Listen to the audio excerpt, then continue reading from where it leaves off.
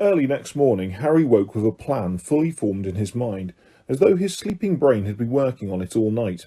He got up, dressed in the pale dawn light, left the dormitory without waking Ron, and went back down to the deserted common room. Here he took a piece of parchment from the table, upon which his divination homework still lay, and wrote the following letter. Dear Sirius, I reckon I just imagined my scar hurting. I was half asleep when I wrote to you last time. There's no point coming back. Everything's fine here. Don't worry about me. My head feels completely normal. Harry. He then climbed out of the portrait hole, up through the silent castle, held up only briefly by Peeves, who tried to overturn a large vase on him halfway along the fourth-floor corridor. Finally arriving at the owlery, which was situated at the top of the west tower. The owlery was a circular stone room, rather cold and draughty because none of the windows had glass in them. The floor was entirely covered in straw, owl droppings, and the regurgitated skeletons of mice and voles. Hundreds upon hundreds of owls of every breed imaginable were nested here on perches that rose right up to the top of the tower, nearly all of them asleep. Although here and there a round amber eye glared at Harry, he spotted Hedwig nestled between a barn owl and a tawny, and hurried over to her, sliding a little on the dropping-strewn floor. It took him a little while to persuade her to wake up, and then to look at him as she kept shuffling around on her perch, showing him her tail. She was evidently still furious about his lack of gratitude the previous night. In the end, it was Harry suggesting she might be too tired, and that perhaps he would ask Ron to borrow Pigwidgeon, that made her stick out her leg and allow him to tie the letter to it. Just find him, all right? Harry said, stroking her back as he carried her on his arm to one of the holes in the wall, before the Dementors do. She nipped his finger, perhaps rather harder than she would ordinarily have done, but hooted softly in a reassuring sort of way all the same. Then she spread her wings and took off into the sunrise. Harry watched her out of sight with the familiar feeling of unease back in his stomach. He had been so sure that Sirius' reply would alleviate his worries rather than increasing them. That was a lie, Harry, said Hermione sharply over breakfast, when he told her and Ron what he had done. You didn't imagine your scar hurting, and you know it. So what, said Harry. He's not going back to Azkaban because of me. Drop it, said Ron sharply to Hermione, as she opened her mouth to argue some more, and for once Hermione heeded him and fell silent. Harry did his best not to worry about Sirius over the next couple of weeks. True, he could not stop himself looking anxiously around every morning when the post owls arrived, nor late at night before he went to sleep, prevent himself seeing horrible visions of Sirius cornered by Dementors down some dark London street. But between times he tried to keep his mind off his godfather. He wished he still had Quidditch to distract him. Nothing works so well on a troubled mind as a good hard training session. On the other hand, their lessons were becoming more difficult and demanding than ever before, particularly defence against the dark arts. To their surprise, Professor Moody had announced that he would be putting the Imperious Curse on each of them in turn, to demonstrate its power and see whether they could resist its effects. But you said it's illegal, Professor, said Hermione uncertainly, as Moody cleared away the desks with a sweep of his wand, leaving a large clear space in the middle of the room. You said to use it against another human was... Dumbledore wants you taught what it feels like, said Moody, his magical eye swivelling onto Hermione and fixing her with an eerie, unblinking stare. If you'd rather learn the hard way when someone's putting it on you so they can control you completely, fine by me. You're excused. Off you go. He pointed one gnarled finger towards the door. Hermione went very pink and muttered something about not meaning that she wanted to leave. Harry and Ron grinned at each other. They knew Hermione would rather eat boobatuber pus than miss such an important lesson. Moody began to beckon students forward in turn and put the Imperious Curse upon them. Harry watched as one by one his classmates did the most extraordinary things under its influence. Dean Thomas hopped 3 times around the room, singing the national anthem. Lavender Brown imitated a squirrel. Neville performed a series of quite astonishing gymnastics he would certainly not have been capable of in his normal state.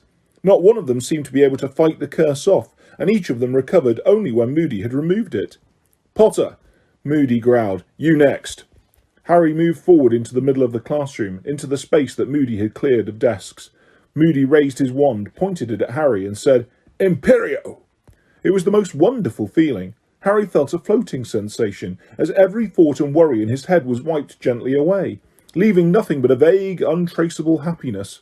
He stood there feeling immensely relaxed, only dimly aware of everyone watching him. And then he heard Mad-Eye Moody's voice, echoing in some distant chamber of his empty brain. "Jump onto the desk! Jump onto the desk!" Harry bent his knees obediently, preparing to spring. "Jump onto the desk!" Why, though? Another voice had awoken in the back of his brain. "Stupid thing to do, really," said the voice. "Jump onto the desk."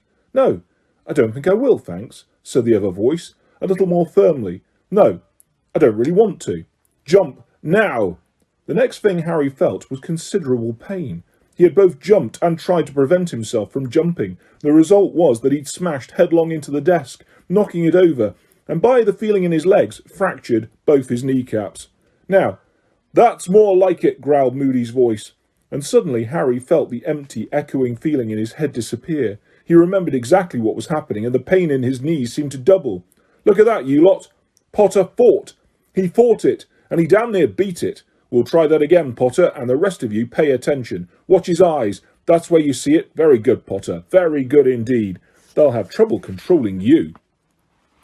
"The way he talks," Harry muttered, as he hobbled out of the Defence Against the Dark Arts class an hour later.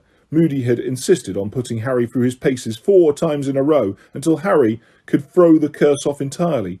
"You'd think we were all going to be attacked any second." "Yeah, I know," said Ron, who was skipping on every alternate step. He had had much more difficulty with the curse than Harry, though Moody assured him the effects would have worn off by lunchtime. "Talk about paranoid." Ron glanced nervously over his shoulder to check that Moody was definitely out of earshot, and went on. "No wonder they were glad to get shot of him at the ministry. Did you hear him telling Seamus what he did to that witch who shouted boo behind him on April Fool's Day? And when are we supposed to read up on resisting the Imperious Curse with everything else we've got to do?" All the fourth years had noticed a definite increase in the amount of work they were required to do this term. Professor McGonagall explained why when the class gave a particularly loud groan at the amount of Transfiguration homework she had set. "You are now entering a most important phase of your magical education," she told them, her eyes glinting dangerously behind her square spectacles. "Your ordinary wizarding levels are drawing closer." "We don't take owls till 5th year," said Dean Thomas indignantly. "Maybe not, Thomas, but believe me, you need all the preparation you can get. Miss Granger remains the only person in the class who has managed to turn a hedgehog into a satisfactory pincushion. I might remind you that your pincushion, Thomas, still curls up in fright if anyone approaches it with a pin." Hermione, who had turned rather pink again, seemed to be trying not to look too pleased with herself. Harry and Ron were deeply amused when Professor Trelawney told them that they had received top marks for their homework in their next divination class. She read out large portions of their predictions, commending them for their unflinching acceptance of the horrors in store for them. But they were less amused when she asked them to do the same thing for the month after next. Both of them were running out of ideas for catastrophes. Meanwhile, Professor Binns, the ghost who taught history of magic, had them writing weekly essays on the goblin rebellions of the 18th century. Professor Snape was forcing them to research antidotes. They took this seriously, as he had hinted that he might be poisoning one of them before Christmas to see if their antidote worked. Professor Flitwick had asked them to read 3 extra books in preparation for their lesson on summoning charms. Even Hagrid was adding to their workload. The blast-ended Scroots were growing at a remarkable pace, given that nobody had yet discovered what they ate. Hagrid was delighted, and as part of their project suggested that they came down to his hut on alternate evenings to observe the Scroots and make notes on their extraordinary behaviour. "I will not," said Draco Malfoy flatly, when Hagrid had proposed this with the air of Father Christmas pulling an extra-large toy out of his sack. "I see enough of these foul things during lessons, thanks." Hagrid's smile faded from his face. "You'll do what you're told," he growled, "or I'll be taking a leaf out of Professor Moody's book. I hear you made a good ferret, Malfoy." The Gryffindors roared with laughter.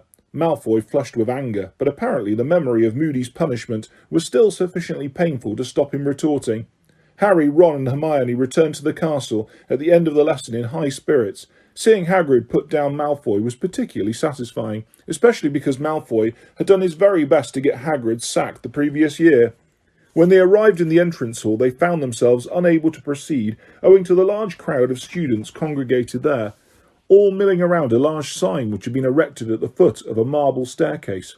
Ron, the tallest of the three, stood on tiptoe to see over the heads in front of them and read the sign aloud to the other two. Tri-Wizard Tournament. The delegations from Beauxbatons and Durmstrang will be arriving at 6 o'clock on Friday the 30th of October. Lessons will end half an hour early. Brilliant, said Harry. It's potions last thing on Friday. Snape won't have time to poison us all.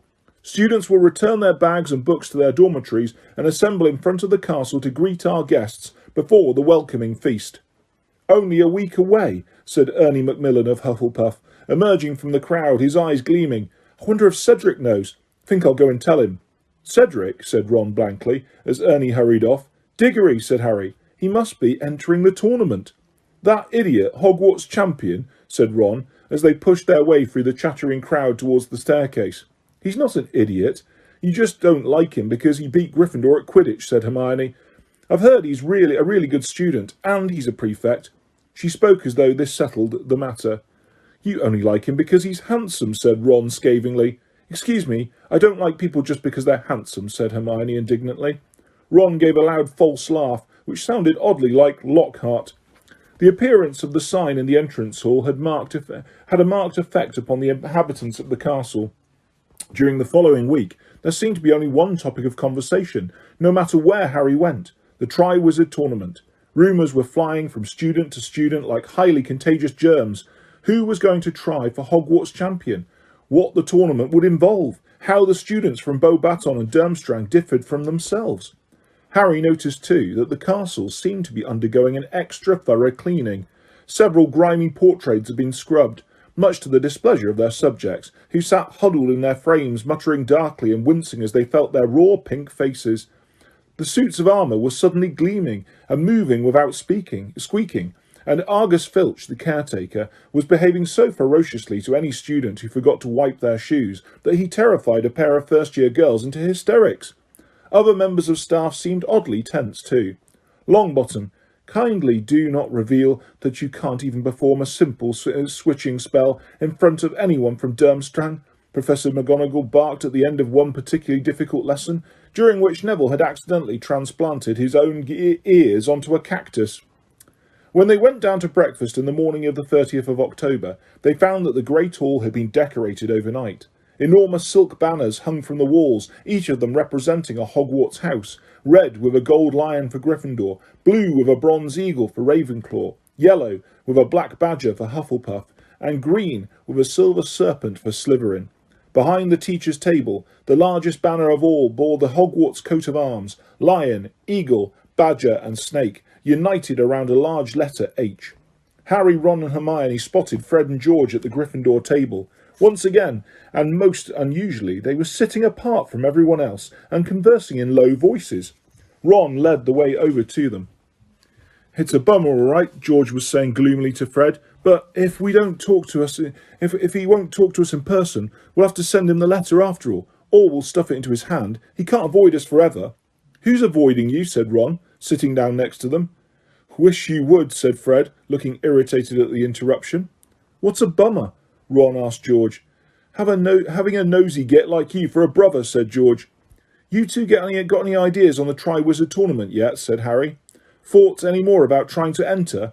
I asked McGonagall how the champions are chosen, but she wasn't telling, said George bitterly. She just told me to shut up and get on with transfiguring my raccoon. Wonder what the tasks are going to be, said Ron thoughtfully. You know, I bet we could do them, Harry. We've done dangerous stuff before. Not in front of a panel of judges, you haven't, said Fred. McGonagall says the champions get awarded points according to how well they've done the tasks. Who are the judges? Harry asked. Well, the heads of the participating schools are always on the panel, said Hermione, and everyone looked around at her rather surprised, because all three of them were injured during the tournament of 1792. With a cockatrice the champions were supposed to be catching went on the rampage.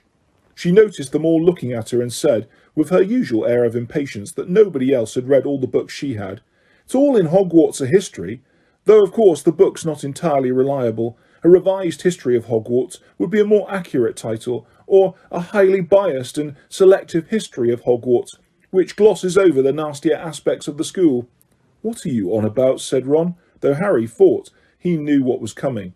House elves, said Hermione loudly, and proving Harry right. Not once in over 1,000 years does Hogwarts a history mention that we are all colluding in the oppression of 100 slaves. Harry shook his head and applied himself to his scrambled eggs. His and Ron's lack of enthusiasm had done nothing whatsoever to curb Hermione's determination to pursue justice for house elves. True, both of them had paid 2 sickles for a spew badge, but they had only done it to keep her quiet. Their sickles had been wasted, however, if anything. They seemed to have made Hermione more vociferous. She had been badgering Harry and Ron ever since, firstly to wear the badges, then to persuade others to do the same. And she had also taken to rattling around the Gryffindor common room every evening, cornering people and shaking the collecting tin under their noses. You do realise that your sheets are changed, your fires lit, your classrooms cleaned, and your food cooked by a group of magical creatures who are unpaid and enslaved, she kept saying fiercely. Some people, like Neville, had paid up just to stop Hermione glowering at them. A few seemed mildly interested in what she had to say, but were reluctant to take a more active role in campaigning. Many regarded the whole thing as a joke. Ron now rolled his eyes at the ceiling, which was flooding them all in autumn sunlight, and Fred became extremely interested in his bacon. Both twins had refused to buy a spew badge. George, however, leant towards Hermione. Listen, have you ever been down to the kitchens, Hermione? No, of course not, said Hermione curtly. I hardly think students are supposed to. Well, we have, said George, indicating Fred. Lots of times, to nick food, and we've met them, and they're happy. They think they've got the best job in the world. That's because they're uneducated and brainwashed, Hermione began hotly, but her next few words were drowned by the sudden whooshing noise from overhead, which announced the arrival of the post owls. Harry looked up at once and saw Hedwig soaring towards him. Hermione stopped talking abruptly. She and Ron watched Hedwig anxiously as she fluttered down onto Harry's shoulder, folded her wings and held out her leg wearily. Harry pulled off Sirius' reply and offered Hedwig his bacon rinds, which she ate gratefully. Then, checking that Fred and George were safely immersed in further discussions about the Triwizard Tournament, Harry read out Sirius' letter in a whisper to Ron and Hermione. Nice try, Harry. I'm back in the country and well hidden. I want you to keep me posted on everything that's going on at Hogwarts. Don't use Hedwig.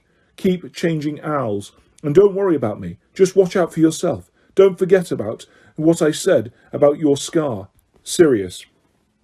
Why do you have to keep changing owls? Ron asked in a low voice.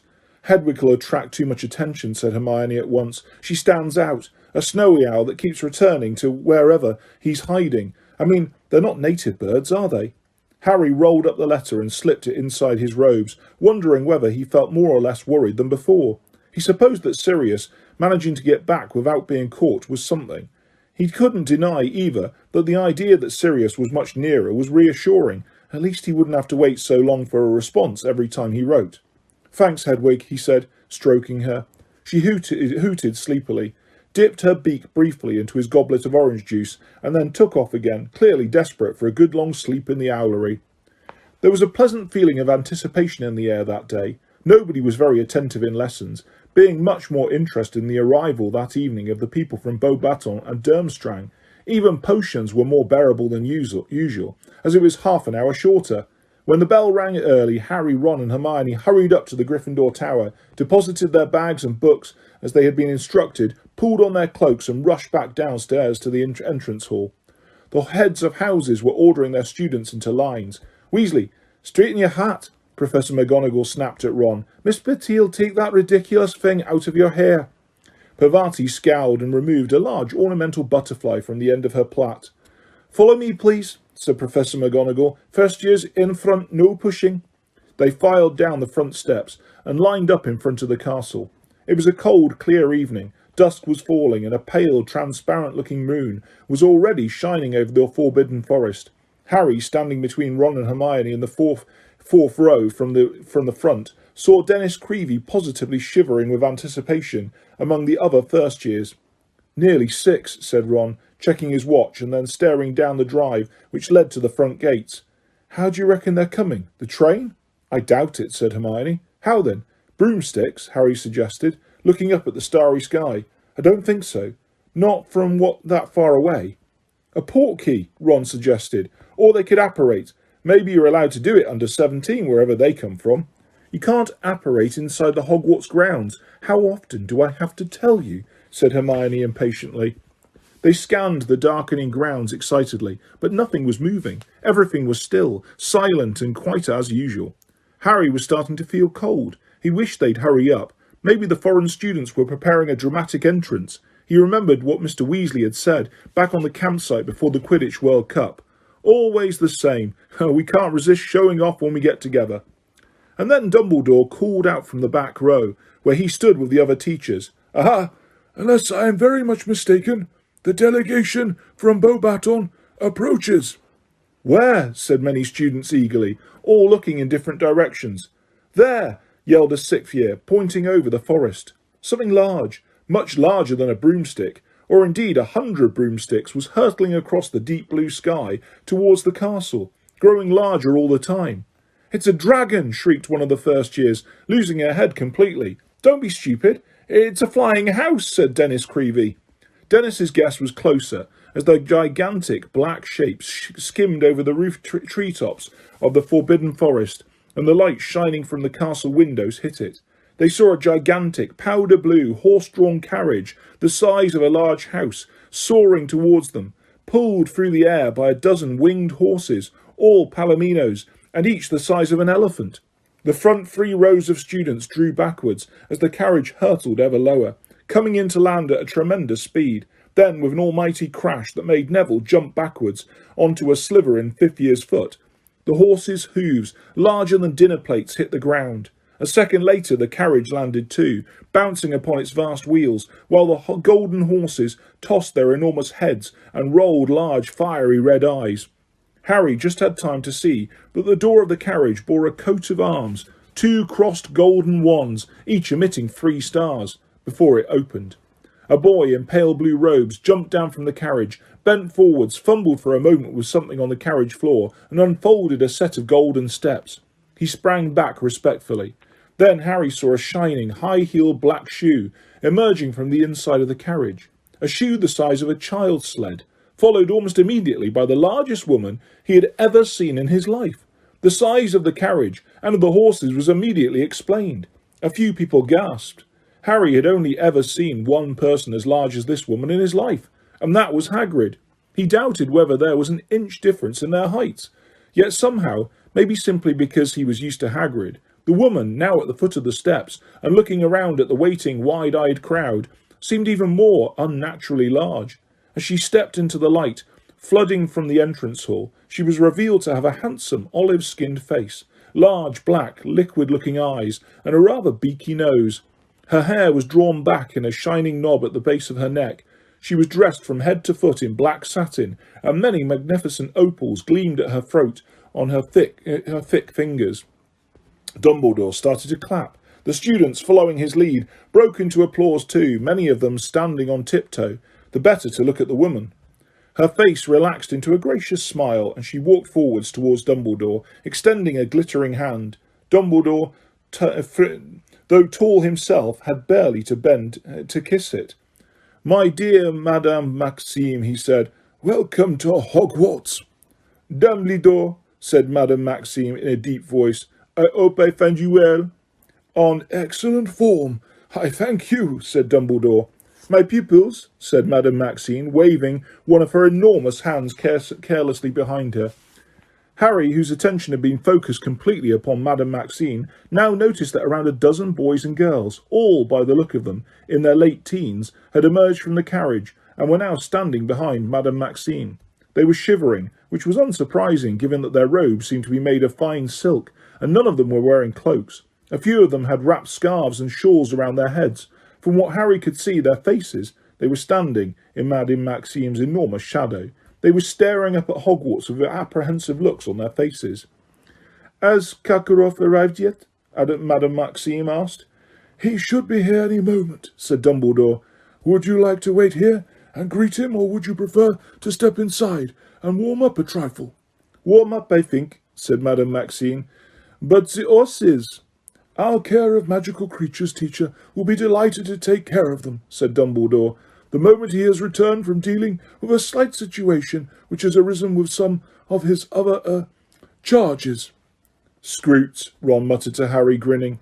"My steeds require forceful handling," said Madame Maxime, looking as though she doubted whether any care of magical creatures teacher at Hogwarts could be up to the job. "They are very strong." "I assure you that Hagrid will be well up to the job," said Dumbledore, smiling. "Very well," said Madame Maxime, bowing slightly. "Will you please inform this Hagrid that the horses drink only single malt whisky?" "It will be attended to," said Dumbledore, also bowing. "Come," said Madame Maxime imperiously to her students, and the Hogwarts crowd parted to allow her and her students to pass up the stone steps. "How big do you reckon Durmstrang's horses are going to be?" Seamus Finnegan said, leaning around Lavender and Parvati to address Harry and Ron. "Well, if they're any bigger than this lot, even Hagrid won't be able to handle them," said Harry. "That's if he hasn't been attacked by his Scroots. Wonder what's up with them." "Maybe they've escaped," said Ron hopefully. "Oh, don't say that," said Hermione with a shudder. "Imagine that let loose in the grounds." They stood shivering slightly now, waiting for the Durmstrang party to arrive. Most people were gazing hopefully up at the sky.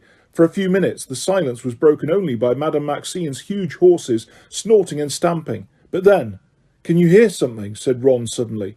Harry listened. A loud and oddly eerie noise was drifting towards them from out of the darkness, a muffled rumbling and sucking sound, as though an immense vacuum cleaner was moving along a riverbed. "The lake!" yelled Lee Jordan, pointing down at it. "Look at the lake!"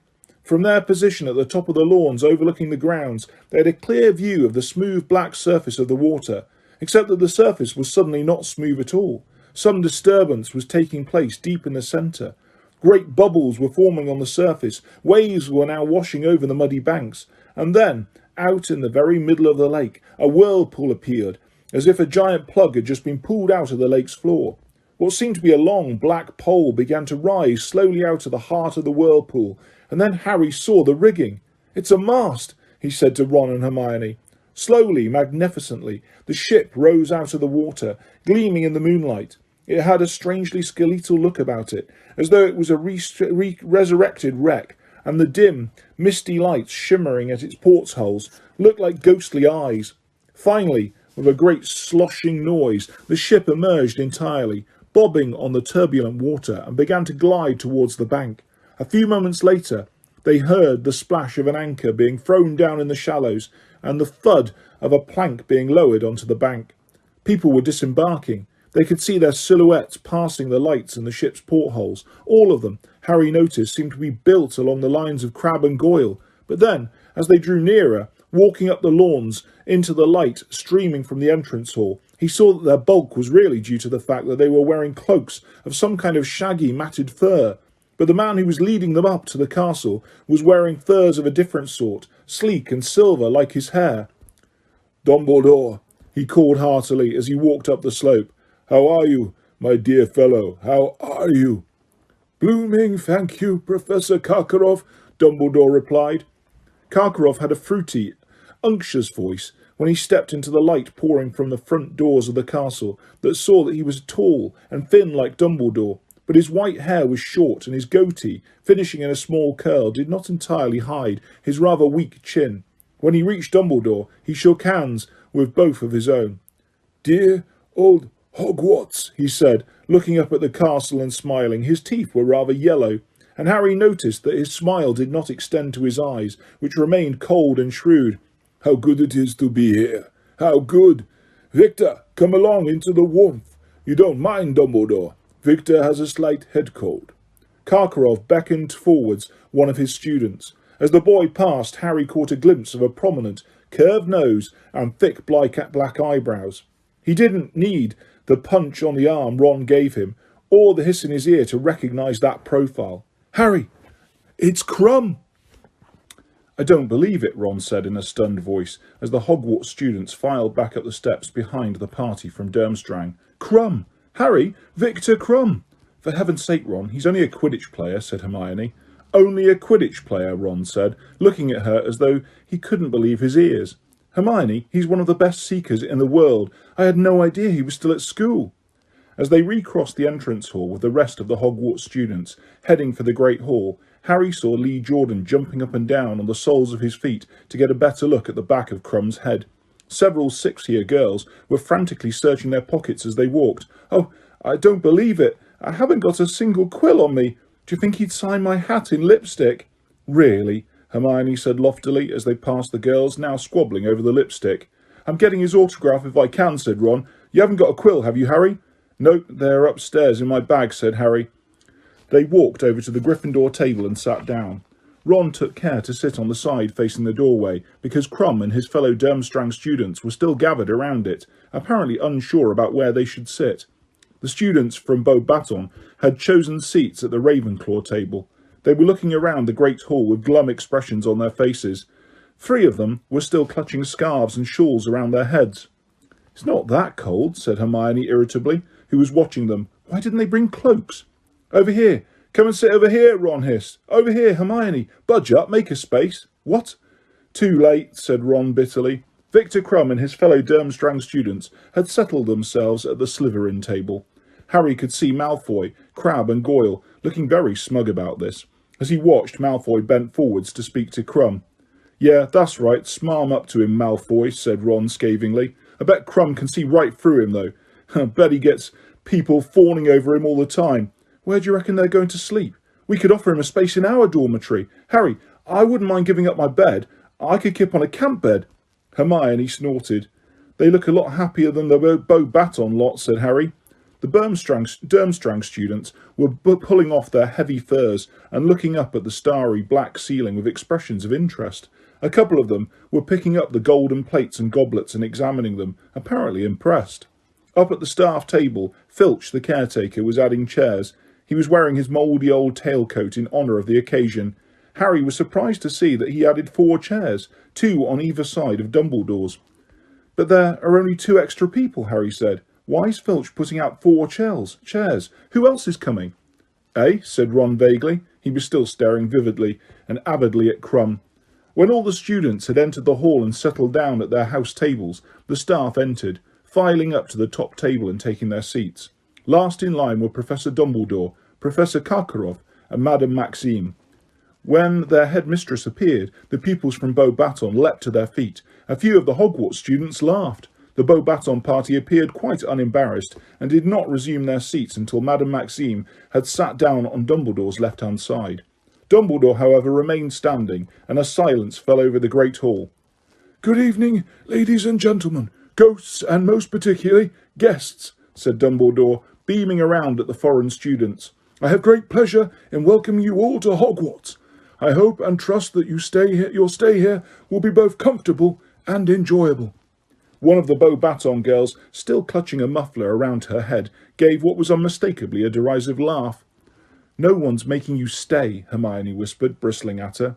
The tournament will be officially opened at the end of the feast, said Dumbledore. I now invite you all to eat, drink, and make yourselves at home. He sat down, and Harry saw Karkaroff lean forward at once and engage him in conversation. The dishes in front of them filled with food as usual.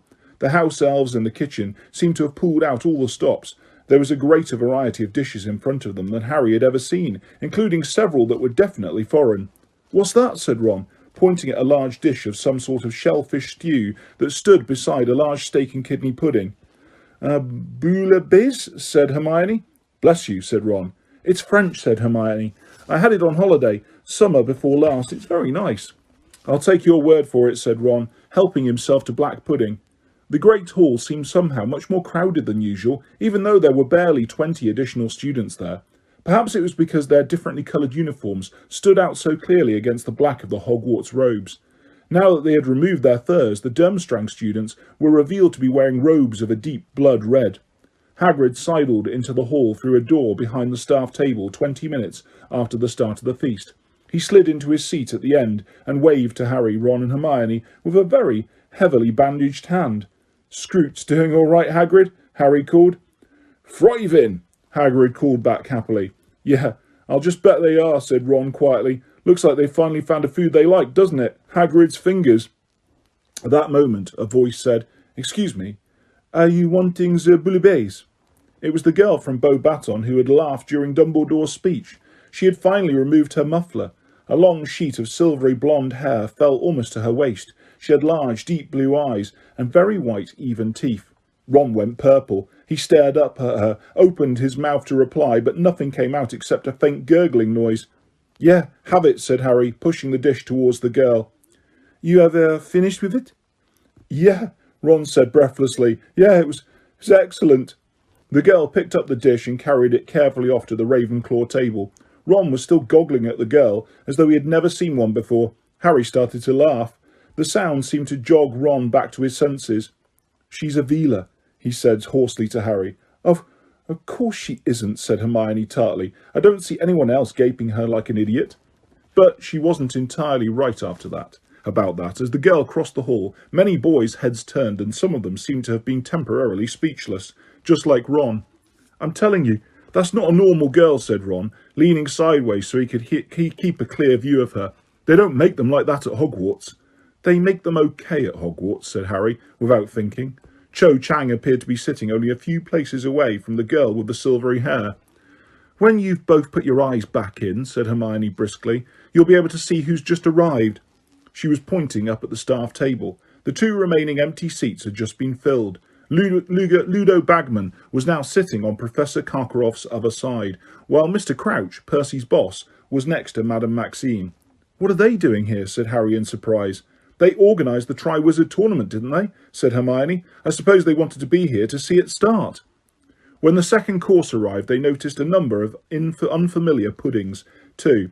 Ron examined an odd sort of pale blancmange closely, then moved it carefully a few inches to his right, so that it would be clearly visible from the Ravenclaw table. The girl, who looked like a Veela, appeared to have eaten enough, however, and did not come over to get it. Once the golden plates had been wiped clean, Dumbledore stood up again. A pleasant sort of tension seemed to fill the hall now. Harry felt a slight thrill of excitement, wondering what was coming. Several seats along from them, Fred and George were leaning forwards, staring at Dumbledore with great concentration. The moment has come, said Dumbledore, smiling around at the sea of upturned faces. The Triwizard Tournament is about to start. I would like to say a few words of explanation before we bring in the casket. The what? Harry muttered. Ron shrugged. Just to clarify the procedure which we will be doing, which will be the following this year. But firstly, let me introduce, for those who do not know them, Mr. Bartimus Crouch, Head of Department of International Magical Cooperation. There was a smattering of polite applause. And Mr. Ludo Bagman, Head of the Department of Magical Games and Sports. There was a much louder round of applause for Bagman than for Crouch, perhaps because of his fame as a beater, or simply because he looked so much more likeable. He acknowledged it was with a jovial wave of his hand. Bartimus Crouch did not smile or wave when his name was announced. Remembering him in his neat suit at the Quidditch World Cup, Harry thought he looked strange in wizard's robes. His toothbrush moustache and severe parting looked very odd next to Dumbledore's long white hair and beard. Mr. Bagman and Mr. Crouch have worked tirelessly over the last few months on the arrangements for the Triwizard Tournament, Dumbledore continued, and they will be joining myself, Professor Karkaroff, and Madame Maxime on the panel which will judge the champions' efforts. At the mention of the word champions, the attentiveness of the listening students seemed to sharpen. Perhaps Dumbledore had noticed their sudden stillness, for he smiled as he said, The casket, then, if you please, Mr. Filch. Filch, who had been lurking unnoticed in a far corner of the hall, now approached Dumbledore, carrying a great wooden chest, encrusted with jewels. It looked extremely old. A murmur of excited interest rose from the watching students. Dennis Creevey actually stood on his chair to see it properly, but being so tiny, his head hardly rose above anyone else's. The instructions for the tasks the champions will face this year have already been examined by Mr. Crouch and Mr. Bagman, said Dumbledore, as Filch placed the chest carefully on the table before him, and they have made the necessary arrangements for each challenge. There will be 3 tasks, spaced throughout the school year, and they will test the champions in many different ways. Their magical prowess, their daring, their powers of deduction, and, of course, their ability to cope with danger. At this last word, the hall was filled with a silence so absolute that nobody seemed to be breathing. As you know, 3 champions compete in the tournament, Dumbledore went on calmly, 1 from each of the participating schools. They will be marked on how well they perform each of the tournament tasks, and the champion with the highest total after task 3 will win the Triwizard Cup. The champions will be chosen by an impartial selector, the Goblet of Fire. Dumbledore now took out his wand and tapped 3 times upon the top of the casket. The lid creaked slowly open. Dumbledore reached inside it and pulled out a large, roughly hewn wooden cup. It would have been entirely unremarkable had it not been full to the brim with dancing blue-white flames. Dumbledore closed the casket and placed the goblet carefully on top of it, where it would be clearly visible to everyone in the hall. "Anybody wishing to submit themselves as a champion must write their name and school clearly upon a slip of parchment and drop it into the goblet," said Dumbledore. "Aspiring champions have 24 hours in which to put their names forward. Tomorrow night, Halloween, the goblet will return the names of the 3 it has judged most worthy to represent their schools. The goblet will be placed in the entrance hall tonight, where it will be freely accessible to all those wishing to compete. To ensure that no underage student yields to temptation," said Dumbledore, "I will be drawing an age line around the goblet of fire once it has been placed in the entrance hall. Nobody under the age of 17 will be able to cross the line. Finally, I wish to impress upon any of you wishing to compete that this tournament is not to be entered into lightly. Once a champion has been selected by the Goblet of Fire, he or she is obliged to see the tournament through to the end. The placing of your name in the goblet constitutes a binding magical contract. There can be no change of heart once you have become champion. Please be very sure, therefore, that you are wholeheartedly prepared to play before you drop your name into the goblet. Now, I think it is time for bed. Good night to you all." "An age line," Fred Weasley said, his eyes glinting as they all made their way across the hall to the doors into the entrance hall. "Well, that should be fooled by an aging potion, shouldn't it? And once your name's in that goblet, you're laughing. It can't tell whether you're 17 or not." "But I don't think anyone under 17 will stand a chance," said Hermione. We just haven't learnt enough." "Speak for yourself," said George shortly. "You'll try and get in, won't you, Harry?" Harry thought briefly of Dumbledore's insistence that nobody under 17 should submit their name. But then the wonderful picture of himself winning the Triwizard Cup filled his mind again. He wondered how angry Dumbledore would be if someone younger than 17 did find a way to get over the age line. "Where is he?" said Ron, who wasn't listening to a word of this conversation, but looking through to the crowd to see what had become of Crumb. "Dumbledore didn't say where the Durmstrang people are sleeping, did he?" But this query was answered almost instantly. They were level with the Slytherin table now, and Karkaroff had just bustled up to his students. "Back to the ship, then," he was saying. "Victor, how are you feeling? Did you eat enough? Should I send for some mulled wine from the kitchens?" Harry saw Crumb shake his head as he pulled his furs back on. "Professor, I would like some wine," and said one of the other Durmstrang boys hopefully. "I wasn't offering it to you, Polyakov," snapped Karkaroff, his warmly paternal air vanishing in an instant. "I notice you have dribbled food all down the front of your robes again, disgusting boy." Karkaroff turned and led his students towards the doors, reaching them at exactly the same moment as Harry, Ron and Hermione. Harry stopped to let him walk through first. "Thank you," said Karkaroff carelessly, glancing at him, and then Karkaroff froze. He turned his head back to Harry and stared at him as though he couldn't believe his eyes. Behind their headmaster, the students from Durmstrang came to a halt too. Karkaroff's eyes moved slowly up Harry's face and fixed upon his scar. The Durmstrang students were staring curiously at Harry too. Out of the corner of his eye, Harry saw comprehension dawn on a few of their faces. The boy, with food all down his front, nudged the girl next to him and pointed openly at Harry's forehead. "Yeah, that's Harry Potter," said a growling voice from behind them. Professor Karkaroff spun around, and Mad-Eye Moody was standing there, leaning heavily on his staff, his magical eye glaring unblinkingly at the Durmstrang headmaster. The colour drained from Karkaroff's face as Harry watched. A terrible look of mingled fury and fear came over his face. "You," he said, staring at Moody, as though unsure he was really seeing him. "Me," said Moody grimly, "and unless you've got anything to say to Potter, Karkaroff, you might want to move. You're blocking the doorway." It was true. Half the students in the hall were now waiting behind them, looking over each other's shoulders to see what was causing the hold-up. Without another word, Professor Karkaroff swept his students away with him. Moody watched him out of sight, his magical eye fixed upon his back, a look of intense dislike upon his mutilated face. As the next day was Saturday, more students would normally have breakfasted late.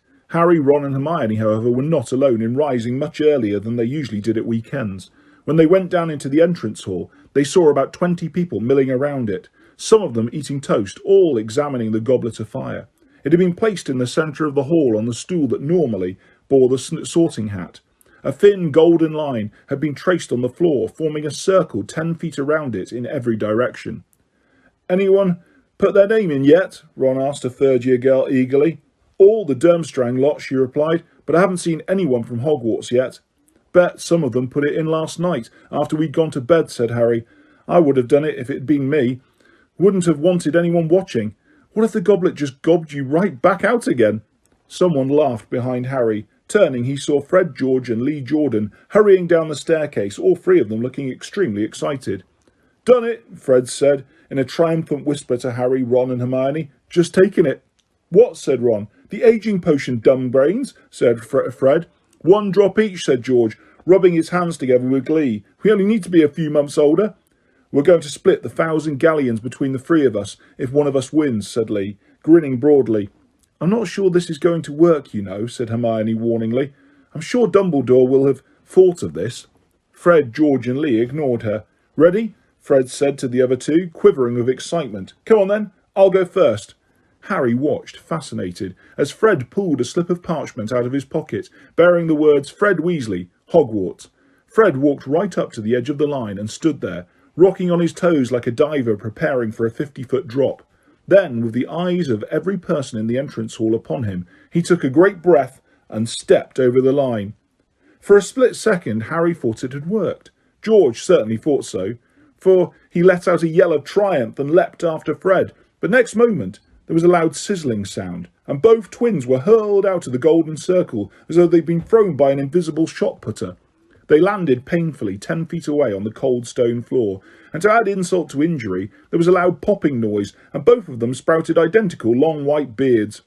The entrance hall rang with laughter. Even Fred and George joined in, once they had got to their feet and taken a good look at each other's beards. "I did warn you," said a deep, amused voice, and everyone turned to see Professor Dumbledore coming out of the great hall. He surveyed Fred and George, his eyes twinkling. "I suggest you both go to Madame Pomfrey.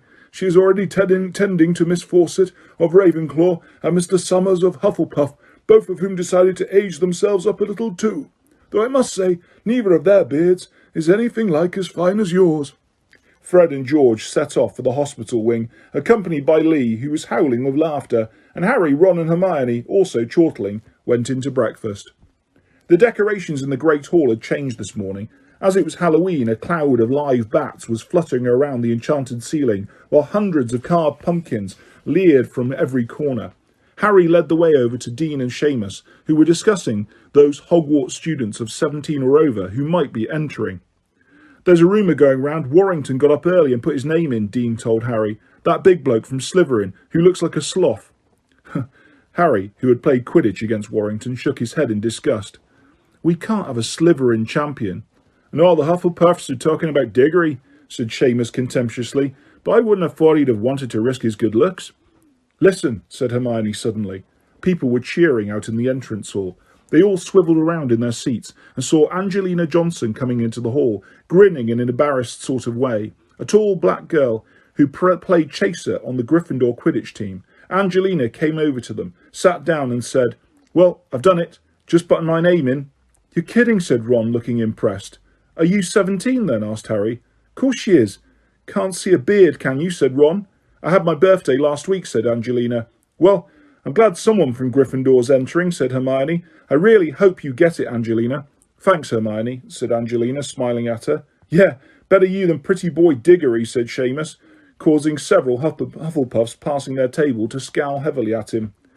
What are we going to do today, then?" Ron asked Harry and Hermione, when they had finished breakfast and were leaving the Great Hall.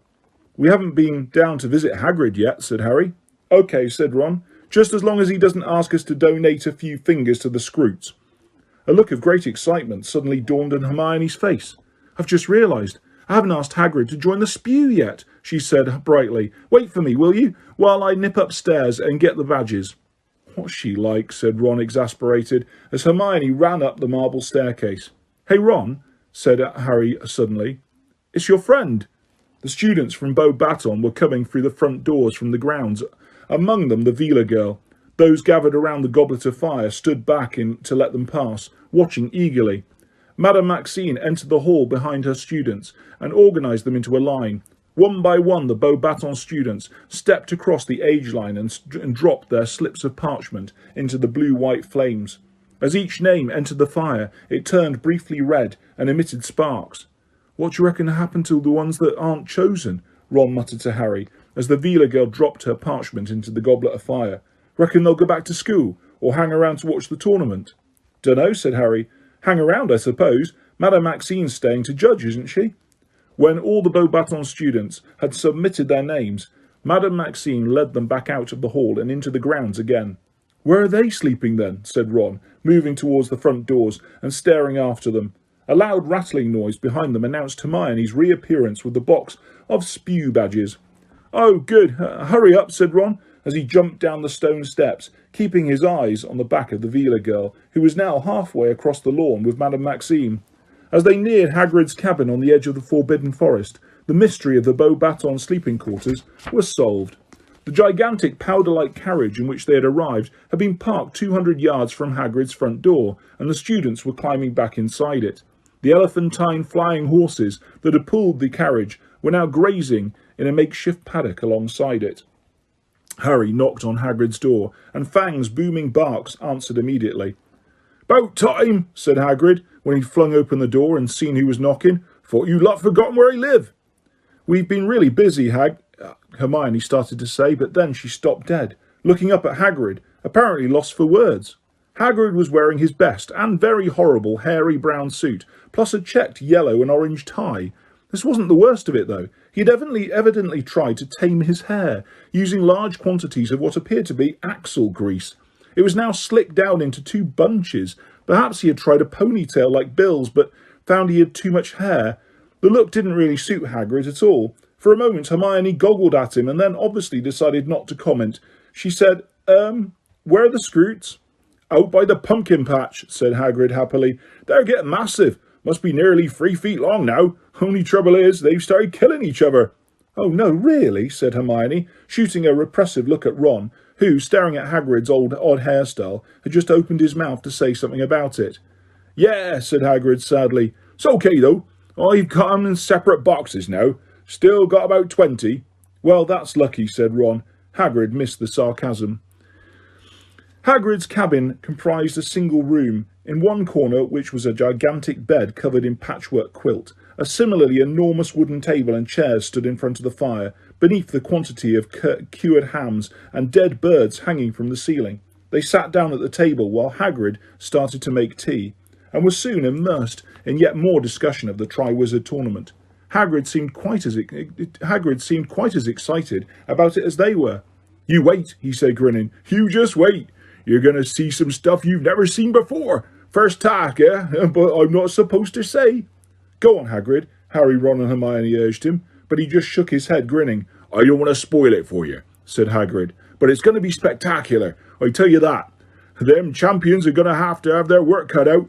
Never thought I'd live to see the Triwizard Tournament played again." They ended up having lunch with Hagrid, though they didn't eat much. Hagrid had made what he said was beef casserole, but after Hermione unearthed a large talon in hers, she, Harry and Ron rather lost their appetites. They enjoyed themselves trying to make Hagrid tell them what the tasks in the tournament were going to be, however, speculating which of the entrants were likely to be selected as champions, and wondering whether Fred and George were beardless yet.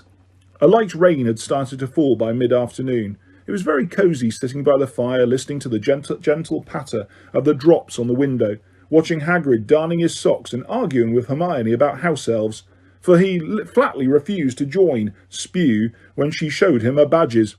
"You'll be doing him an unkindness, Hermione," he said gravely, threading a massive bone needle with thick yellow yarn. "It's in their nature to look after humans. That's what they like, see? You'd be making them unhappy to take their work away and insulting them if you try to pay them." "But Harry set Dobby free, and he was over the moon about it," said Hermione. "And we heard he's asking for wages now." "Yeah, well, you get weirdos in every breed. I'm not saying there isn't the odd elf who take freedom, but they'll never persuade most of them to do it. No, nothing doing, Hermione." Hermione looked very cross indeed, and stuffed her box of badges back into her cloak pocket. By 5:30 it was growing dark, and Ron, Harry and Hermione decided it was time to get back to the castle for the Halloween feast, and more importantly the announcement of the school champions. "I'll come with you," said Hagrid, putting away his darning. "Just give us a sec." Hagrid got up, went across to the chest of drawers beside his bed and began searching for something inside it. They didn't pay too much attention until a truly horrible smell reached their nostrils.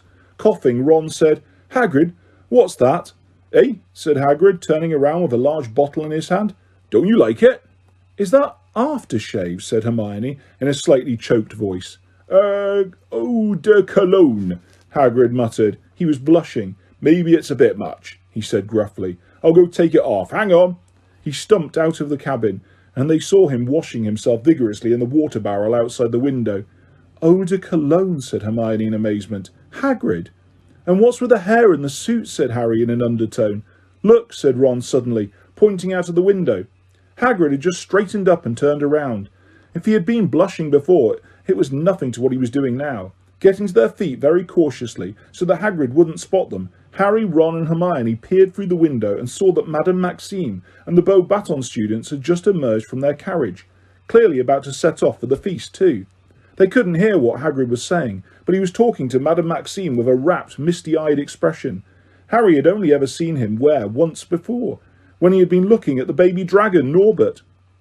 "He's going up to the castle with her," said Hermione indignantly. "I thought he was waiting for us." Without so much as a backward glance at his cabin, Hagrid was trudging off up the grounds with Madame Maxime, the Beauxbatons students following in their wake, jogging to keep up with their enormous strides.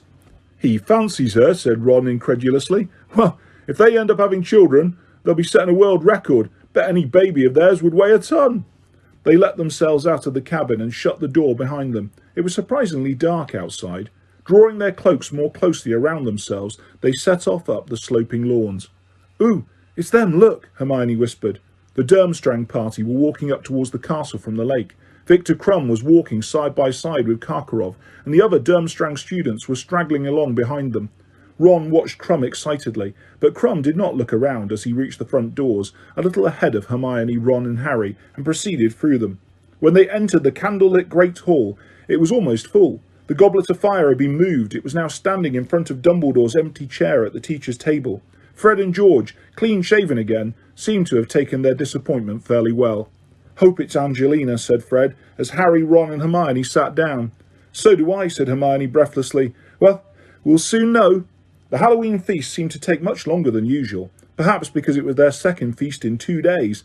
Harry didn't seem to fancy the extravagantly prepared food as much as he would normally have done. Like everyone else in the hall, judging by the constantly craning necks, the impatient expressions on every face, the fidgeting and the standing up to see whether Dumbledore had finished eating yet, Harry simply wanted the plates to clear and to hear who had been selected as champions.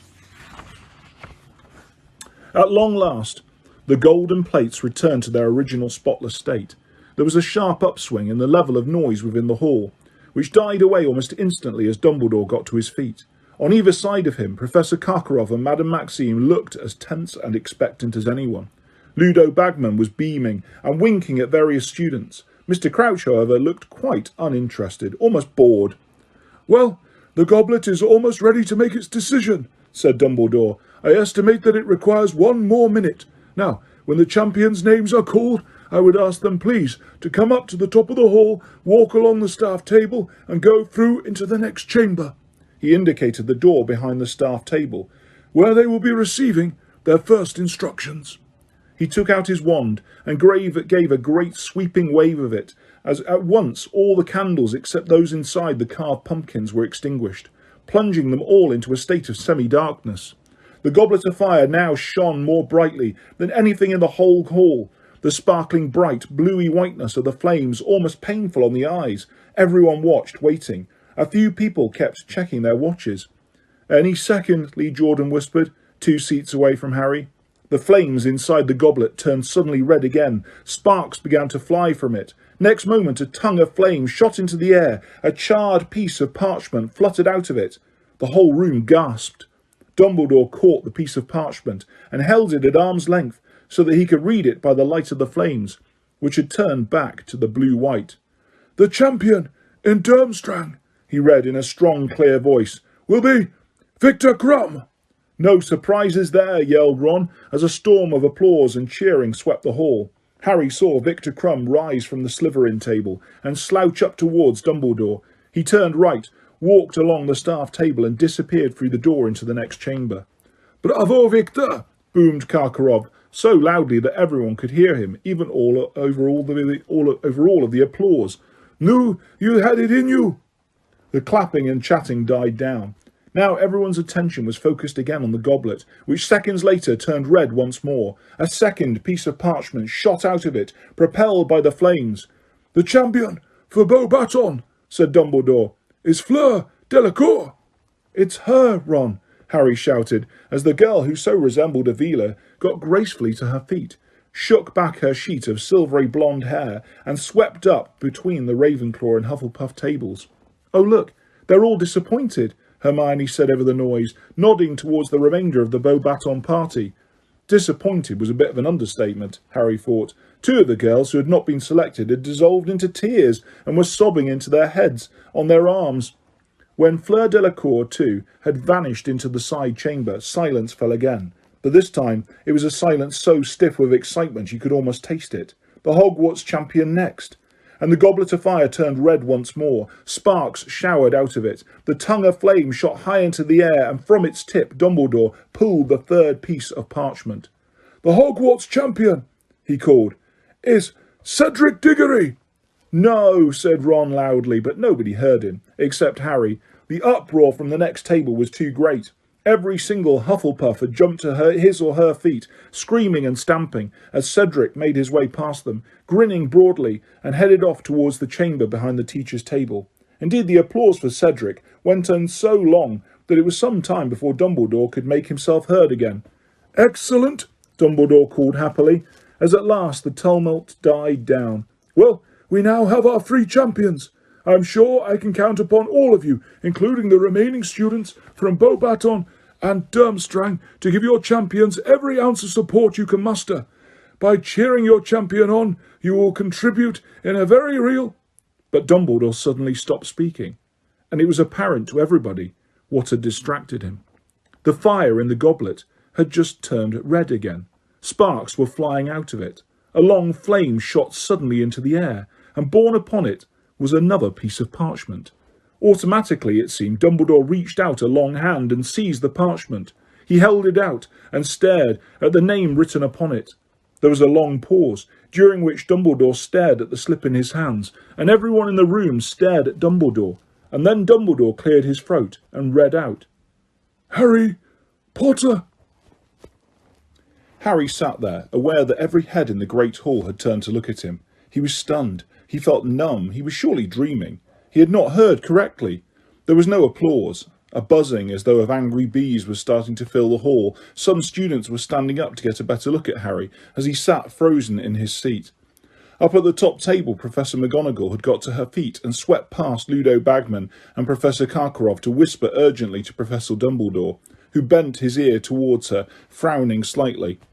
Harry turned to Ron and Hermione. Beyond them he saw the long Gryffindor table all watching him open-mouthed. I didn't put my name in," Harry said blankly. "You know I didn't." Both of them stared just as blankly back. At the top table, Professor Dumbledore had straightened up, nodding to Professor McGonagall. "Harry Potter," he called again. "Harry, up here, if you please." "Go on," Hermione whispered, giving Harry a slight push. Harry got to his feet, trod on the hem of his robes and stumbled slightly. He set off up the gap between the Gryffindor and Hufflepuff tables. It felt like an immensely long walk. The top table didn't seem to be getting any nearer at all, and he could feel hundreds and hundreds of eyes upon him, as though each was a searchlight. The buzzing grew louder and louder. After what seemed like an hour, he was right in front of Dumbledore, feeling the stares of all the teachers upon him. "Well, through the door, Harry," said Dumbledore. He wasn't smiling. Harry moved off along the teacher's table. Hagrid was sat right at the end. He did not wink at Harry or wave or give any of his usual signs of greeting. He looked completely astonished and stared at Harry as he passed, like everyone else. Harry went through the door out of the great hall and found himself in a smaller room, lined with paintings of witches and wizards. A handsome fire was roaring in the fireplace opposite him. The faces in the portraits turned to look at him as he entered. He saw a wizened witch flit out of the frame of her picture and into the one next to it, who contained a wizard with a walrus moustache. The wizened witch started whispering in his ear. Victor Crumb, Cedric Diggory, and Fleur Delacour were grouped around the fire. They looked strangely impressive, silhouetted against the flames. Crumb, hunched up and brooding, was leaning against the mantelpiece, slightly apart from the other two. Cedric was standing with his hands behind his back, staring into the fire. Fleur Delacour looked around when Harry walked in and threw back her sheet of long silvery hair. What is it?" she said. "Do they want us back in the hall?" She thought he had come to deliver a message. Harry didn't know how to explain what had just happened. He just stood there, looking at the three champions. It struck him how very tall all of them were. There was a sound of scurrying feet behind him, and Ludo Bagman entered the room. He took Harry by the arm and led him forwards.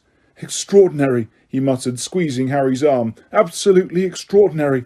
Gentlemen, lady," he added, approaching the fireside and addressing the other three, "may I introduce, incredible though it may seem, the fourth Tri-Wizard Champion." Victor Crumb straightened up. His surly face darkened as he surveyed Harry. Cedric looked nonplussed. He looked from Bagman to Harry and back again, as though sure he must have misheard what Bagman had said. Fleur Delacour, however, tossed her hair, smiling, and said, "Oh, a very funny joke, Mr. Bagman." "Joke?" Bagman repeated, bewildered. No, not at all. Harry's name just came out of the Goblet of Fire."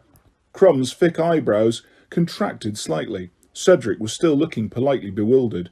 Fleur frowned. "But evidently there has been a mistake," she said contemptuously to Bagman. "It cannot compete. It's too young."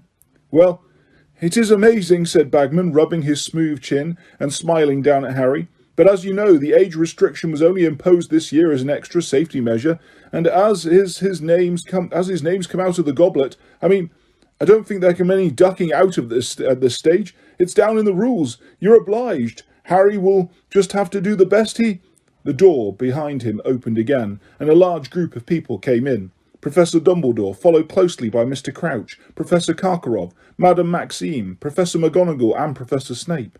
Harry heard the buzzing of the hundreds of students on the other side of the wall before Professor McGonagall closed the door. "Madame Maxime," said Fleur at once, striding over to her headmistress, "they are saying that this little boy is to compete also." Somewhere under Harry's numb disbelief, he felt a ripple of anger. Little boy? Madame Maxine had drawn herself up to her full and considerable height. The top of her handsome head brushed the candle-filled chandelier, and her gigantic black satin bosom swelled. "What is the meaning of this, Dumbledore?" she said imperiously. I'd rather like to know that myself, Dumbledore," said Professor Karkaroff. He was wearing a steely smile, and his blue eyes were like chips of ice. "Two Hogwarts champions. I don't remember anyone telling me the whole school is allowed 2 champions, or have I not read the rules carefully enough?" He gave a short and nasty laugh. "C'est impossible," said Madame Maxime, whose enormous hand with its many superb opals was resting upon Fleur's shoulder. "Hogwarts cannot have 2 champions. It is most unjust." "We are under the impression that your age line would keep out your younger contestants, Dumbledore," said Karkaroff, his steely smile still in place, though his eyes were colder than ever. "Otherwise, we would, of course, have brought along a wider selection of candidates from our own schools." "It's no fault but Potter's, Karkaroff," said Snape softly. His black eyes were alight with malice. "Don't go blaming Dumbledore for Potter's determination to break rules. He has been crossing lines ever since he arrived here." "Thank you, Severus," said Dumbledore firmly, and Snape went quiet, though his eyes still glinted malevolently through his curtain of greasy black hair. Professor Dumbledore was now looking down at Harry, who looked right back at him, trying to discern the expression of the eyes behind the half-moon spectacles. "Did you put your name into the Goblet of Fire, Harry?" Dumbledore asked calmly. "No," said Harry. He was very aware of everybody watching him closely. Snape made a soft noise of impatient disbelief in the shadows. "Did you ask an older student to put it into the Goblet of Fire for you?" said Professor Dumbledore, ignoring Snape. "No," said Harry vehemently. "Ah, But of course he is lying, cried Madame Maxime. Snape was now shaking his head, his lip curling. He could not have crossed the age line, said Professor McGonagall sharply. I'm sure we've all agreed on that. Dumbledore must have made a mistake with the line, said Madame Maxime, shrugging. It is possible, of course, said Dumbledore politely. Dumbledore, you know perfectly well you did not make a mistake, said Professor McGonagall angrily. Really, what nonsense! Harry could not have crossed the lane himself, and as Professor Dumbledore believes that he did not persuade an older student to do it for him, I'm sure that should be good enough for everybody else. She shot a very angry look at Professor Snape. Mr. Crouch, Mr. Bagman, said Karkaroff, his voice unctuous once more. You are our objective judges. Surely you would agree that this is most irregular. Bagman wiped his round, boyish face with his handkerchief and looked at Mr. Crouch, who was standing outside the circle of the firelight, his face half hidden in shadow. He looked slightly eerie, the half-darkness making him look much older, giving him an almost skull-like appearance. When he spoke, however, it was his usual curt voice. We must follow the rules, and the rules state clearly that those people whose names came out of the Goblet of Fire are bound to compete in the tournament. Well, Barty knows the rule book back to front, said Bagman, beaming and turning back to Karkaroff and Madame Maxime, as though the matter was now closed. I insist upon resubmitting the names of the rest of my students, said Karkaroff. He had dropped his unctuous tone and his smile now. His face wore a very ugly look indeed. You will set up the Goblet of Fire once more, and we will continue adding names until each school has 2 champions. It's only fair, Dumbledore. But Karkaroff, it doesn't work like that, said Bagman. The Goblet of Fire's just gone out. It won't reignite until the start of the next tournament. In which Durmstrang will most certainly not be competing, exploded Karkaroff. After all our meetings and negotiations and compromises, I little expected something of this nature to occur. I have half a mind to leave now. Empty threat, Karkaroff, growled a voice from near the door. You can't leave your champion now. He's got to compete. They're all going to compete. Binding magical contract, like Dumbledore said. Convenient, eh? Moody had just entered the room. He limped towards the fire, and with every right step he took, there was a loud clunk. Convenient, said Karkaroff. I'm afraid I don't understand you, Moody. Harry could tell he was trying to sound disdainful, and as though what Moody was saying was barely worth his notice, but his hands gave him away. They had balled themselves into fists. Don't you? Said Moody quietly. It's very simple, Karkaroff. Someone put Potter's name in that goblet, knowing he'd have to compete if it came out. Evidently someone who wished to give Hogwarts 2 bites at the apple, said Madame Maxime. I quite agree, Madame Maxime, said Karkaroff, bowing to her. I shall be lodging complaints with the Ministry of Magic and the International Confederation of Wizards. If anyone's got reason to complain, it's Potter, growled Moody. But, funny thing, I don't hear him saying a word. Why would he complain? Burst out Fleur Delacour, stamping her foot. He has the chance to compete, has he? We have all been hoping to be chosen for weeks and weeks, the honour of our schools. 1,000 galleons in prize monies is a chance many would die for. Maybe someone's hoping Potter is going to die for it, said Moody, with the merest trace of a growl. An extremely tense silence followed these words. Ludo Bagman, who was looking very anxious indeed, bounced nervously up and down on his feet and said, Moody, old man, what a thing to say! We all know Professor Moody considers the morning wasted if he hasn't discovered 6 plots to murder him before lunchtime, said Karkaroff loudly.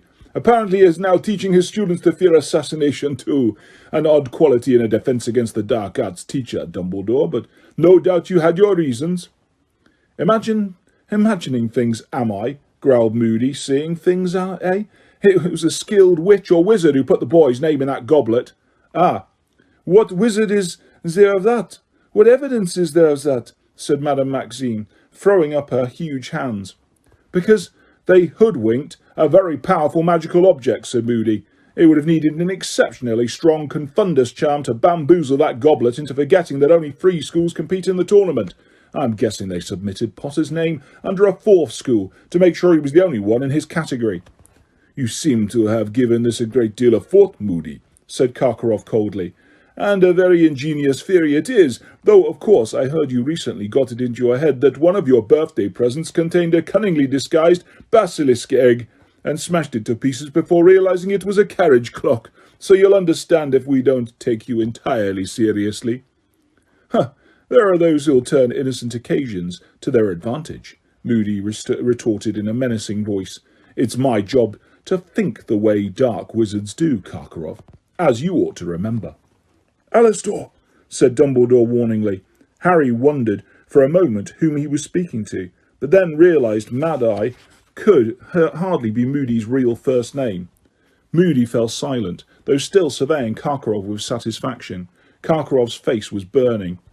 How this situation arose, we do not know, said Dumbledore, speaking to everyone gathered in the room. It seems to me, however, that we have no choice but to accept it. Both Cedric and Harry have been chosen to compete in the tournament. This, therefore, they will do.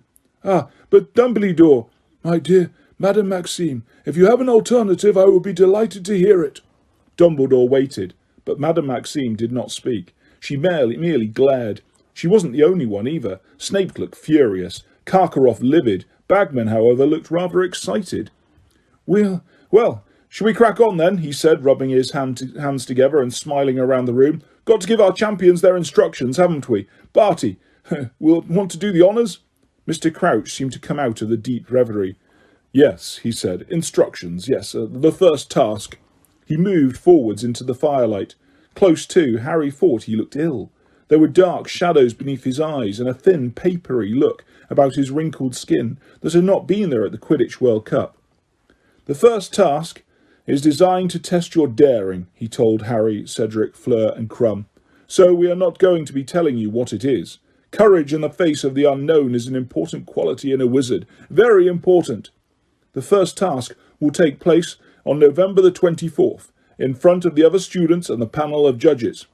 The champions are not permitted to ask for or accept help of any kind from the teachers to complete the tasks in the tournament. The champions will face the first challenge armed only with their wands. They will receive information about the second task when the first is over. Owing to the demanding and time-consuming nature of the tournament, the champions are exempted from end-of-year tests. Mr. Crouch turned to look at Dumbledore. I think that's all. Is it, Albus? I think so, said Dumbledore, who was looking at Mr. Crouch with mild concern. Are you sure you wouldn't like to stay at Hogwarts tonight, Barty? No, Dumbledore. I must get back to the ministry, said Mr. Crouch. It is very busy, very difficult time at the moment. I've left young Weatherby in charge, very enthusiastic, a little over-enthusiastic if truth be told. You'll come here and have a drink before you go, at least, said Dumbledore. Come on, Barty, I'm staying, said Bagman brightly. It's all happening at Hogwarts now, you know. Much more exciting here than at the office. I think not, Ludo, said Crouch, with a touch of his old impatience. Professor Karkaroff, Madame Maxime, a nightcap, said Dumbledore, but Madame Maxime had already put her arm around Fleur's shoulders and was leading her swiftly out of the room. Harry could hear them both talking very fast in French as they went off into the great hall. Karkaroff beckoned to Crumb, and they too exited, though in silence. Harry, Cedric, I suggest you go to bed, said Dumbledore, smiling at both of them. I am sure Gryffindor and Hufflepuff are waiting to celebrate with you, and it would be a shame to deprive them of this excellent excuse to make a great deal of mess and noise. Harry glanced at Cedric, who nodded, and they left together. The great hall was deserted now. The candles had burnt low, giving the jagged smiles of the pumpkins an eerie, flickering quality. So, said Cedric with a slight smile, we're playing against each other again. I suppose, said Harry. He really couldn't think of anything to say. The inside of his head seemed to be in complete disarray, as though his brain had been ransacked. So, tell me, said Cedric, as they reached the entrance hall, which was now lit only by torches in the absence of the goblet of fire. How did you get your name in? I didn't, said Harry, staring up at him. I didn't put it in. I was telling the truth. Ah, OK, said Cedric. Harry could tell Cedric didn't believe him. Well, see you then. Instead of going up the marble staircase, Cedric headed for a door to its right. Harry stood listening to him going down the stone steps beyond it, then slowly started to climb the marble ones. Was anyone except Ron and Hermione going to believe him, or would they all think he'd put himself in for the tournament? Yet how could anyone think that, when he was facing competitors who'd had 3 years more magical education than he had, when he was now facing tasks which not only sounded very dangerous, but which were to be performed in front of hundreds of people? Yes, he'd thought about it, he'd fantasised about it, but it had been a joke, really, an idle sort of dream. He'd never really seriously considered entering. But someone else had considered it. Someone else had wanted him in the tournament, and had made sure he was entered. Why? To give him a treat? He didn't think so, somehow. To see him make a fool of himself? Well, they were likely to get their wish. But to get him killed? Was Moody just being his usual paranoid self? Couldn't someone have put Harry's name in the goblet as a trick, a practical joke? Did anyone really want him dead? Harry was able to answer that at once. Yes, someone wanted him dead. Someone had wanted him dead ever since he'd been a year old. Lord Voldemort. But how could Voldemort have ensured that Harry's name got into the Goblet of Fire? Voldemort was supposed to be far away in some distant country, in hiding, alone, feeble and powerless. Yet in that dream he had had, just before he had woken with his scar hurting, Voldemort had not been alone. He had been talking to Wormtail, plotting Harry's murder.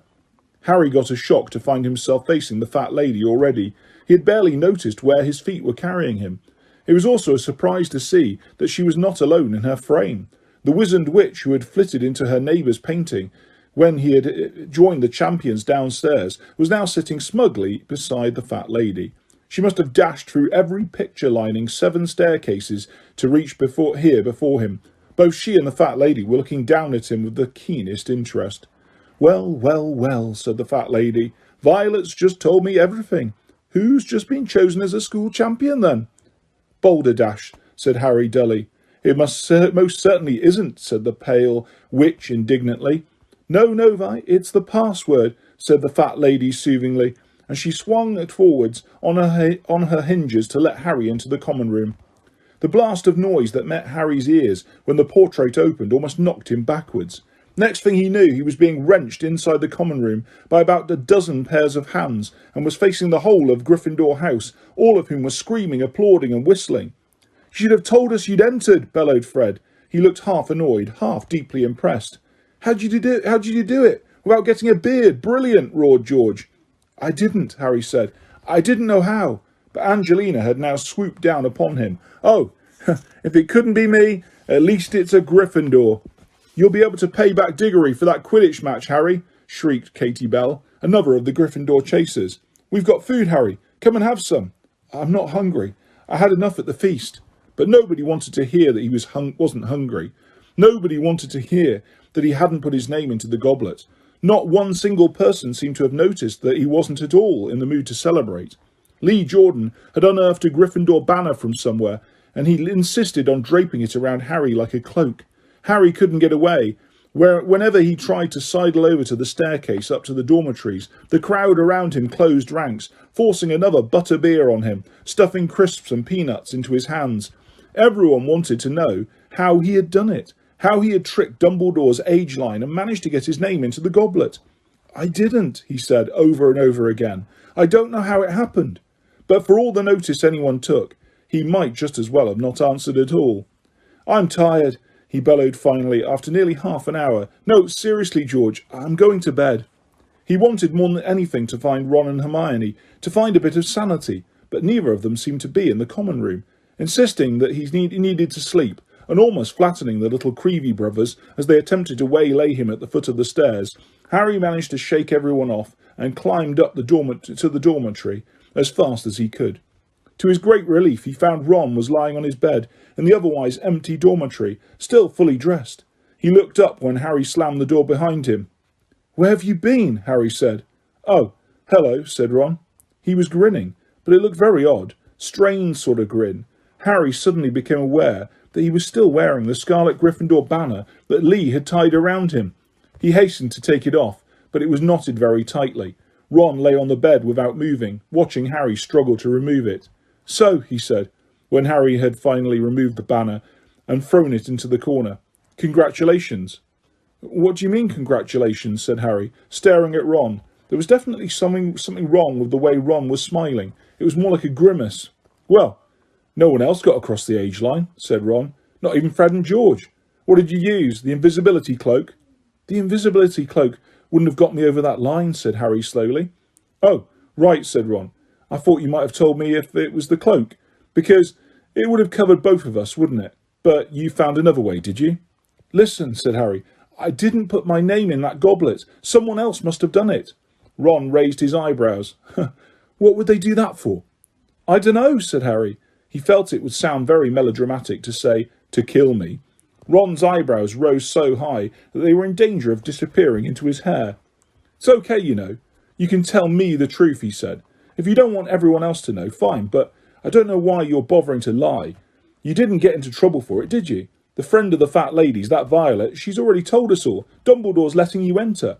1,000 galleons prize money, eh? And you don't have to do end-of-the-year tests either. I didn't put my name in that goblet, said Harry, starting to feel angry. Yeah, okay, said Ron, in exactly the same sceptical tone as Cedric. Only, you said this morning you'd have done it last night, and no one would have seen you. I'm not stupid, you know. You're doing a really good impression of it, Harry snapped. Yeah, said Ron, and there was no trace of grin, forced or otherwise, on his face now. You want to get to bed, Harry? I expect you'll need to be up early tomorrow for a photo call or something. He wrenched the hanging shut around his four-poster, leaving Harry standing there by the door, staring at the dark red velvet curtains, now hiding one of the few people he had been sure would believe him. When Harry woke up on Sunday morning, it took him a moment to remember why he felt so miserable and worried. Then the memory of the previous night rolled over him. He sat up and ripped back the curtains of his own four-poster, intending to talk to Ron, to force Ron to believe him, only to find that Ron's bed was empty. He had obviously gone down to breakfast. Harry dressed and went down the spiral staircase into the common room. The moment he appeared, the people who had already finished breakfast broke into applause again. The prospect of going down into the great hall and facing the rest of the Gryffindors, all treating him like some sort of hero, was not inviting. It was that, however, or stay here and allow himself to be cornered by the Creevy brothers, who were both beckoning frantically for him to join them. He walked resolutely over to the portrait hole, pushed it open, climbed out of it, and found himself face to face with Hermione. "Hello," she said, holding up a stack of toast, which she was carrying in a napkin. "I brought you this. Want to go for a walk?" "Good idea," said Harry gratefully. They went downstairs, crossed the entrance hall quickly, without looking in at the great hall, and were soon striding across the lawn towards the lake, where the Durmstrang ship was moored, reflected blackly in the water. It was a chilly morning, and they kept moving, munching their toast, as Harry told Hermione exactly what had happened after he had left the Gryffindor table the night before. To his immense relief, Hermione accepted his story without question. "Well, of course, I knew you hadn't entered yourself," she said, when he'd finished telling her about the scene in the chamber off the hall. "The look on your face when Dumbledore read out your name. But the question is, who did put it in? Because Moody's right, Harry. I don't think any student could have done it. They'd never be able to fool the Goblet, or get over Dumbledore's—" "Have you seen Ron?" Harry interrupted. Hermione hesitated. Yes, he was at breakfast," she said. "Does he still think I entered myself?" "Well, no, I don't think so. Not really," said Hermione awkwardly. "What's that supposed to mean, not really?" "Oh, Harry, isn't it obvious?" Hermione said despairingly. "He's jealous." "Jealous?" Harry said incredulously. "Jealous of what? He wants to make a prat of himself in front of the whole school, does he?" "Look," said Hermione patiently, "it's always you who gets all the attention. You know it is. I know it's not your fault," she added quickly, seeing Harry open his mouth furiously. "I know you don't ask for it, but, well, you know, Ron's got all those brothers to compete against at home, and you're his best friend, and you're really famous. He's always shunted to one side whenever people see you, and he puts up with it, and he never mentions it, but I suppose this is just one time too many." "Great," said Harry bitterly. "Really great. Tell him from me I'll swap any time he wants. Tell him from me he's welcome to it. People gawping at my forehead everywhere I go." "I'm not telling him anything," Hermione said shortly. "Tell him yourself. It's the only way to sort this out." "I'm not running around after him, trying to make him grow up," Harry said, so loudly that several owls in a nearby tree took flight in alarm. "Maybe he'll believe I'm not enjoying myself once I've got my neck broken, or—" "That's not funny," said Hermione quietly. "That's not funny at all." She looked extremely anxious. "Harry, I've been thinking. You know what we've got to do, don't you? Straight away, the moment we get back to the castle. Yeah, give Ron a good kick up the—right to Sirius." You've got to tell him what's happened. He's asked you to keep him posted on everything that's going on at Hogwarts. It's almost like he expected something like this to happen. I brought some parchment and a quill out with me." "Come off it," said Harry, looking around to check that they couldn't be overheard, but the grounds were quite deserted. "He came back to the country just because my scar twinged.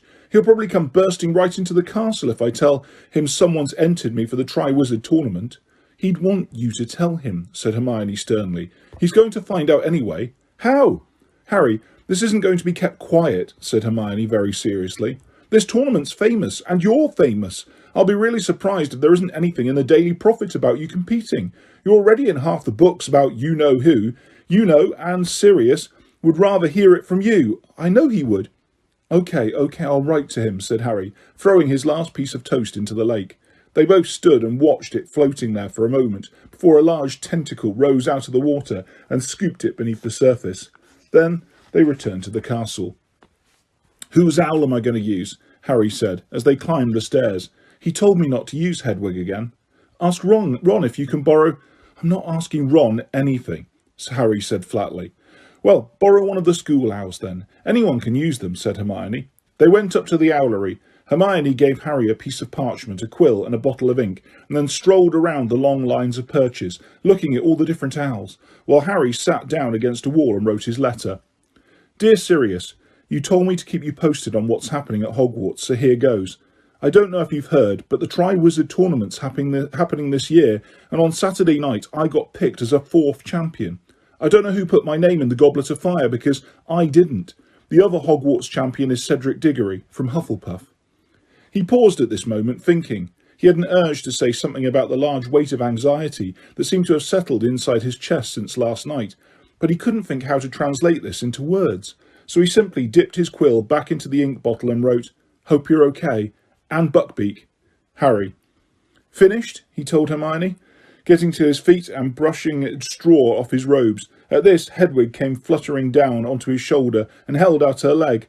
"I can't use you," Harry told her, looking around for the school owls. "I've got to use one of these." Hedwig gave a very loud hoot and took off so suddenly that her talons cut into his shoulder. She kept her back to Harry all the time he was tying his letter to the leg of a large barn owl. When the barn owl had flown off, Harry reached out to stroke Hedwig, but she clicked her beak furiously and soared up into the rafters out of reach. "First Ron, then you," said Harry angrily. "This isn't my fault." If Harry had thought that matters would improve once everyone got used to the idea of him being a champion, the following day showed him how mistaken he was. He could no longer avoid the rest of the school once he was back at lessons, and it was clear that the rest of the school, just like the Gryffindors, thought Harry had entered himself for the tournament. Unlike the Gryffindors, however, they did not seem impressed. The Hufflepuffs, who were usually on excellent terms with the Gryffindors, had turned remarkably cold towards the whole lot of them. One herbology lesson was enough to demonstrate this. It was plain that the Hufflepuffs felt that Harry had stolen their champion's glory, a feeling exacerbated perhaps by the fact that Hufflepuff House very rarely got any glory, and that Cedric was one of the few who had ever given them any, having beaten Gryffindor once at Quidditch. Ernie Macmillan and Justin Finch-Fletchley, with whom Harry normally got on very well, did not talk to him, even though they were repotting bouncing bulbs at the same tray, though they did laugh rather unpleasantly when one of the bouncing bulbs wriggled free from Harry's grip and smacked him hard in the face. Ron wasn't talking to Harry either. Hermione sat between them, making very forced conversation, but though both answered her normally, they avoided making eye contact with each other. Harry thought even Professor Sprout seemed distant with him, but then she was head of Hufflepuff House. He would have been looking forward to seeing Hagrid under normal circumstances, but care of magical creatures meant seeing the Slytherins too, the first time he could come face to face with them since becoming champion. Predictably, Malfoy arrived at Hagrid's cabin with his familiar sneer firmly in place. "Ah, look, boys, it's the champion," he said to Crabbe and Goyle, the moment he got within earshot of Harry. "Got your autograph books? Better get a signature now, because I doubt he's going to be around much longer. Half the Triwizard champions have died. How long do you reckon you're going to last, Potter? 10 minutes into the first task, my bet." Crabbe and Goyle guffawed sycophantically, but Malfoy had to stop there, because Hagrid emerged from the back of the cabin, holding a teetering tower of crates, each containing a very large, blast-ended scroot. To the class's horror, Hagrid proceeded to explain that the reason the Scroots had been killing each other was an excess of pent-up energy, and that the solution would be for each of the class to fix a leash on a Scroot and take it for a short walk. The only good thing about this plan was that it distracted Malfoy completely. "Take this thing for a walk," he repeated in disgust, staring into one of the boxes. "And where exactly are we supposed to fix the leash? Around the sting, the blasting end, or the sucker?" "Round the middle," said Hagrid, demonstrating. Yeah, right. You want to put it on your dragon hide gloves, just as an extra precaution, like Harry. You come here and help me with this big one." Hagrid's real intention, however, was to talk to Harry away from the rest of the class. He waited until everyone else had set off with their Scroots, then turned to Harry and said very seriously, "So, you're competing, Harry, in the tournament, school champion." "One of the champions," Harry corrected him. Hagrid's beetle-black eyes looked very anxious under his wild eyebrows. "No idea who put your name in for it, Harry?" "You believe I didn't do it, then?" said Harry, concealing with difficulty the rush of gratitude he felt at Hagrid's words. "Course I do," Hagrid grunted. "You say it wasn't you, and I believe you, and Dumbledore believes you and all." "Wish I knew who did do it," said Harry bitterly.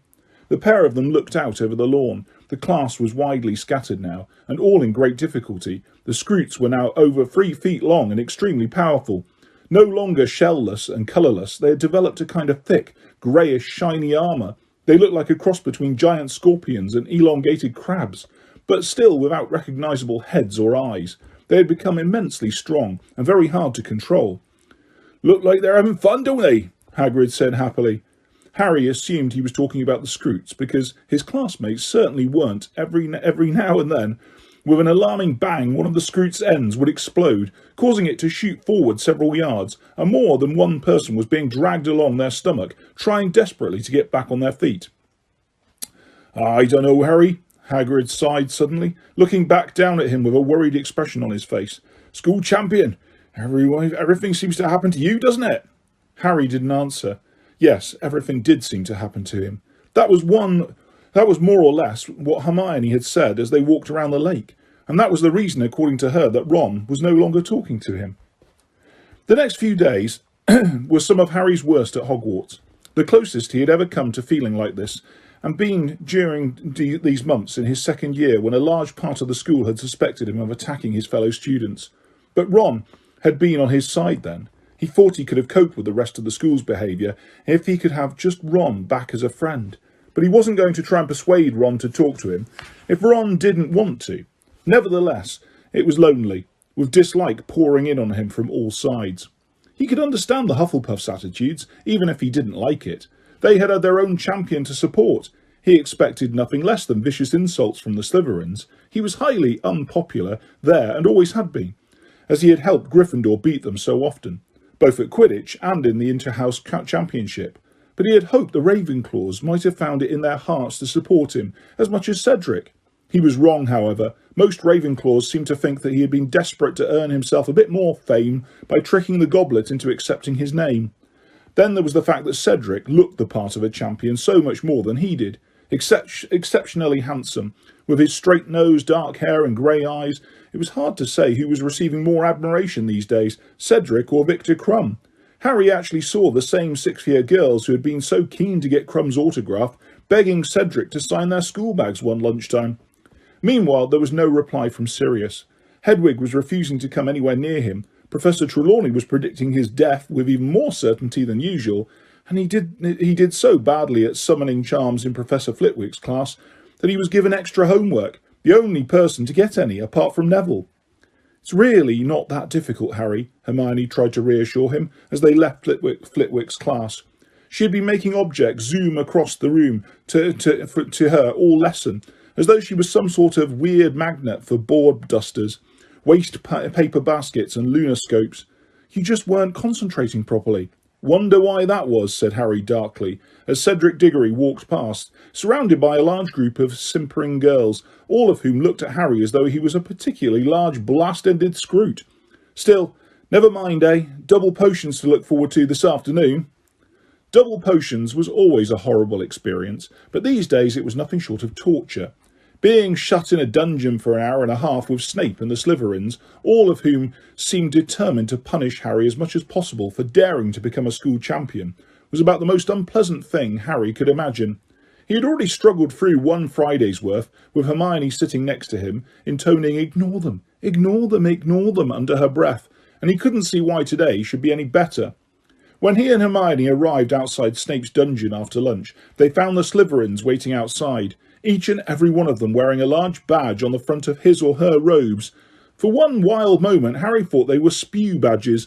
Then he saw that they all bore the same message, in luminous red letters that burnt brightly in the dimly lit underground passage. "Support Cedric Diggory, the real Hogwarts champion." "Like them, Potter?" said Malfoy loudly, as Harry approached. "And this isn't all they do. Look." He pressed his badge into his chest, and the message upon it vanished, to be replaced by another one, which glowed green. "Potter stinks." The Slytherins howled with laughter. Each of them pressed their badges too, until the message "Potter stinks" was shining brightly all around Harry. He felt that heat rise in his face and neck. "Oh, very funny," Hermione said sarcastically to Pansy Parkinson, and her range and gang of Slytherin girls, who were laughing harder than anyone. "Really witty." Ron was standing against the wall with Dean and Seamus. He wasn't laughing, but he wasn't sticking up for Harry either. "Want one, Granger?" said Malfoy, holding out a badge to Hermione. "I've got loads, but don't touch my hand now. I've just washed it. You see, don't want mud blood sliming it up."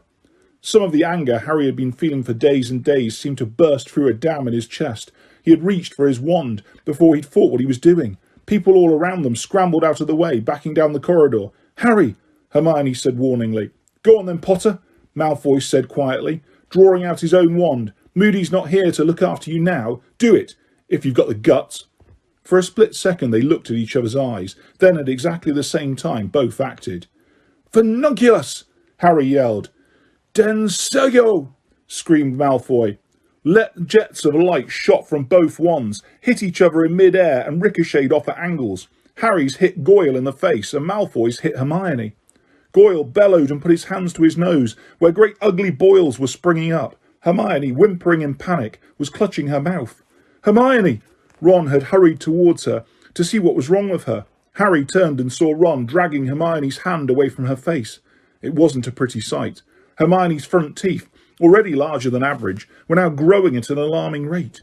She was looking more and more like a beaver as her teeth elongated, past her bottom lip towards her chin. Panic-stricken, she felt them, and let out a terrified cry. "And what is all this noise about?" said a soft, deadly voice. Snape had arrived. The Slytherins clamoured to give their explanations. Snape pointed a long yellow finger at Malfoy and said, "Explain." "Potter attacked me, sir." "We attacked each other at the same time," Harry shouted. "And he hit Goyle, look." Snape examined Goyle, whose face now resembled something that would have been at home in a book on poisonous fungi. "Hospital wing, Goyle," Snape said calmly. "Malfoy got Hermione," Ron said. "Look." He forced Hermione to show Snape her teeth. She was doing her best to hide them with her hands, though this was difficult as they had now grown down past her collar. Pansy Parkinson and the other Slytherin girls were doubled up with silent giggles, pointing at Hermione from behind Snape's back. Snape looked coldly at Hermione and then said, "I see no difference." Hermione let out a whimper. Her eyes filled with tears. She turned on her heel and ran all the way up the corridor and out of sight. It was lucky, perhaps, that both Harry and Ron started shouting at Snape at the same time. Lucky their voices echoed so much in the stone corridor, for in the confused din it was impossible for him to hear exactly what they were calling him. He got the gist, however. "Let's see," he said in his silkiest voice. 50 points from Gryffindor, and a detention each for Potter and Weasley. Now get inside, or it'll be a week's worth of detentions." Harry's ears were ringing. The injustice of it made him want to curse Snape into 1,000 slimy pieces. He passed Snape, walked with Ron to the back of the dungeon and slammed his bag down onto the table. Ron was shaking with anger too. For a moment, it felt as though everything was back to normal between them, but then Ron turned and sat down with Dean and Seamus instead, leaving Harry alone at his table. On the other side of the dungeon, Malfoy turned his back to Snape and pressed his badge, smirking.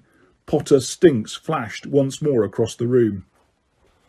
Harry sat there staring at Snape as the lesson began, picturing horrific things happening to him. If only he knew how to do the Cruciatus curse, he'd have Snape flat on his back like a spider, jerking and twitching. Antidotes, said Snape, looking around at them all, his cold black eyes glittering unpleasantly. You should all have prepared your recipes now. I want you to brew them carefully, and then we will be selecting someone on whom to test them. Snape's eyes met Harry's, and Harry knew what was coming. Snape was going to poison him. Harry imagined picking up his cauldron and sprinting to the front of the class and bringing it down on Snape's greasy head. And then a knock on the dungeon door burst in on Harry's thoughts. It was Colin Creevey.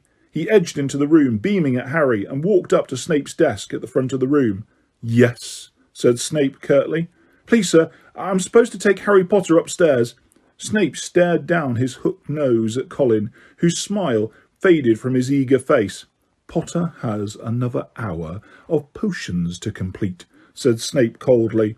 He will come upstairs when this class is finished. Colin went pink. Sir, Mr. Bagman wants him, he said nervously. All the champions have got to go. I think they want to take photographs. Harry would have given anything he owned to have stopped Colin saying the last few words. He chanced half a glance at Ron, but Ron was staring determinedly at the ceiling. Very well, Snape snapped. Potter, leave your things here. I want you back down here later to test your antidote. Please, sir, he's got to take his things with him, squeaked Colin. All the champions. Very well, said Snape. Potter, take your bag and get out of my sight. Harry swung his bag over his shoulder, got up and headed for the door. As he walked through the slithering desks, Potter stinks flashed at him from every direction. It's amazing, isn't it, Sir Harry, said Colin, staring up to speak at the moment Harry had closed the dungeon door behind him. Isn't it, though? You being champion? Yeah, really amazing, said Harry heavily, as they set off towards the steps into the entrance hall. What do they want photos for, Colin? The Daily Prophet, I think. Great, said Harry dully. Exactly what I need, more publicity. Good luck, said Colin, when they had reached the right room. Harry knocked the door and entered. He was in a fairly small classroom. Most of the desks had been pushed away to the back of the room, leaving a large space in the middle. 3 of them, however, had been placed end to end in front of the blackboard and covered with a long length of velvet. 5 chairs had been set in behind the velvet-covered desks, and Ludo Bagman was sitting in one of them, talking to a witch Harry had never seen before, who was wearing magenta robes.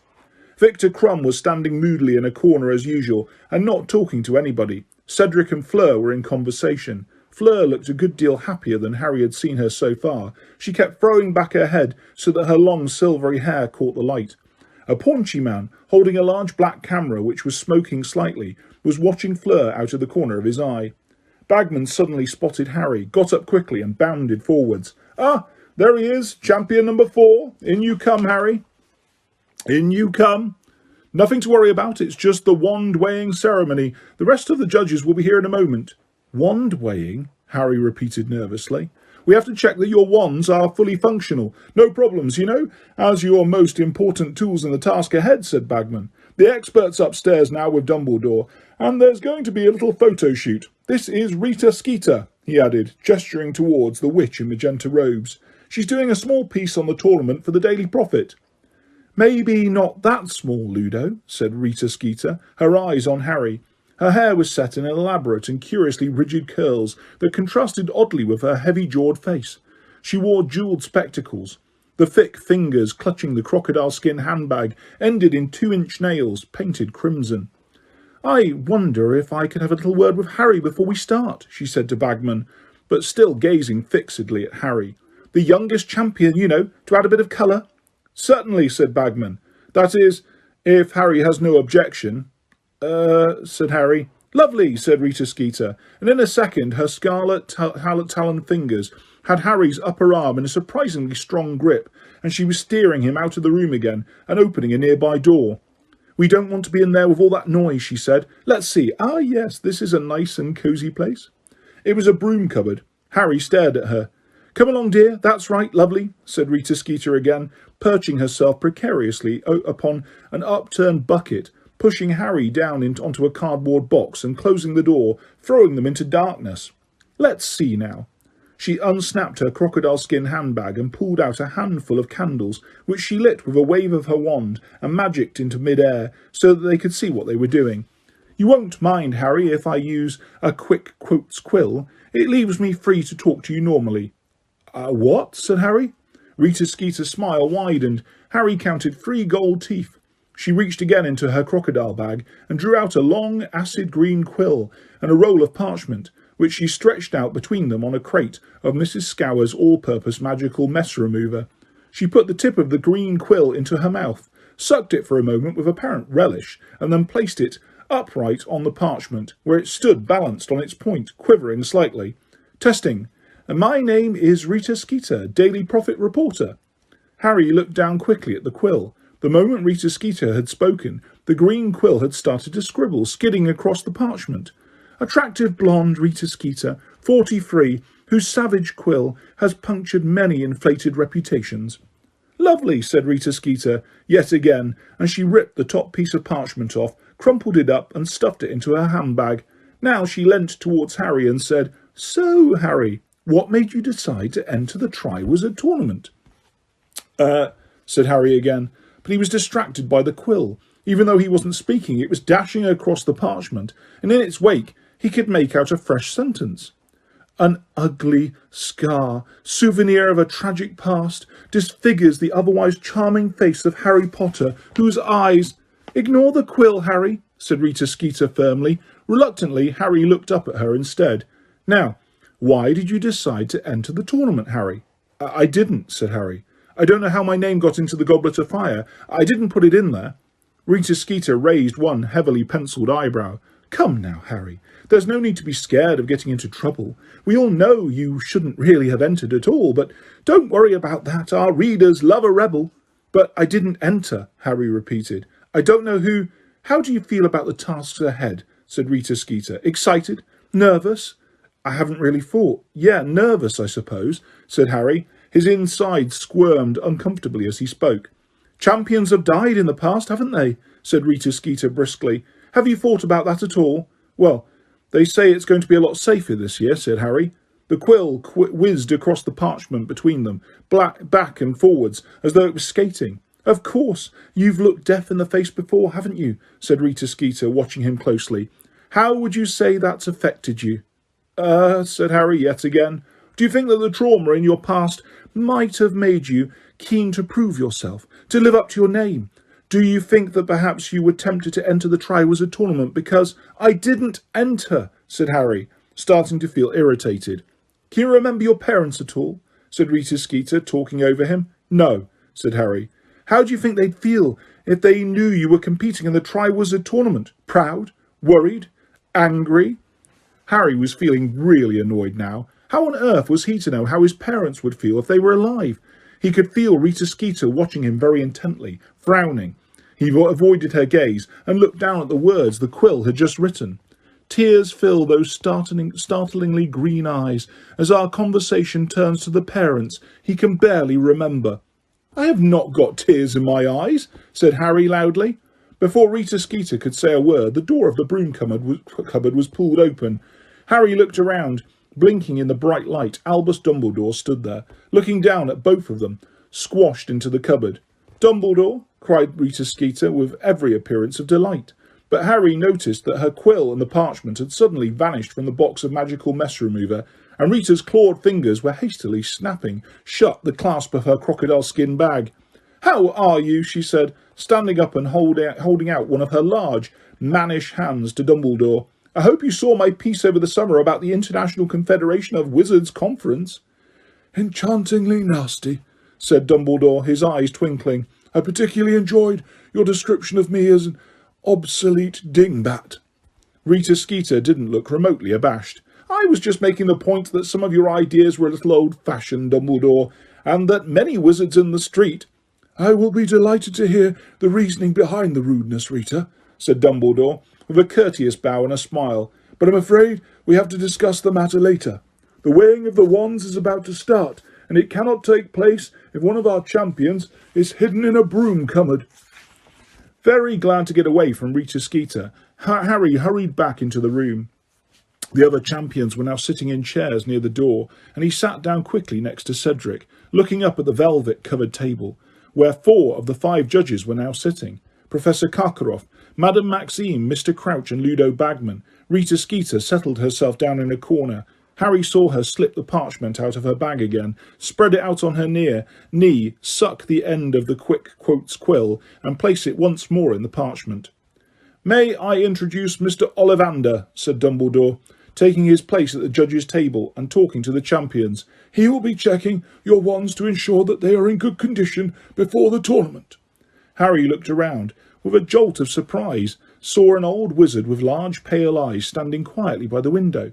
Harry had met Mr. Ollivander before. He was the wand maker from whom Harry had bought his own wand over 3 years ago in Diagon Alley. "Mademoiselle Delacour, could we have you forward first, please?" said Mr. Ollivander, stepping into the empty space in the middle of the room.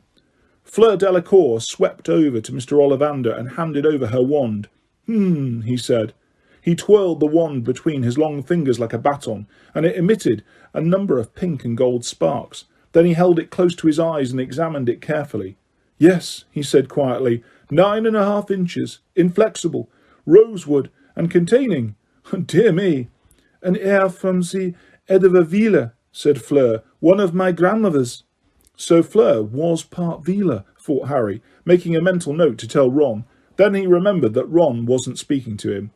"Yes," said Mr. Ollivander. "Yes, I've never used Vila hair myself. Of course, I find it makes for a rather temperamental wand. However, to each his own, and if this suits you—" Mr. Ollivander ran his fingers along the wand, apparently checking for scratches or bumps, and then he muttered, "Orchideas," and a bunch of flowers burst from the wand tip. Very well, very well. It's in fine working order," said Mr. Ollivander, scooping up the flowers and handing them to Fleur with her wand. "Mr. Diggory, you next." Fleur glided back to her seat, smiling at Cedric as he passed her. "Ah, now, this is one of mine, isn't it?" said Mr. Ollivander, with much more enthusiasm, as Cedric handed over his wand. "Yes, I remember it well, containing a single hair from the tail of a particularly fine male unicorn. Must have been 17 hands. Nearly gored me with his horn after I plucked his tail. 12.25 inches, ash, pleasantly springy. It's in fine condition. You treat it regularly?" "Polished it last night," said Cedric, grinning. Harry looked down at his own wand. He could see finger marks all over it. He gathered a fistful of robe from his knee and tried to rub it clean surreptitiously. Several gold sparks shot out of the end of it. Fleur Delacour gave him a very patronising look, and he desisted. Mr. Ollivander sent a stream of silver smoke rings across the room from the tip of Cedric's wand, pronounced himself satisfied, and then said, "Mr. Crumb, if you please." Victor Crumb got up and slouched, round shoulders and duck-footed, towards Mr. Ollivander. He thrust his wand out and stood scowling with his hands in his pockets of his robes. Said Mr. Ollivander. "This is a Grigorovitch creation, unless I'm much mistaken. A fine wand-maker, though the styling is never quite what I... However," he lifted the wand and examined it minutely, turning it over and over before his eyes. "Yes, hornbeam and dragon heartstring," he shot at Crumb, who nodded. "Rather thicker than one usually sees, quite rigid, 10.25 inches. Avis!" The hornbeam wand let out a blast like a gun, and a number of small twittering birds flew out of the end and through the open window into the watery sunlight. "Good," said Mr. Ollivander, handing Crumb back his wand, "which leaves Mr. Potter." Harry got to his feet and walked past Crumb to Mr. Ollivander. He handed over his wand. "Ah, yes," said Mr. Ollivander, his pale eyes suddenly gleaming. Yes, yes, yes, how well I remember." Harry could remember too. He could remember it as though it was how it had happened yesterday. 4 summers ago, on his 11th birthday, he had entered Mr. Ollivander's shop with Hagrid to buy a wand. Mr. Ollivander had taken his measurements and then started handing him wands to try.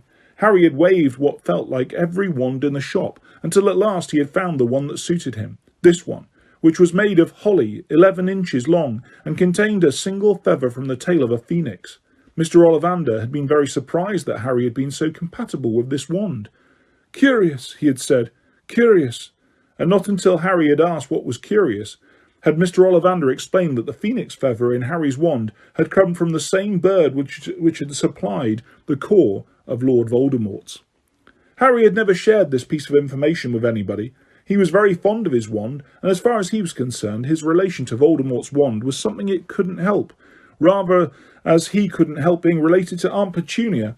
However, he really hoped that Mr. Ollivander wasn't about to tell the room about it. He had a funny feeling Rita Skeeter's quick quotes quill might just explode with excitement if he did.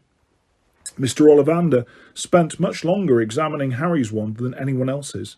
Eventually, however, he made a fountain of wine shoot out of it and handed it back to Harry, announcing that it was still in perfect condition. "Thank you all," said Dumbledore, standing up at the judges' table. "You may go back to your lessons now, or perhaps it will be quicker just to go down to dinner, as they are about to end." Feeling that at last something had gone right today, Harry got up to leave, but the man with the black camera jumped up and cleared his throat. "Photos, Dumbledore, photos!" cried Bagman excitedly. "All the judges and champions." "What do you think, Rita?" Yes. Let's do those first," said Rita Skeeter, whose eyes were upon Harry again, "and then perhaps some individual photos." The photographs took a long time. Madame Maxime cast everyone else into a shadow wherever she stood, and the photographer couldn't stand far enough back to get her into the frame. Eventually she had to sit while everyone else stood around her. Karkaroff kept twirling his goatee around his finger to give it an extra curl. Crumb, who Harry would have thought had been used to the sort of thing, skulked half hidden at the back of the group. The photographer seemed keenest to get Fleur at the front, but Rita Skeeter kept hurrying forward and dragging Harry into greater prominence. Then she insisted on separate photos of all the champions. At last they were free to go. Harry went down to dinner. Hermione wasn't there. He supposed she was still in the hospital wing having her teeth fixed. He ate alone at the end of the table, and then returned to the Gryffindor Tower, thinking of all the extra work on summoning charms that he had to do. Up in the dormitory he came across Ron. "You've had an owl," said Ron brusquely, the moment he walked in. He was pointing at Harry's pillow. The school barn owl was waiting for him there. "Oh, right," said Harry. "And we've got to do our detentions tomorrow night. Snape's dungeon," said Ron. He then walked straight out of the room, not looking at Harry. For a moment Harry considered going after him. He wasn't sure whether he wanted to talk to him or hit him. Both seemed quite appealing, but the lure of serious answer was too strong. Harry strode over to the barn owl, took the letter off its leg, and unrolled it. "Harry, I can't say anything I would like to in a letter. It's too risky in case the owl is intercepted. We need to talk face to face. Can you ensure that you are alone by the fire in Gryffindor Tower at 1 o'clock in the morning on the 22nd of November? I know better than anyone that you can look after yourself, and while you're around Dumbledore and Moody, I don't think anyone will be able to hurt you. However, someone seems to be having a good try. Entering you in the tournament would have been very risky, especially right under Dumbledore's nose. Be on the watch, Harry. I still want to hear about everything unusual. Let me know about the 22nd of November as quickly as you can. Sirius." The prospect of talking face to face with Sirius was all that sustained Harry over the next fortnight, the only bright spot on a horizon that had never looked darker. The shock of finding himself school champion had worn off slightly now, and the fear of what was facing him was starting to sink in. The first task was drawing steadily nearer. He felt as though it was crouching ahead of him, like some horrific monster, baring its teeth. He had never suffered nerves like these. They were way beyond anything he had felt before a Quidditch match, not even his last one against Slytherin, which had decided who would win the Quidditch Cup.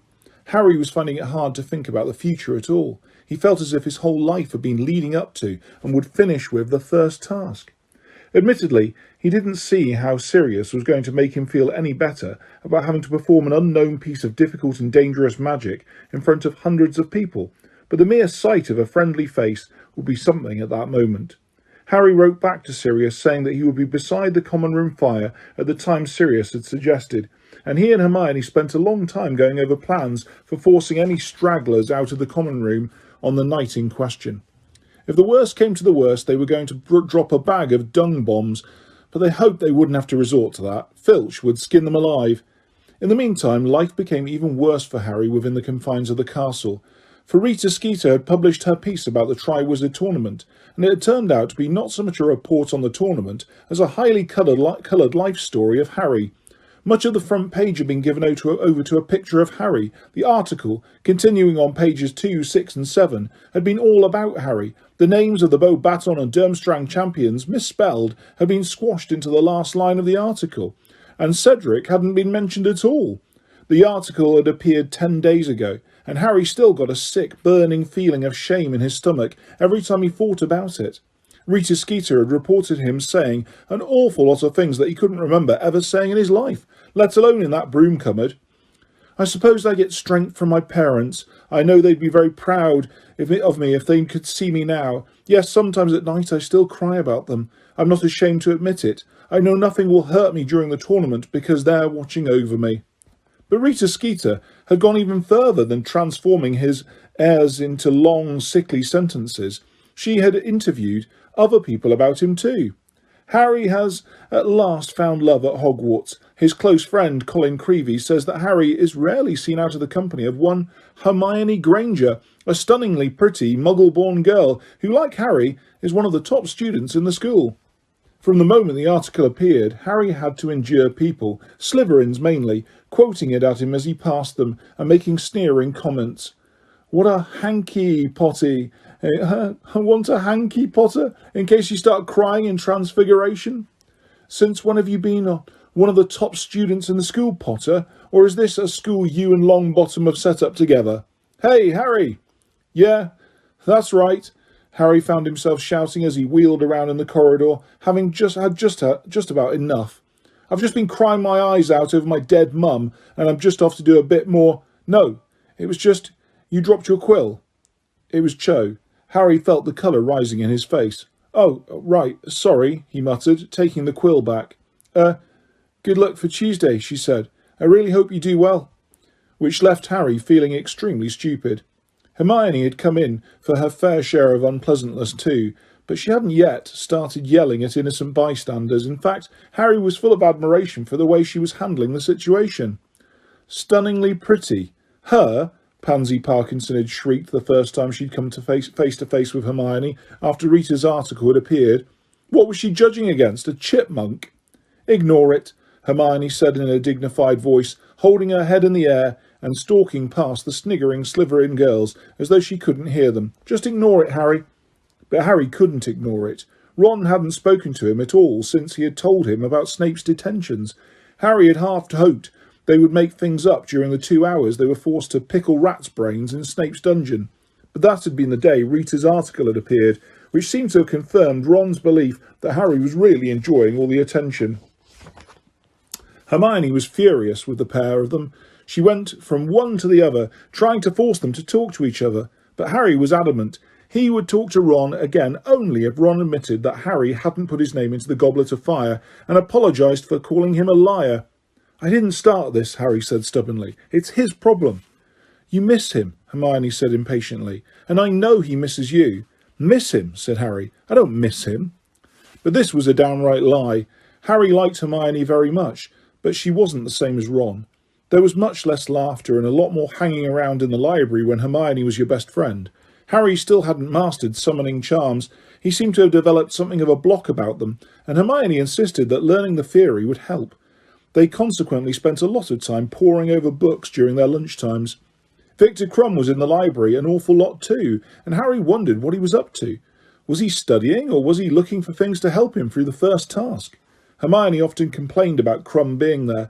Not that he ever bothered them, but because groups of giggling girls often turned up to spy on him from behind bookshelves, and Hermione found the noise distracting.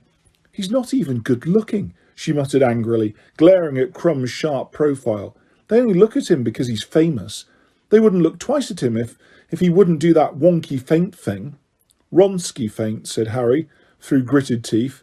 Quite apart from liking to get Quidditch terms correct, it caused him another pang to imagine Ron's expression if he could have heard Hermione talking about wonky feints. It is a strange thing, but when you are dreading something, and would give anything to slow down time, it has a disobliging habit of speeding up. The days until the first task seemed to slip by as though someone had fixed the clocks to work at double speed. Harry's feeling of barely controlled panic was with him wherever he went, and as ever present as the snide comments about the Daily Prophet article. On the Saturday before the first task, all students in the 3rd year and above were permitted to visit the village of Hogsmeade. Hermione told Harry that it would do him good to get away from the castle for a bit, and Harry didn't need much persuasion. "What about Ron, though?" he said. "Don't you want to go with him?" "Oh, well," Hermione went slightly pink. I thought we might meet up with him in the Three Broomsticks." "No," said Harry flatly. "Oh, Harry, this is so stupid. I'll come, but I'm not meeting Ron, and I'm wearing my invisibility cloak." "Oh, all right then," Hermione snapped. "But I hate talking to you in that cloak. I never know if I'm looking at you or not." So Harry put on his invisibility cloak in the dormitory, went back downstairs, and together he and Hermione set off for Hogsmeade. Harry felt wonderfully free under the cloak. He watched other students walking past them as they entered the village, most of them sporting Support Cedric Diggory badges. But no horrible remarks came his way for a change, and nobody was quoting that stupid article. "People keep looking at me now," said Hermione grumpily, as they came out of Honeyduke's sweet shop later, eating large cream-filled chocolates. "They think I'm talking to myself." "Don't move your lips so much then. Come on, please just take off your cloak for a bit. No one's going to bother you here." "Oh yeah," said Harry. "Look behind you." Rita Skeeter and her photographer friend had just emerged from the Three Broomsticks pub. Talking in low voices, they passed right by Hermione without looking at her. Harry backed into the wall of Honeydukes to stop Rita Skeeter hitting him with her crocodile skin handbag. When they were gone, Harry said, "She's staying in the village. I bet she's coming to watch the first task." As he said it, his stomach flooded with a wave of molten panic. He didn't mention this. He and Hermione hadn't discussed what was coming in the first task much. He had the feeling she didn't want to talk about it. "She's gone," said Hermione, looking right through Harry towards the end of the high street. "Why don't we go and have a butterbeer in the Three Broomsticks? It's a bit cold, isn't it?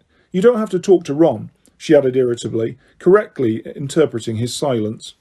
The Three Broomsticks was packed, mainly with Hogwarts students enjoying their free afternoon, but also with a variety of magical people Harry rarely saw anywhere else. Harry supposed that as Hogsmeade was the only all-wizard village in Britain, it was a bit of a haven for creatures like hags who were not as adept as wizards at disguising themselves. It was very hard to move through crowds in the invisibility cloak in case you accidentally trod on someone, which tended to lead to awkward questions. Harry edged slowly towards a spare table in the corner with Hermione, while Hermione went to buy drinks. On his way through the pub, Harry spotted Ron, who was sitting with Fred, George and Lee Jordan. Resisting the urge to give Ron a good hard poke in the back of the head, he finally reached the table and sat down at it. Hermione joined him a moment later and slipped him a butterbeer under his cloak. "I look such an idiot, sitting here on my own," she muttered. "Lucky I brought something to do." And she pulled out a notebook in which she had been keeping a record of SPEW members. Harry saw his and Ron's names at the top, and the very short list. It seemed a very long time ago that they had sat making up those predictions together, and Hermione had turned up and appointed them secretary and treasurer. "You know, maybe I should try and get some of the villagers involved in SPEW, Hermione said thoughtfully, looking around the pub. "Yeah, right," said Harry. He took a swig of butterbeer under his cloak. "Hermione, when are you going to give up on this SPEW stuff?" "When house elves have decent wages and working conditions," she hissed back. "You know, I'm starting to think it's time for more direct action. I wonder how you get into the school kitchens." "No idea. Ask Fred and George," said Harry. Hermione lapsed into thoughtful silence while Harry drank his butterbeer, watching the people in the pub, all of them looking cheerful and relaxed. Ernie Macmillan and Hannah Abbott were swapping chocolate frog cards at a nearby table, both of them sporting Support Cedric Diggory badges on their cloaks. Right over by the door he saw Cho and a large group of her Ravenclaw friends. She wasn't wearing a Cedric badge, though. This cheered Harry up very slightly. What wouldn't he have given to be one of those people, sitting around laughing and talking, with nothing to worry about but homework? He imagined how it would have felt to be here if his name hadn't come out of the Goblet of Fire. He wouldn't be wearing the invisibility cloak, for one thing. Ron would be sitting with him. The three of them would probably be happily imagining what deadly dangerous task the school champions would be facing on Tuesday. He'd have been really looking forward to it, watching them do whatever it was, cheering on Cedric with everyone else, safe in a seat at the back of the stands. He wondered how the other champions were feeling. Every time he had seen Cedric lately, he had been surrounded by admirers and looking nervous but excited. Harry glimpsed Fleur Delacour from time to time in the corridors. She looked exactly as she always did, haughty and unruffled, and Crumb just sat in the library poring over books. Harry thought of Sirius, and the tight, tense knot in his chest seemed to ease slightly. He would be speaking to him in just over 12 hours, for tonight was the night they were meeting at the common room fire, assuming nothing went wrong, as everything else had done lately. "Look, it's Hagrid," said Hermione. The back of Hagrid's enormous shaggy head, he had mercifully abandoned his bunches, emerged from the crowd. Harry wondered why he hadn't spotted him at once, as Hagrid was so large, but standing up carefully he saw that Hagrid had been leaning low, talking to Professor Moody. Hagrid had his usual enormous tankard in front of him, but Moody was drinking from his hip flask. Madame Rosmerta, the pretty landlady, didn't seem to think much of this. She was looking askance at Moody as she collected glasses from tables around them. Perhaps she thought it was an insult to her mulled mead, but Harry knew better. Moody had told them all during their last defence against the dark arts lesson that he preferred to prepare his own food and drink at all times, as it was so easy for dark wizards to poison an unattended cup. As Harry watched, he saw Hagrid and Moody get up to leave. He waved, then remembered that Hagrid couldn't see him. Moody, however, paused, his magical eye on the corner where Harry was standing. He tapped Hagrid on the small of the back, being unable to reach his shoulder, muttered something to him, and then the pair of them made their way back across the pub towards Harry and Hermione's table. "All right, Hermione," said Hagrid loudly. "Hello," said Hermione, smiling back. Moody limped around the table and bent down. Harry thought he was reading the Spew notebook until he muttered, "Nice cloak, Potter." Harry stared at him in amazement. The large chunk missing from Moody's nose was particularly obvious at a few inches distance. Moody grinned. Can you?" "Yeah, it can see through invisibility cloaks," Moody said quietly, "and it's come in useful at times, I can tell you." Hagrid was beaming down at Harry too. Harry knew Hagrid couldn't see him, but Moody had obviously told Hagrid he was there. Hagrid now bent down on the pretext of reading the Spew notebook as well, and said in a whisper so low that only Harry could bear it, "Harry, meet me tonight at midnight at me cabin. Wear that cloak." Straightening up, Hagrid said loudly, "Nice to see you, Hermione," winked and departed. Moody followed him. Why does he want to meet him? Why does he want me to meet him tonight? At midnight, Harry said, very surprised. "Does he?" said Hermione, looking startled. "I wonder what he's up to. I don't know whether you should go, Harry." She looked nervously around and hissed, "It might make you late for Sirius." It was true that going down to Hagrid's at midnight would mean cutting his meeting with Sirius very fine indeed. Hermione suggested sending Hedwig down to Hagrid's to tell him he couldn't go, always assuming she would consent and take the note, of course. Harry, however, thought it better just to be quick at whatever Hagrid wanted from him.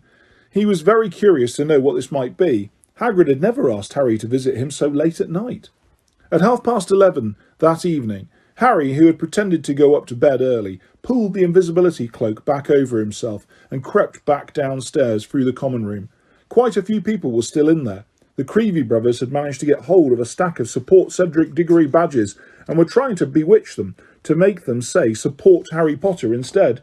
So far, however, all they had managed to do was get the badges stuck on Potter Stinks. Harry crept past them to the portrait hole and waited for a minute or so, keeping an eye on his watch. Then Hermione opened the fat lady for him from outside as they had planned. He slipped past her with a whispered "thanks" and set off through the castle. The grounds were very dark. Harry walked down the lawn towards the lights shining in Hagrid's cabin. The inside of the enormous Beauxbatons carriage was also lit up. Harry could hear Madame Maxime talking inside it as he knocked on Hagrid's front door. "You there, Harry?" Hagrid whispered, opening the door and looking around. "Yeah," said Harry, slipping inside the cabin and pulling the cloak down off his head. "What's up?" "Got something to show you," said Hagrid. There was an air of enormous excitement about Hagrid. He was wearing a flower that resembled an oversized artichoke in his buttonhole. It looked as though he had abandoned the use of axle grease, but he had certainly attempted to comb his hair. Harry could see the comb's broken teeth tangled in it. "What are you showing me?" Harry said warily, wondering if the Scroots had laid eggs or Hagrid had managed to buy another giant three-headed dog off a stranger in a pub. "Come with me. Keep quiet and keep yourself covered with that cloak," said Hagrid. "We won't take Fang. He won't like it." Listen, Hagrid, I can't stay long. I've got to go back up to the castle for 1 o'clock. But Hagrid wasn't listening. He was opening the cabin door and striding off into the night. Harry hurried to follow and found, to his great surprise, that Hagrid was leading him to the Beauxbatons carriage. Hagrid, what? Shh, said Hagrid, and he knocked 3 times on the door, bearing the crossed golden wands. Madame Maxime opened it. She was wearing a silk shawl wrapped around her massive shoulders. She smiled when she saw Hagrid. Ah, Hagrid, it is time? Bonsoir, said Hagrid, beaming at her and holding out a hand to help her down the golden steps. Madame Maxime closed the door behind her.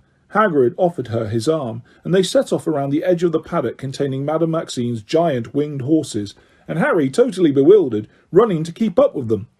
Had Hagrid wanted to show him Madame Maxime? He could see her any old time he wanted. She wasn't exactly hard to miss. But it seemed that Madame Maxime was in for the same treat as Harry, because after a while she said playfully, "Where is it that you are taking me, Hagrid?" "You'll enjoy this," said Hagrid gruffly. "Worth seeing, trust me. Only don't go telling anyone I showed you, right? You're not supposed to know." "Of course not," said Madame Maxime, fluttering her long black eyelashes.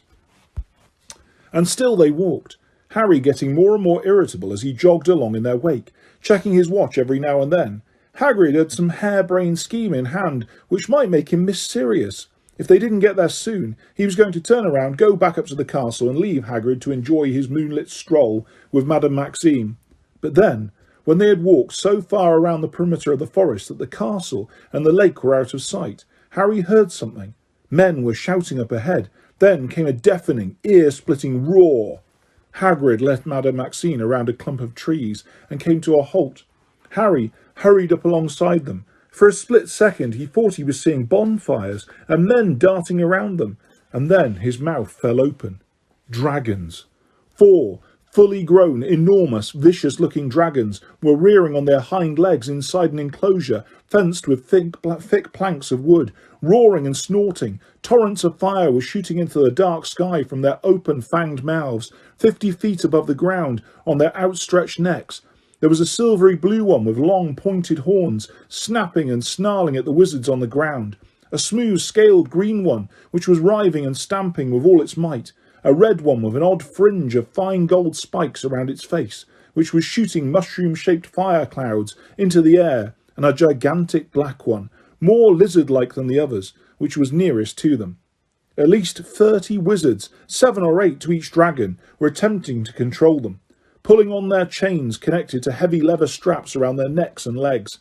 Mesmerised, Harry looked up. High above them, he saw the eyes of the black dragon, with vertical pupils like a cat's, bulging with either fear or rage. He couldn't tell which. It was making a horrible noise, a yowling, screeching scream. "Keep back there, Hagrid," yelled a wizard near the fence, straining on the chain he was holding. "They can shoot fire at a range of 20 feet, you know. I've seen this Horntail do 40. "Isn't it beautiful?" said Hagrid softly.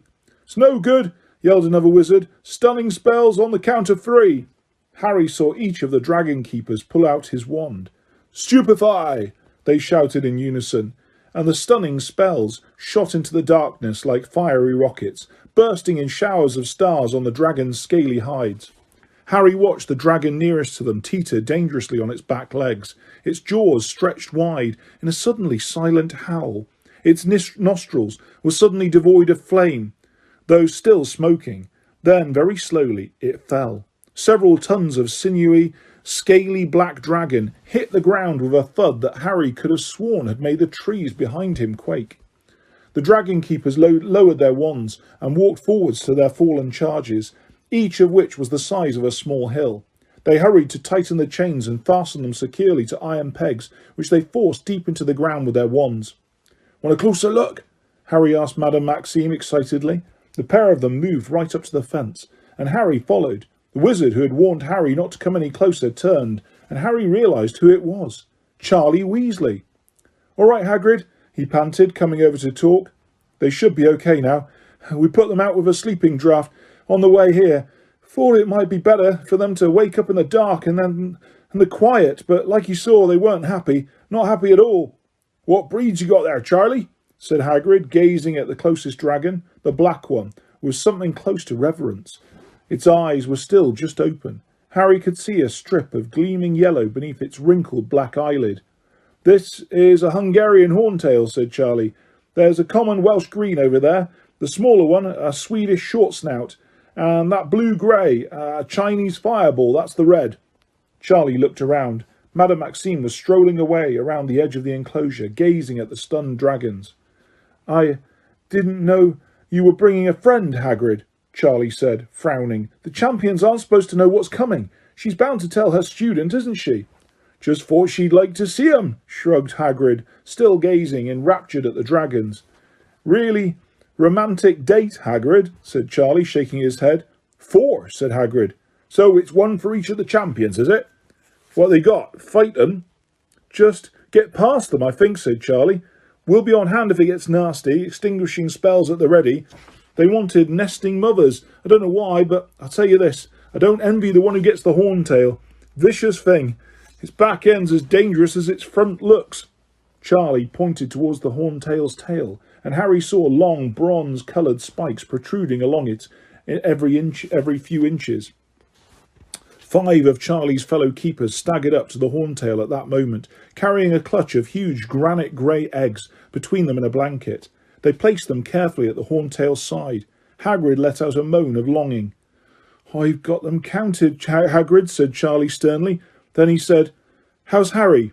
"Fine," said Hagrid. He was still gazing at the eggs. "Just hope he's still fine after he's faced this lot," said Charlie grimly, looking out over the dragon's enclosure. "I didn't dare tell Mum what he's got to do for the first task. She's already having kittens about him." Charlie imitated his mother's anxious voice. "How could they let him enter that tournament? He's much too young. I thought they were all safe. I thought there was going to be an age limit." She was in floods after that Daily Prophet article about him. "He still cries about his parents. Oh, bless him, I never knew." Harry had had enough. Trusting to the fact that Hagrid wouldn't miss him, with the attractions of 4 dragons and Madame Maxime to occupy him, he turned silently and began to walk away, back to the castle. He didn't know whether he was glad he'd seen what was coming or not. Perhaps this way was better. The first shock was over now. Maybe if he'd seen the dragons for the first time on Tuesday, he would have passed out cold in front of the whole school. But maybe he would anyway. He was going to be armed with his wand, which just now felt like nothing more than a narrow strip of wood, against a 50-foot-high, scaly, spike-ridden, fire-breathing dragon, and he had to get past it, with everyone watching. How? Harry sped up, skirting the edge of the forest. He had just under 15 minutes to get back to the fireside and talk to Sirius, and he couldn't remember ever wanting to talk to someone more than he did right now, when, without warning, he ran into something very solid. Harry fell backwards, his glasses askew, clutching the cloak around him. A voice nearby said, "Ouch! Who's there?" Harry hastily checked that the cloak was covering him and lay very still. Staring up at the dark outline of the wizard he had hit, he recognised the goatee. It was Karkaroff. "Who's there?" said Karkaroff again, very suspiciously, looking around in the darkness. Harry remained still and silent. After a minute or so, Karkaroff seemed to decide that he had hit some sort of animal. He was looking around at waist height as though expecting to see a dog. Then he crept back under the cover of the trees and started to edge forwards towards the place where the dragons were. Very slowly and very carefully, Harry got to his feet and set off again, as fast as he could without making too much noise, hurrying through the darkness back towards Hogwarts. He had no doubt whatsoever that what Karkaroff was up to. He had sneaked off his ship to try and find out what the first task was going to be. He might even have spotted Hagrid and Madame Maxime heading off around the forest together. They were hardly difficult to spot at a distance, and now all Karkaroff had to do was follow the sound of voices, and he, like Madame Maxime, would know what was in store for the champions. By the looks of it, the only champion who would be facing the unknown on Tuesday was Cedric. Harry reached the castle, slipped in front of the front doors and began to climb the marble stairs. He was very out of breath, but he didn't dare slow down. He had less than 5 minutes to get up to the fire. "Balderdash!" he gasped at the fat lady, who was snoozing in her frame in front of the portrait hole.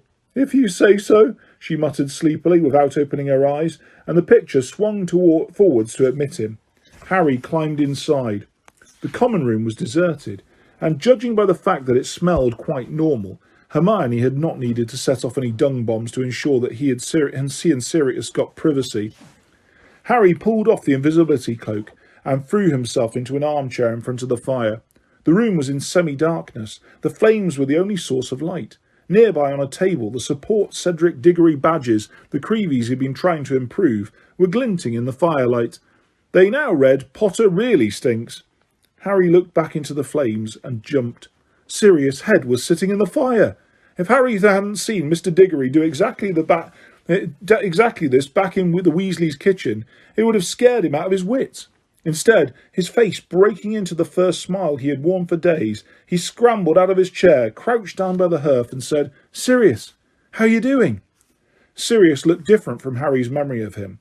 When they had said goodbye, Sirius' face had been gaunt and sunken, surrounded by a quantity of long, black, matted hair, but the hair was short and clean now. Sirius' face was fuller, and he looked younger, much more like the only photograph Harry had of him, which had been taken at the Potter's wedding.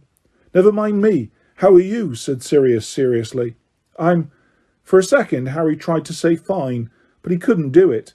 Before he could stop himself, he was talking more than he'd talked in days about how no one believed he hadn't entered the tournament of his own free will, how Rita Skeeter had lied about him in the Daily Prophet, how he couldn't walk down a corridor without being sneered at, and about Ron not believing him, Ron's jealousy. And now Hagrid's just shown me what's coming in the first task, and it's dragons, Sirius, and I'm a goner, he finished desperately.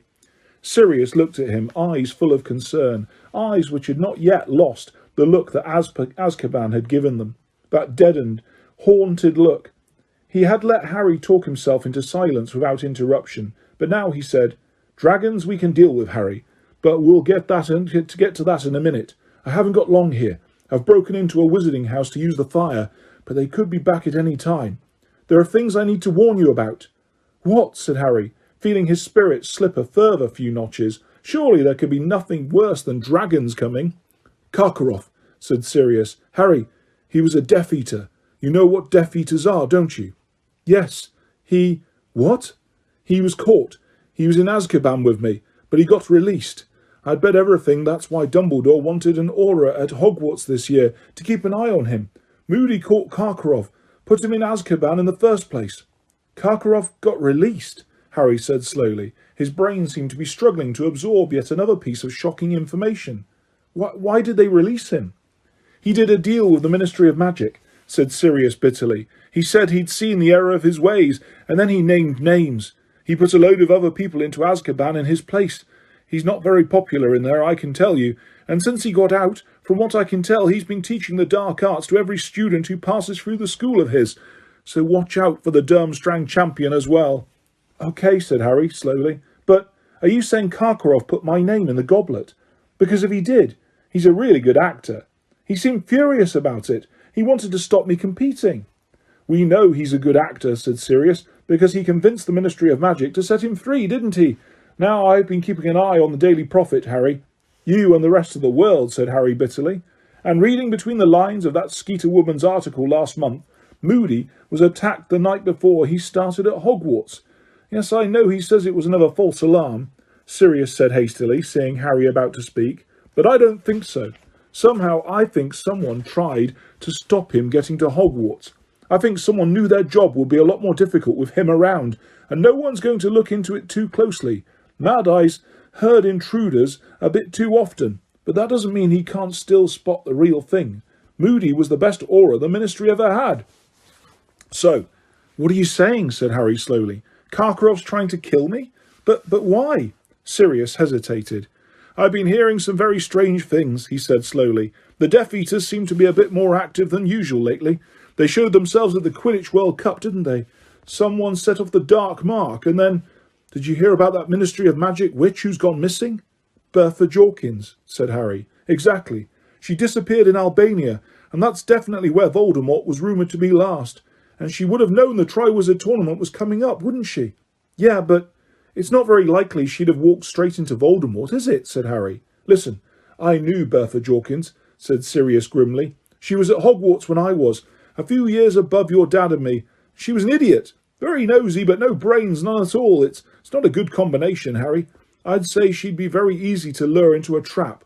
So Voldemort could have found out about the tournament," said Harry. Is that what you mean? You think Karkaroff might be here on his orders? I don't know, said Sirius slowly. I just don't know. Karkaroff doesn't strike me as the type who'd go back to Voldemort unless he knew Voldemort was powerful enough to protect him. But whoever put your name in that goblet did it for a reason, and I can't help thinking the tournament would be a very good way to attack you and make it look like an accident. Looks like a really good plan from where I'm standing, said Harry bleakly. They'll just have to stand back and let the dragons do their stuff. Right, these dragons, said Sirius, speaking very quickly now. There's a way, Harry. Don't be tempted to try a stunning spell. Dragons are strong and too powerfully magic to be knocked out by a single stunner. You need about half a dozen wizards at a time to overcome a dragon. Yeah, I know, I just saw, said Harry. But you can do it alone, said Sirius. There is a way, and a simple spell's all you need. But Harry held up a hand to silence him, his heart suddenly pounding as though it would burst. He could hear footsteps coming down the spiral staircase behind him. Go, he hissed at Sirius. Go, there's someone coming. Harry scrambled to his feet, hiding the fire. If someone saw Sirius' face within the walls of Hogwarts, they would raise an almighty uproar. The ministry would get dragged in. Harry, would be questioned about Sirius' whereabouts. Harry heard a tiny pop in the fire behind him and knew Sirius had gone. He watched the bottom of the spiral staircase, who had decided to go for a stroll at 1 o'clock in the morning and stop Sirius telling him how to get past a dragon. It was Ron. Dressed in his maroon paisley pyjamas, Ron stopped dead facing Harry across the room and looked around. Who were you talking to? He said. What's that got to do with you? Harry snarled. What are you doing down here at this time of night? I just wondered where you were. Ron broke off, shrugging. Nothing. I'm going back to bed. Just thought you'd come nosing around, did you? Harry shouted. He knew that Ron had no idea what he walked in on, knew he hadn't done it on purpose, but he didn't care. At this moment he hated everything about Ron, right down to the several inches of bare ankles showing beneath his pyjama trousers. Sorry about that, said Ron, his face reddening with anger. Should have realised you didn't want to be disturbed. I'll let you get on with practising for your next interview in peace. Harry seized one of the Potter really stinks badges off the table and chucked it as hard as he could across the room. It hit Ron on the forehead and bounced off. There you go, Harry said. Something you to wear on Tuesday. You might even have a scar now if you're lucky. That's what you want, isn't it? He strode across the room towards the stairs. He half expected Ron to stop him. He would even have liked Ron to throw a punch at him. But Ron just stood there in his two small pyjamas, and Harry, having stormed upstairs, lay awake in bed fuming for a long time afterwards, and didn't hear him come up to bed. Harry got up on Sunday morning and dressed so inattentively that it was a while before he realised he was trying to pull his hat onto his foot instead of his sock. When he'd finally got all his clothes on the right parts of his body, he hurried off to find Hermione, locating her at the Gryffindor table in the Great Hall, where she was eating breakfast with Ginny. Feeling so queasy to eat, Harry waited until Hermione had swallowed her last spoonful of porridge and then dragged her out into the grounds for another walk. There he told her all about the dragons and about everything Sirius had said, while they took another long walk around the lake. Alarmed as she was by Sirius' warnings about Karkaroff, Hermione still thought that the dragons were the more pressing problem. Let's just try and keep you alive until Tuesday evening, she said desperately, and then we can worry about Karkaroff. They walked 3 times around the lake, trying all the way to think of a simple spell that would subdue a dragon. Nothing whatsoever occurred to them, so they retired to the library instead. Here Harry pulled down every book he could find on dragons, and both of them set to work searching through the large pile. Talon clipping by charms, treating scale rot. This is no good. This is for nutters like Hagrid who want to keep them healthy. Dragons are extremely difficult to slay, owing to the ancient magic that imbues their thick hides, which none but the most powerful spells can penetrate. But Sirius said a simple one would do it.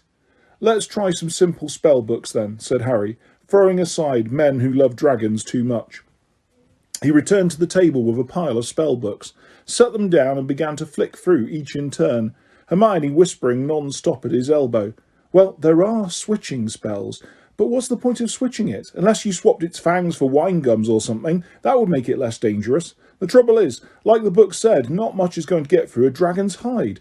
I'd say transfigure it, but something that big, you really haven't got a hope. I doubt even Professor McGonagall, unless you're supposed to put the spell on yourself. Maybe to give yourself extra powers, but they're not simple spells. I mean, we haven't done any of those in class. I only know about them because I've been doing owl practice papers. Hermione, Harry said, through gritted teeth, will you shut up for a bit, please? I'm trying to concentrate. But all that happened when Hermione fell silent was that Harry's brain filled with a sort of blank buzzing which didn't seem to allow room for concentration. He stared hopelessly down the index of basic hexes for the busy and vexed, instant scalping. But dragons had no hair. Pepper breath. That would probably increase a dragon's firepower. Horn tongue. Just what he needed to give it extra weapons. Oh no. He's back again. Why can't he read on his stupid ship, said Hermione irritably, as Victor Crumb slouched in, cast a surly look over at the pair of them and settled himself in a distant corner with a pile of books. Come on, Harry. We'll go back to the common room. His fan club will be here in a minute, twittering away. And sure enough, as they left the library, a gang of girls tiptoed past them in the library, one of them wearing a Bulgaria scarf tied around her waist. Harry barely slept that night. When he awoke on Monday morning, he seriously considered, for the first time ever, just running away from Hogwarts. But as he looked around the great hall at breakfast time and thought about what leaving the castle would mean, he knew he couldn't do it. It was the only place he'd ever been happy. Well, he supposed he must have been happy with his parents too, but he couldn't remember that. Somehow the knowledge that he would rather be here and facing a dragon than back in Privet Drive with Dudley was good to know. It made him feel slightly calmer. He finished his bacon with difficulty, his throat wasn't working too well, and as he and Hermione got up, he saw Cedric Diggory leaving the Hufflepuff table. Cedric still didn't know about the dragons, the only champion who didn't. If Harry was right in thinking that Maxime and Karkaroff would have told Fleur and Crumb. Hermione, I'll see you in the greenhouses, Harry said, coming to his decision as he watched Cedric leaving the hall. Go on, I'll catch you up. Harry, you'll be late. The bell's about to ring. I'll catch you up, okay? By the time Harry reached the bottom of the marble staircase, Cedric was at the top. He was with a load of six-year friends. Harry didn't want to talk to Cedric in front of them. They were among those who had been quoting Rita Skeeter's article at him every time he went near them. He followed Cedric at a distance and saw that he was heading towards the charms corridor. This gave Harry an idea. Pausing at a distance from them, he pulled out his wand and took careful aim. Diffindo! Cedric's bag split. Parchment, quills and books spilled out of it onto the floor. Several bottles of ink smashed. Don't bother, said Cedric in an exasperated voice as his friends bent down to help him. Tell Flitwick I'm coming. Go on. This was exactly what Harry had been hoping for. He slipped his wand back into his robes, waited until Cedric's friends had disappeared into their classroom, and hurried up the corridor, which was now empty of everyone but himself and Cedric. Hi, said Cedric, picking up a copy of A Guide to Advanced Transfiguration that was now splattered with ink. My bag just split. Brand new and all. Cedric, said Harry, the first task is dragons. What? Said Cedric, looking up. Dragons, said Harry, speaking quickly in case Professor Flitwick came out to see where Cedric had got to. They've got 4, one for each of us, and we've got to get past them. Cedric stared at him. Harry saw some of the panic he'd been feeling since Saturday night flickering in Cedric's grey eyes. Are you sure? Cedric said in a hushed voice. Dead sure, said Harry. I've seen them. But how did you find out? We're not supposed to know. Never mind, said Harry quickly. He knew Hagrid would be in trouble if he told the truth. But I'm not the only one who knows. Fleur and Crumb will know by now. Maxime and Karkaroff both saw the dragons too. Cedric straightened up, his arms full of inky quills, parchment and books, his ripped bag dangling off one shoulder. He stared at Harry, and there was a puzzled, almost suspicious look in his eyes. Why are you telling me? He asked. Harry looked at him in disbelief. He was sure Cedric wouldn't have asked that if he had seen the dragons himself. Harry wouldn't have let his worst enemy face those monsters unprepared. Well, perhaps Malfoy or Snape. It's just fair, isn't it? He said to Cedric. We all know now. We're all on an even footing, aren't we? Cedric was still looking at him in a slightly suspicious way when Harry heard a familiar clunking noise behind him.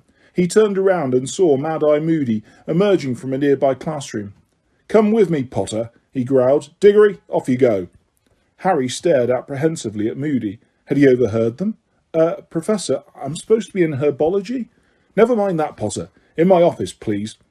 Harry followed him, wondering what was going to happen to him now. What if Moody wanted to know how he'd found out about the dragons? Would Moody go to Dumbledore and tell on Hagrid? Or just turn Harry into a ferret? Well, it might be easier to get past a dragon if he was a ferret. Harry thought dully he'd be a smaller, much less easy to see form from a height of 50 feet. He followed Moody into his office. Moody closed the door behind them and turned to look at Harry, his magical eye fixed upon him, as well as the normal one. "That was a very decent thing you just did, Potter," Moody said quietly. Harry didn't know what to say. This wasn't the reaction he had expected at all.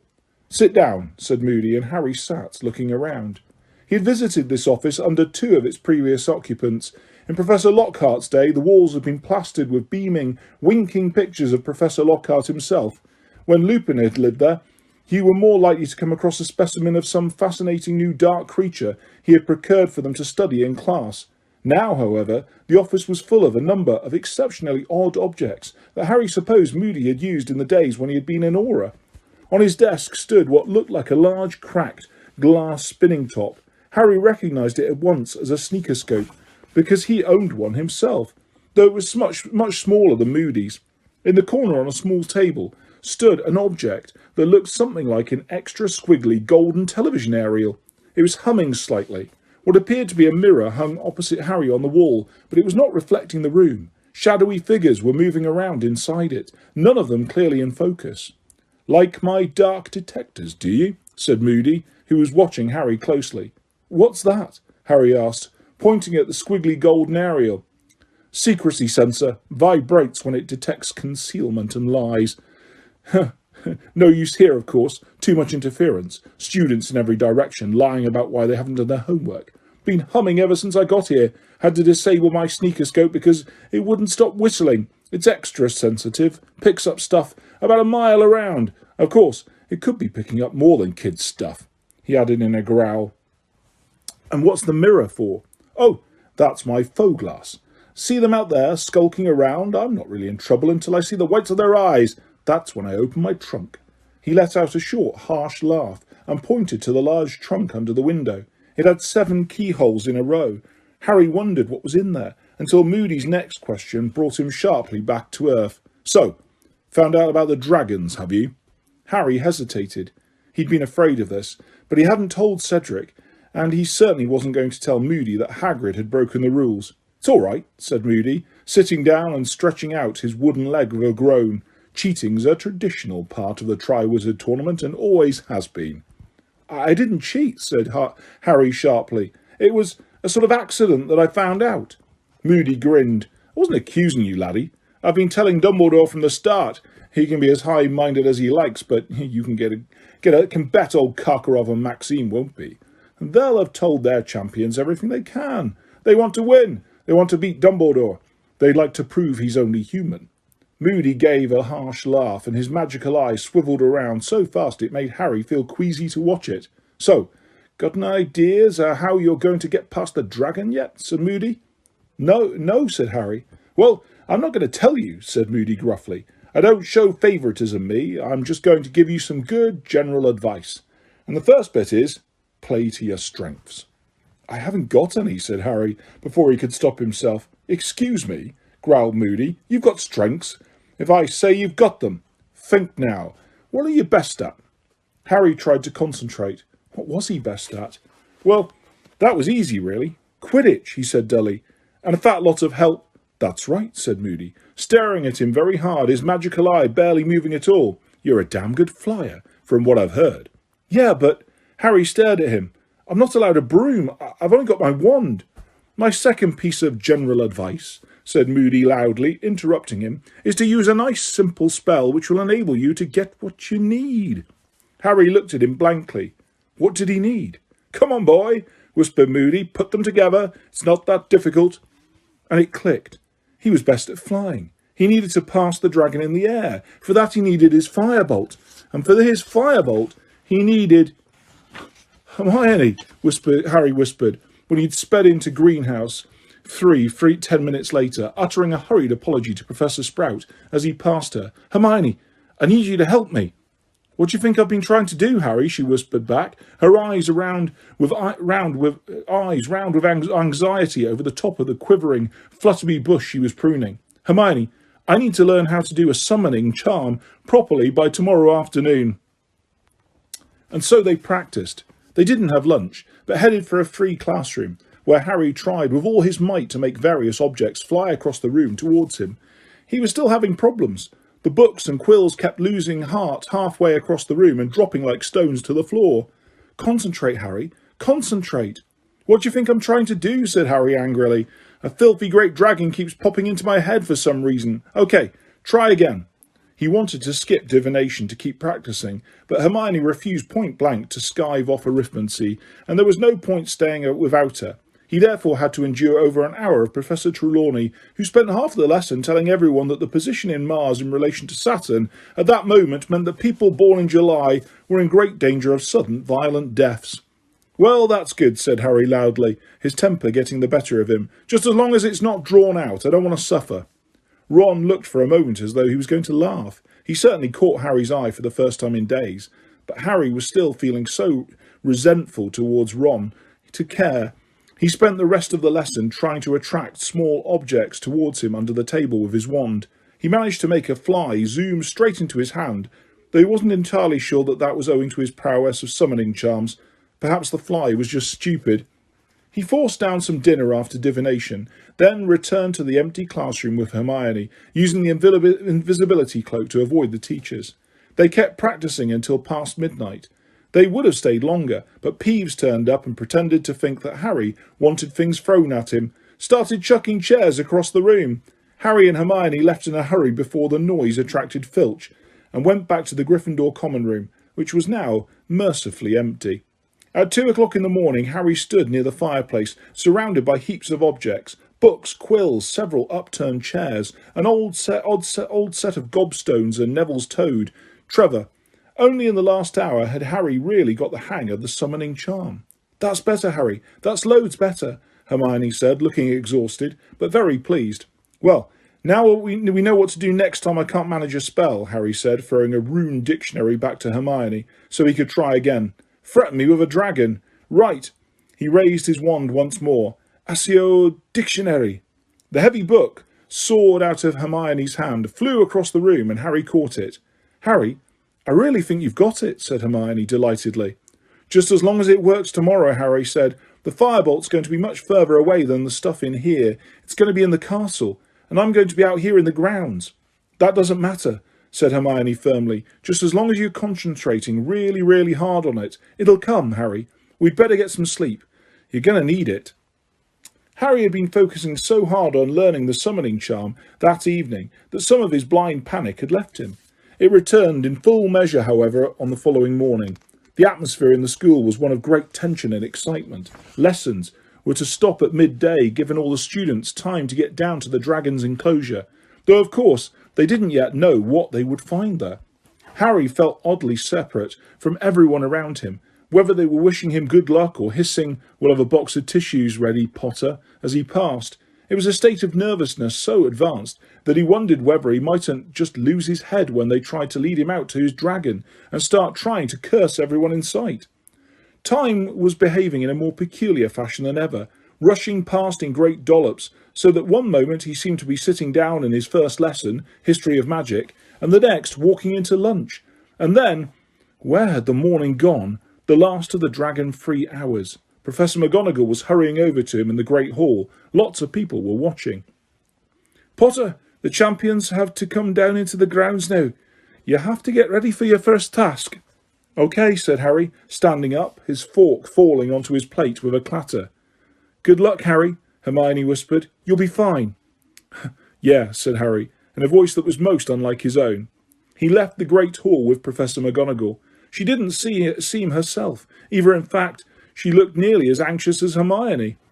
As she walked him down the stone steps and out into the cold November afternoon, she put her hand on his shoulder. "Now, don't panic," she said. "Just keep a cool head.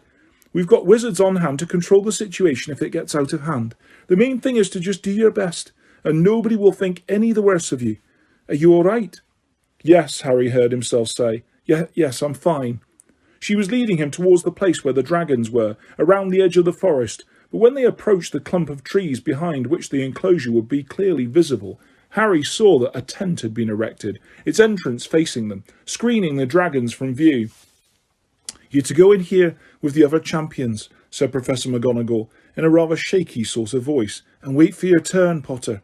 Mr. Bagman is in there. He'll be telling you the procedure. Good luck." "Thanks," said Harry, in a flat, distant voice. She left him at the entrance to the tent. Harry went inside. Fleur Delacour was sitting in a corner on a low wooden stool. She didn't look nearly as composed as usual, but rather pale and clammy. Victor Crumb looked even surlier than usual, which Harry supposed was his way of showing nerves. Cedric was pacing up and down. When Harry entered, he gave him a small smile, which Harry returned, feeling the muscles in his face working rather hard, as though he had forgotten how to do it. "Harry!" "Good-o," said Bagman happily, looking around at him. Come in, make yourself at home." Bagman looked somehow like a slightly overblown cartoon figure, standing amid all the pale-faced champions. He was wearing his old wasp robes again. "Well, now we're all here, time to fill you in," said Bagman brightly. "When the audience is assembled, I'm going to be offering each of you this bag." He held up a small sack of purple silk and shook it at them, "from which you will each select a small model of the thing you're about to face. There are different varieties, you see, and I have to tell you something else too. Ah, yes, your task is to collect the golden egg." Harry glanced around. Cedric had nodded once to show that he understood Bagman's words, and then started pacing around the tent again. He looked slightly green. Fleur Delacour and Crumb hadn't reacted at all. Perhaps they thought they might be sick if they opened their mouths. That was certainly how Harry felt. But they, at least, had volunteered for this. And in no time at all, hundreds upon hundreds of pairs of feet could be heard passing the tent, their owners talking excitedly, laughing, joking. Harry felt as separate from the crowd as they were different species, and then it felt about a second later to Harry, Bagman was opening the neck of the purple silk sack. "Ladies first," he said, offering it to Fleur Delacour. She put a shaking hand inside the bag and drew out a tiny, perfect model of a dragon. A Welsh green. It had the number 2 around its neck, and Harry knew by the fact that Fleur showed no sign of surprise, but rather a determined resignation, that he had been right. Madame Maxine had told her what was coming. The same held true for Crumb. He pulled out the scarlet Chinese fireball. It had a number 3 around its neck. He didn't even blink, just stared at the ground. Cedric put his hand into the bag, and out came the bluish-grey Swedish short snout, the number 1 tied around its neck. Knowing what was left, Harry put his hand into the silk bag and pulled out the Hungarian Horntail, and the number 4. It stretched its wings as he looked down at it and bared its minuscule fangs. "Well, there you are," said Bagman. "You have each pulled out the dragon you will face, and the numbers refer to the order in which you are to take on the dragons. Do you see? Now, I'm going to leave you in a moment, because I'm commentating. Mr. Diggory, you're first. Just go out into the enclosure when you hear a whistle, all right? Now, Harry, could I have a quick word outside?" Yes," said Harry blankly, and he got up and went out of the tent with Bagman, who walked him a short way away into the trees, and then turned to him with a fatherly expression on his face. "Feeling all right, Harry? Anything I can get you?" "What?" said Harry. No, nothing." "Got a plan?" said Bagman, lowering his voice conspiratorially. "Because I don't mind sharing a few pointers, if you'd like them. Bagman continued, lowering his voice still further. "You're the underdog here, Harry. Anything I can do to help?" "No," said Harry. So quickly, he knew he had sounded rude. No, I've decided what I'm going to do, thanks." "Nobody would know, Harry," said Bagman, winking at him. "No, I'm fine," said Harry, wondering why he kept telling people this, and wondering whether he had ever been less fine. "I've got a plan worked out. A whistle had blown somewhere. "Good Lord, I've got to run," said Bagman in alarm, and he hurried off. Harry walked back to the tent and saw Cedric emerging from it, greener than ever. Harry tried to wish him luck as he walked past, but all that came out of his mouth was a sort of hoarse grunt. Harry went back inside to Fleur and Crumb. Seconds later they heard the roar of the crowd, which meant Cedric had entered the enclosure, and was now face to face with the living counterpart of his model. It was worse than Harry could ever have imagined, sitting there and listening. The crowd screamed, yelled, gasped like a single many-headed entity, as Cedric did whatever he was doing to get past the Swedish short snout. Crumb was still staring at the ground. Fleur had now taken to retracing Cedric's steps, round and round the tent, and Bagman's commentary made everything much, much worse. Horrible pictures formed in Harry's mind as he heard, "Ooh, narrow miss there, very narrow. Oh, he's taking risks, this one. Clever move. Pity it didn't work." And then, after about 15 minutes, Harry heard the deafening roar that could mean only one thing. Cedric had got past his dragon and seized the golden egg. "Very good indeed," Bagman was shouting. "And now the marks from the judges." But he didn't shout out the marks. Harry supposed the judges were holding them up and showing them to the crowd. "One down, 3 to go," Bagman yelled as the whistle blew again. "Miss Delacour, if you please." Fleur was trembling from head to foot. Harry felt more warmly towards her than he had done so far. As she left the tent with her head held high and her hand clutching her wand, he and Crumb were left alone, at opposite sides of the tent, avoiding each other's gaze. The same process started again. "Oh, I'm not sure that was wise," they could hear Bagman shouting gleefully. "Oh, nearly. Oh, careful now, good Lord. I thought she'd had it then."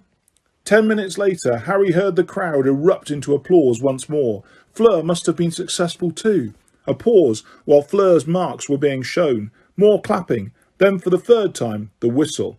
"And here comes Mr. Crumb," cried Bagman, and Crumb slouched out, leaving Harry quite alone. He felt much more aware of his body than usual, very aware of the way his heart was pumping fast, his fingers tingling with fear. Yet at the same time he seemed to be outside himself, seeing the walls of the tent and hearing the crowd, as though from far away. "Very daring," Bagman was yelling, and Harry heard the Chinese fireball emit a horrible roaring shriek while the crowd drew its collective breath. "That's some nerve he's showing, and yes, he's got the egg!"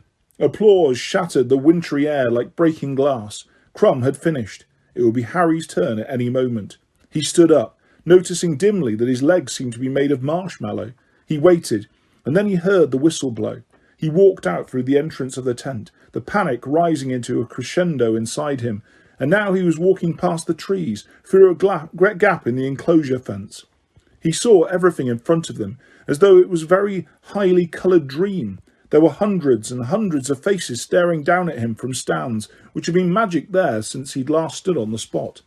And there was the Horntail, at the other end of the enclosure, crouched low over her clutch of eggs, her wings half furled, her evil yellow eyes upon him, a monstrous scaly black lizard, thrashing her spiked tail, leaving yard-long gouge marks in the hard ground.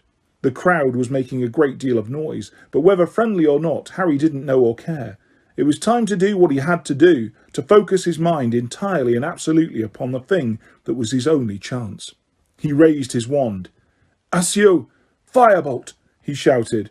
He waited, every fibre of him hoping, praying.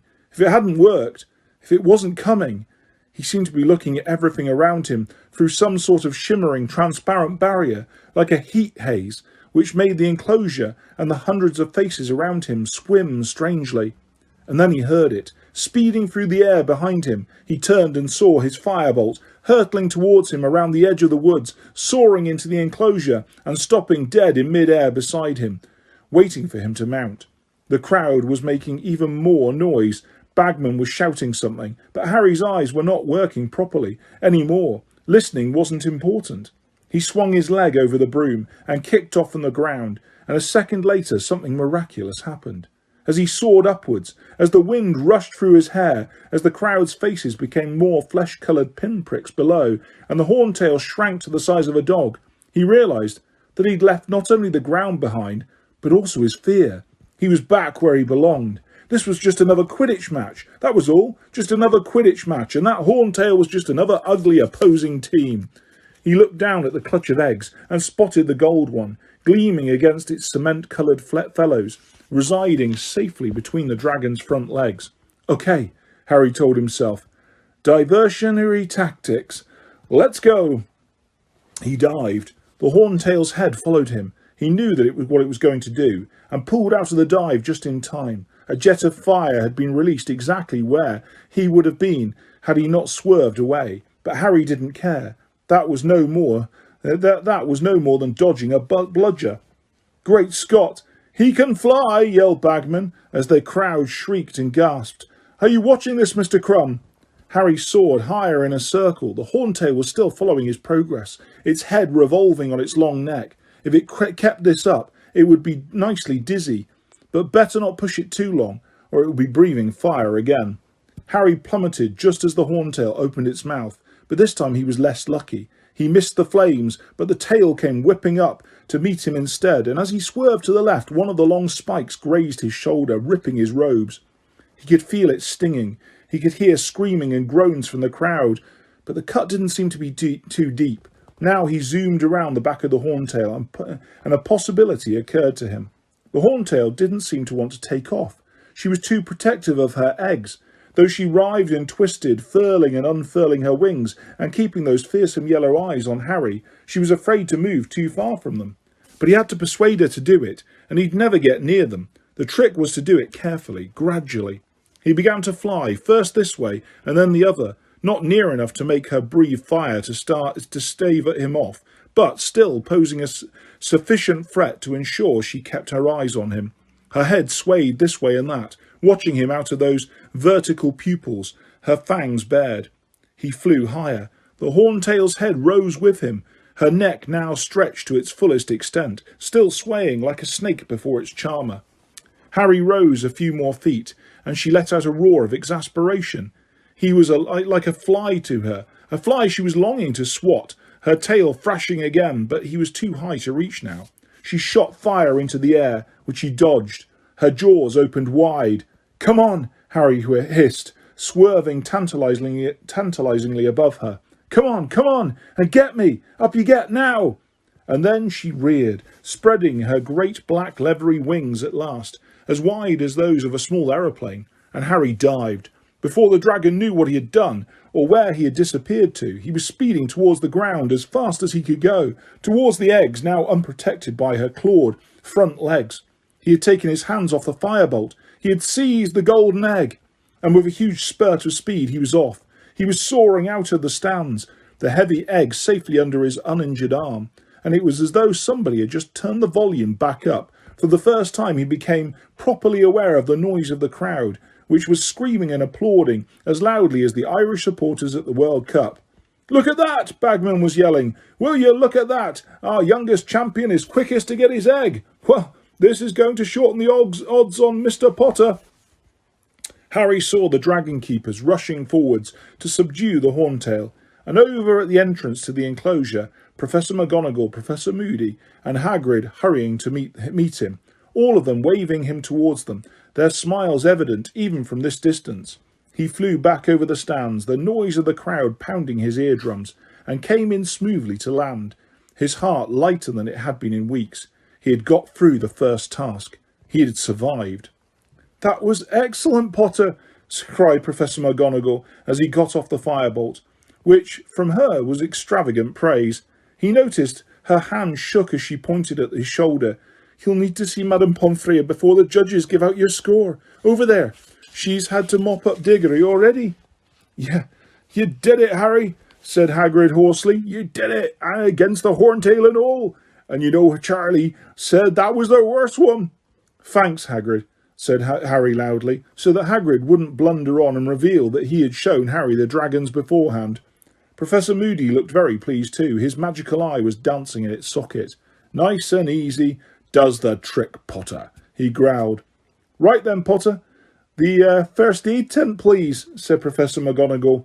Harry walked out of the enclosure, still panting, and saw Madame Pomfrey standing at the mouth of a second tent, looking worried. "Dragons," she said in a disgusted tone, pulling Harry inside. The tent was divided into cubicles. He could make out Cedric's shadow through the canvas, but Cedric didn't seem to be badly injured. He was sitting up at least. Madame Pomfrey examined Harry's shoulder, talking furiously all the while. "Last year Dementors, this year dragons. What are they going to bring into the school next? You're very lucky. This is quite shallow. It'll need cleaning before I heal it up, though."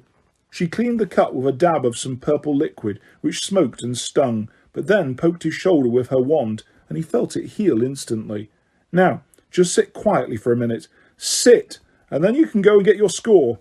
She bustled out of the tent, and he heard her go next door and say, How does it feel now, Diggory? Harry didn't want to sit still. He was still too full of adrenaline. He got to his feet, wanting to see what was going on outside. But before he'd reached the mouth of the tent, two people had come darting inside. Hermione, followed closely by Ron. Harry, you were brilliant, Hermione said squeakily. There were fingernail marks on her face where she'd been clutching it in fear. You were amazing. You really were. But Harry was looking at Ron, who was very white and staring at Harry as though he was a ghost. Harry, he said very seriously, whoever put your name in that goblet, I reckon they're trying to do you in. It was as though the last few weeks had never happened, as though Harry was meeting Ron for the first time, right after he'd been made champion. Caught on, have you? Said Harry coldly. Took you long enough. Hermione stood nervously between them, looking from one to the other. Ron opened his mouth uncertainly. Harry knew Ron was about to apologise, and suddenly he found he didn't need to hear it. It's okay, he said, before Ron could get the words out. Forget it. No, said Ron. I shouldn't have. Forget it, Harry said. Ron grinned nervously at him, and Harry grinned back. Hermione burst into tears. There's nothing to cry about, Harry told her, bewildered. You two are so stupid, she shouted, stamping her foot on the ground, tears splashing down her front. Then, before either of them could stop her, she had given both of them a hug and dashed away, now positively howling. Barking, said Ron, shaking his head. Harry, come on, they'll be putting up your scores. Picking up the golden egg and his firebolt, feeling more elated than he could have believed possible an hour ago, Harry ducked out of the tent, Ron by his side, talking fast. You were the best, you know, no competition. Cedric did this weird thing where he transfigured a rock on the ground, turned it into a dog. He was trying to make the dragon go for the dog instead of him. Well, it was a pretty cool bit of transfiguration, and it sort of worked, because he did get the egg, but he got burnt as well. The dragon changed its mind halfway through and decided it would rather have him than the Labrador. He only just got away. And that Fleur girl tried this sort of charm. I think she was trying to put it into a trance. Well, that kind of worked too. It went all sleepy, but then it snored and this great jet of flame shot out and her skirt caught fire. She put it out with a bit of water out of her wand. And Crumb, you won't believe this, but he didn't even think of flying. He was probably the best after you, though. Hit it with some sort of spell right in the eye. Only thing is, it went trampling around in agony and squashed half the real eggs. They took marks off for that. He wasn't supposed to do any damage to them. Ron drew breath as he and Harry reached the edge of the enclosure. Now that the Horntail had been taken away, Harry could see where the 5 judges were sitting, right at the other end in raised seats draped in gold. It's marks out of 10 from each one, Ron said, and Harry, squinting up at the field, saw the first judge, Madame Maxime, raise her wand in the air. What looked like a long silver ribbon shot out of it, which twisted itself into a large figure 8. Not bad, said Ron, as the crowd applauded. I suppose she took marks off for your shoulder. Mr. Crouch came next. He shot a number 9 into the air. Looking good, Ron yelled, thumping Harry on the back. Next, Dumbledore. He too put up a 9. The crowd were cheering harder than ever. Ludo Bagman. 10. 10, said Harry in disbelief. But I got hurt. What's he playing at? Harry, don't complain, Ron yelled excitedly. And now Karkaroff raised his wand. He paused for a moment, and then a number shot out of his wand too. 4. What? Ron bellowed furiously. 4? You lousy biased scumbag. You gave Crumb 10. But Harry didn't care. He wouldn't have cared if Karkaroff had given him 0. Ron's indignation on his behalf was worth about 100 points to him. He didn't tell Ron this, of course, but his heart felt lighter than air as he turned to leave the enclosure. And it wasn't just Ron. Those weren't only Gryffindors cheering in the crowd. When it had come to it, when they'd seen what he was facing, most of the school had been on his side, as well as Cedric's. He didn't care about the Slytherins. He could stand whatever they threw at him now. You're tied in first place, Harry, you and Crumb, said Charlie Weasley, hurrying to meet them as they set off back towards the school. Listen, I've got to run. I've got to go and send Mum an owl. I swore I'd tell her what happened, but that was unbelievable. Oh yeah, and they told me to tell you, you've got to hang around for a few more minutes. Bagman wants a word, back in the Champions tent. Ron said he would wait, so Harry re-entered the tent, which somehow looked quite different now, friendly and welcoming. He thought back to how he'd felt dodging the Horntail and compared it to the long wait before he'd walked out to face it. There was no comparison. The wait had been immeasurably worse. Fleur, Cedric and Crumb all came in together. One side of Cedric's face was covered in a thick orange paste, which was presumably mending his burn. He grinned at Harry when he saw him. "Good one, Harry." "And you," said Harry, grinning back. "Well done, all of you," said Ludo Bagman, bouncing into the tent and looking as pleased as though he personally had just got past a dragon. "Now, just a quick few words. You've got a nice long break before the second task, which will take place at 9:30 on the morning of February the 24th. But we're giving you something to think about in the meantime. If you look down at those golden eggs you're all holding, you will see that they open. See the hinges there? You need to solve the clue inside the egg, because it will tell you what the second task is, and enable you to prepare for it. All clear? Sure? Well, off you go then." Harry left the tent, rejoined Ron, and they started to walk back around the edge of the forest, talking hard. Harry wanted to hear what the other champions had done in more detail. Then, as they rounded the clump of trees behind which Harry had first heard the dragon's roar, a witch slept out from behind them. It was Rita Skeeter. She was wearing acid green robes today. The quick quotes quill in her hand blended perfectly against them. "Congratulations, Harry," she said, beaming at him. "I wonder if you could give me a quick word. How you felt facing that dragon. How you feel now about the fairness of the scoring."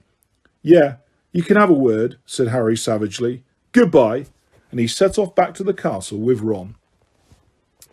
Harry, Ron and Hermione went up to the owlery that evening to find Pigwidgeon, so that Harry could send Sirius a letter, telling him that he had managed to get past his dragon unscathed. On the way, Harry filled Ron in on everything Sirius had told him about Karkaroff.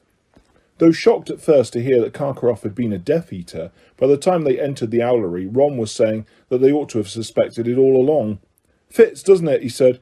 "Remember what Malfoy said on the train about his dad being friends with Karkaroff? Now we know where they knew each other. They were probably running around in masks together at the World Cup. I'll tell you one thing, though, Harry. If it was Karkaroff who put your name in the goblet, he's going to be feeling really stupid now, isn't he? Didn't work, did it? You only got a scratch. Come here, I'll do it." Pigwidgeon was so overexcited at the idea of a delivery, he was flying round and round Harry's head, hooting incessantly. Ron snatched Pigwidgeon out of the air and held him still while Harry attached the letter to his leg.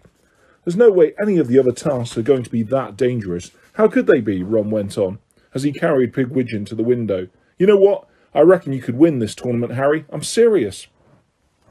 Harry knew that Ron was only saying this to make up for his behaviour of the last few weeks, but he appreciated it all the same. Hermione, however, leant against the owlery wall, folded her arms and frowned at Ron. "Harry's got a long way to go before he finishes this tournament," she said seriously. "If that was the first task, I hate to think what's coming next." "Right, little ray of sunshine, aren't you?" said Ron. "You and Professor Trelawney should get together sometime." He threw Pigwidgeon out of the window. Pigwidgeon plummeted 12 feet before managing to pull himself back up again. The letter attached to his leg was much longer and heavier than usual. Harry hadn't been able to resist giving Sirius a blow-by-blow account of exactly how he had swerved, circled and dodged the Horntail. They watched Pigwidgeon disappear into the darkness, and then Ron said, "Well, we'd better get downstairs for your surprise party, Harry.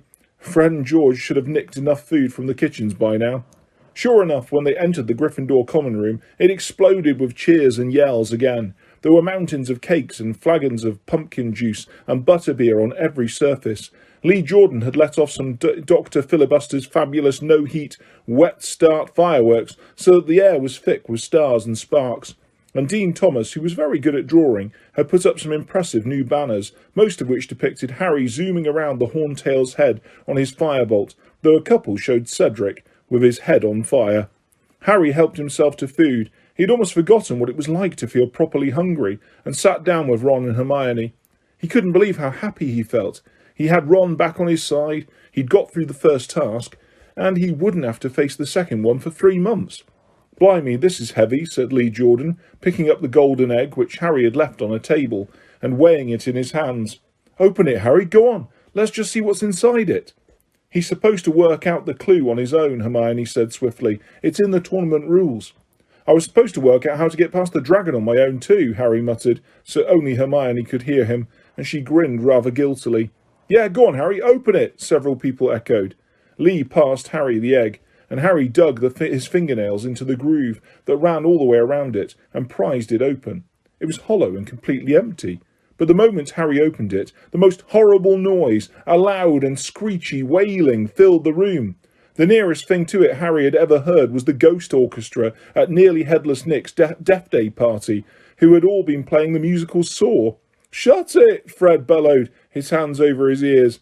"What was that?" said Seamus Finnegan, staring at the egg as Harry slammed it shut again. "Sounded like a banshee. Maybe you've got to get past one of those next, Harry." "It was someone being tortured," said Neville, who had gone very white and spilled sausage rolls over the floor. "You're going to have to fight the Cruciatus curse." "Don't be a prat, Neville. That's illegal," said George. "They wouldn't use the Cruciatus curse on the champions. I thought it sounded a bit like Percy singing. Maybe you've got to attack him while he's in the shower, Harry." "What a jam tart, Hermione," said Fred. "Want a jam tart, Hermione?" said Fred. Hermione looked doubtfully at the plate he was offering her. Fred grinned. "It's all right," he said. "Haven't done anything to them. It's the custard creams you've got to watch." Neville, who had just bitten into a custard cream, choked and spat it out. Fred laughed. "Just my little joke, Neville." Hermione took a jam tart. Then she said, "Did you get all this from the kitchens, Fred?" "Yep," said Fred, grinning at her. He put on a high-pitched squeak and imitated a house elf. "Anything we can get you, sir? Anything at all?" "They're dead helpful. Get me a roast ox if I said I was peckish." "How do you get in there?" Hermione said, in an innocently casual sort of voice. "Easy," said Fred. "Concealed door behind a painting of a bowl of fruit. Just tickle the pear and it giggles and—" He stopped and looked suspiciously at her. "Why?" "Nothing," said Hermione quickly. "Going to try and lead the house elves out on strike now, are you?" said George. "Going to give up all the leaflet stuff and try and stir them up into a rebellion?" Several people chortled. Hermione didn't answer.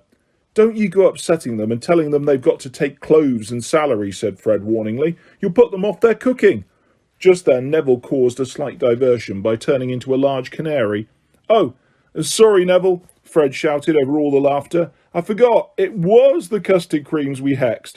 Within a minute, however, Neville had molted, and once his feathers had fallen off, he reappeared looking entirely normal. He even joined in laughing. "Canary creams," Fred shouted to the excitable crowd. "George and I invented them.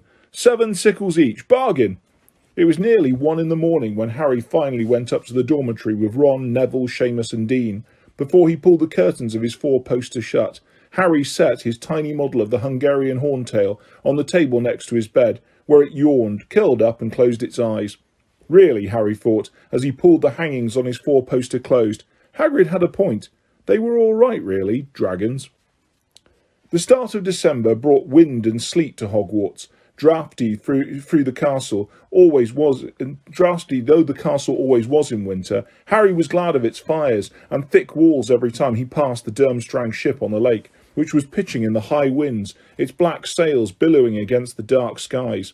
He thought the Beauxbatons caravan was likely to be pretty chilly too. Hagrid, he noticed, was keeping Madame Maxine's horses well provided with the preferred drink of single malt whisky. The fumes wafting from the trough in the corner of their paddock was enough to make the entire Care of Magical Creatures class light-headed.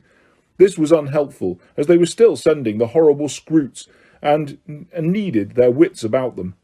"I'm not sure whether they hibernate or not," Hagrid told the shivering class in the windy pumpkin patch next lesson. "Thought we'd just try and see if they fancied a kip. We'll just set them down in these boxes."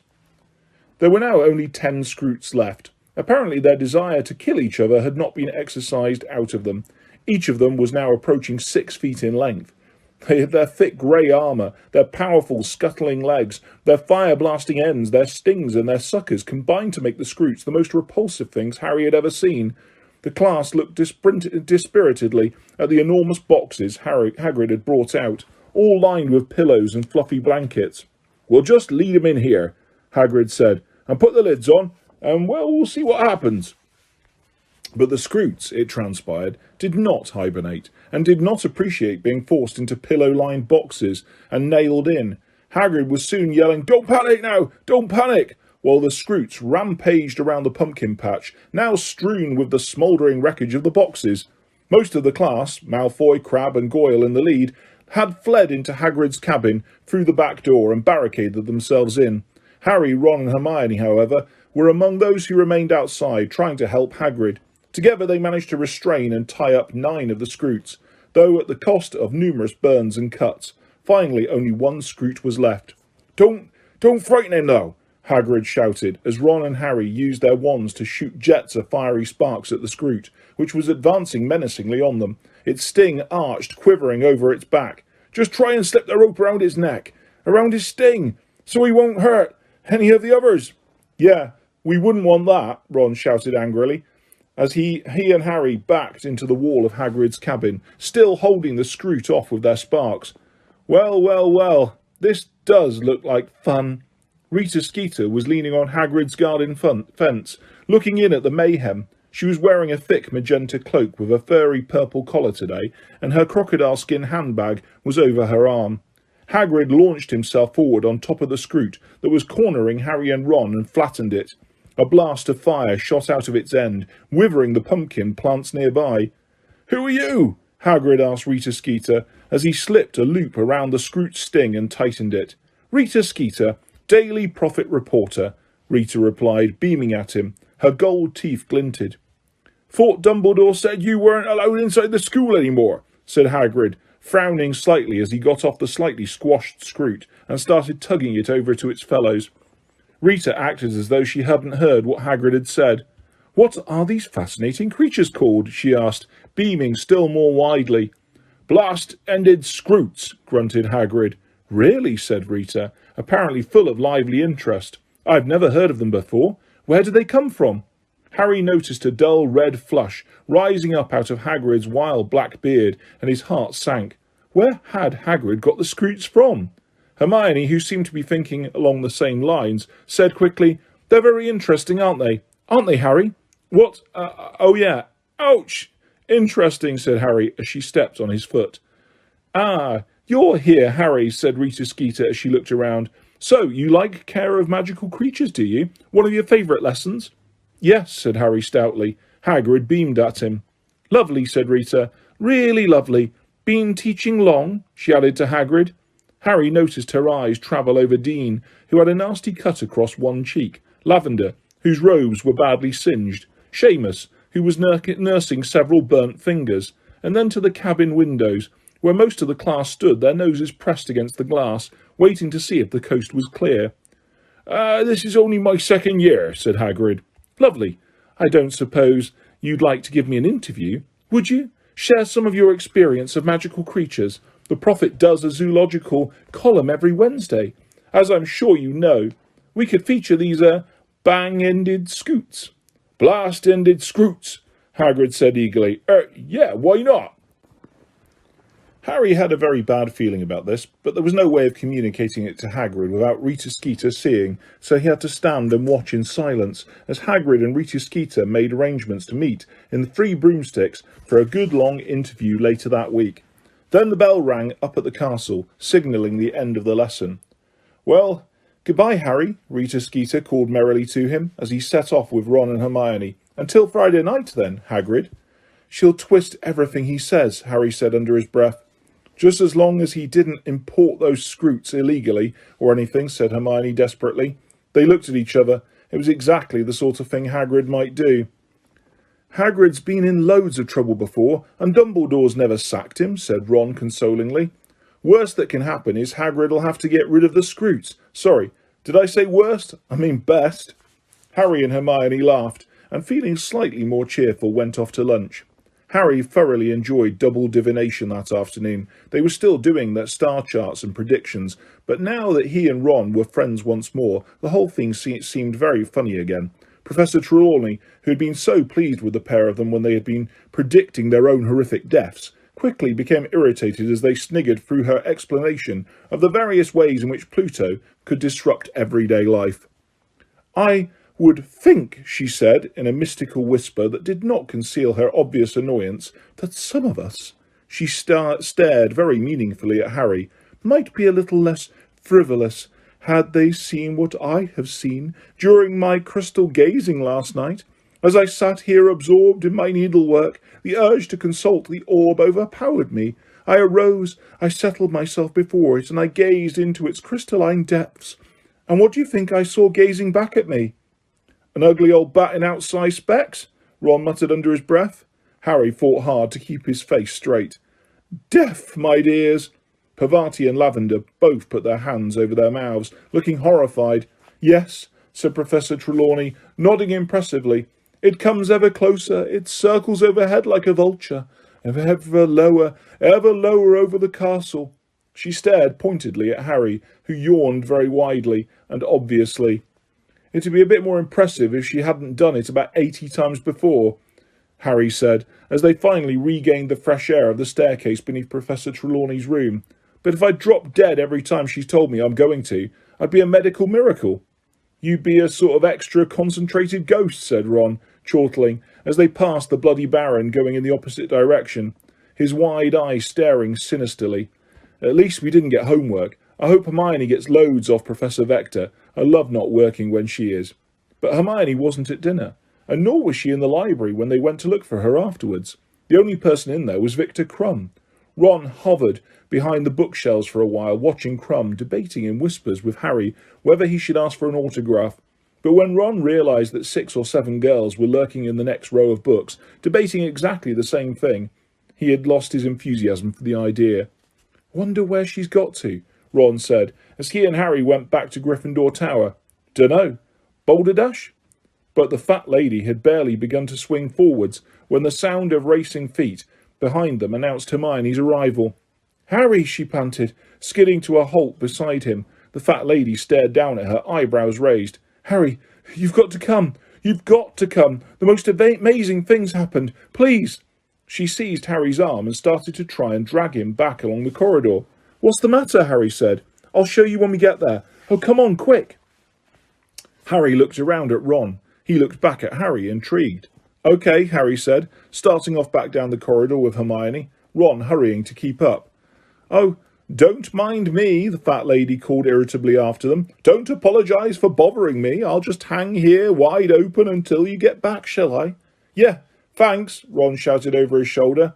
Hermione, where are we going? Harry asked, after she had led them down through 6 floors and started down the marble staircase into the entrance hall. You'll see in a minute, said Hermione excitedly. She turned left at the bottom of the staircase and hurried towards the door through which Cedric Diggory had gone the night after the Goblet of Fire had regurgitated his and Harry's names. Harry had never been through here before. He and Ron followed Hermione down a flight of stone steps, but instead of ending up in a gloomy underground passage like the one which led to Snape's dungeon, they found themselves in a broad stone corridor, brightly lit with torches and decorated with cheerful paintings that were mainly of food.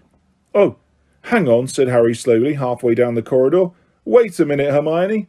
What? She turned around to look at him, anticipation all over her face. I know what this is about, said Harry. He nudged Ron and pointed to the painting just behind Hermione. It showed a gigantic silver fruit bowl. Hermione, said Ron, cottoning on, you're trying to rope us into this spew stuff again, aren't you? No, I'm not, she said hastily. And it's not spew, Ron. Changed the name, have you? Said Ron, frowning at her. What are we now, then? The House Elf Liberation Front? I'm not barging into that kitchen and trying to make them stop work. I'm not doing it. I'm not asking you to, Hermione said impatiently. I came down here just now to talk to them all, and I found... Oh, come on, Harry. I want to show you.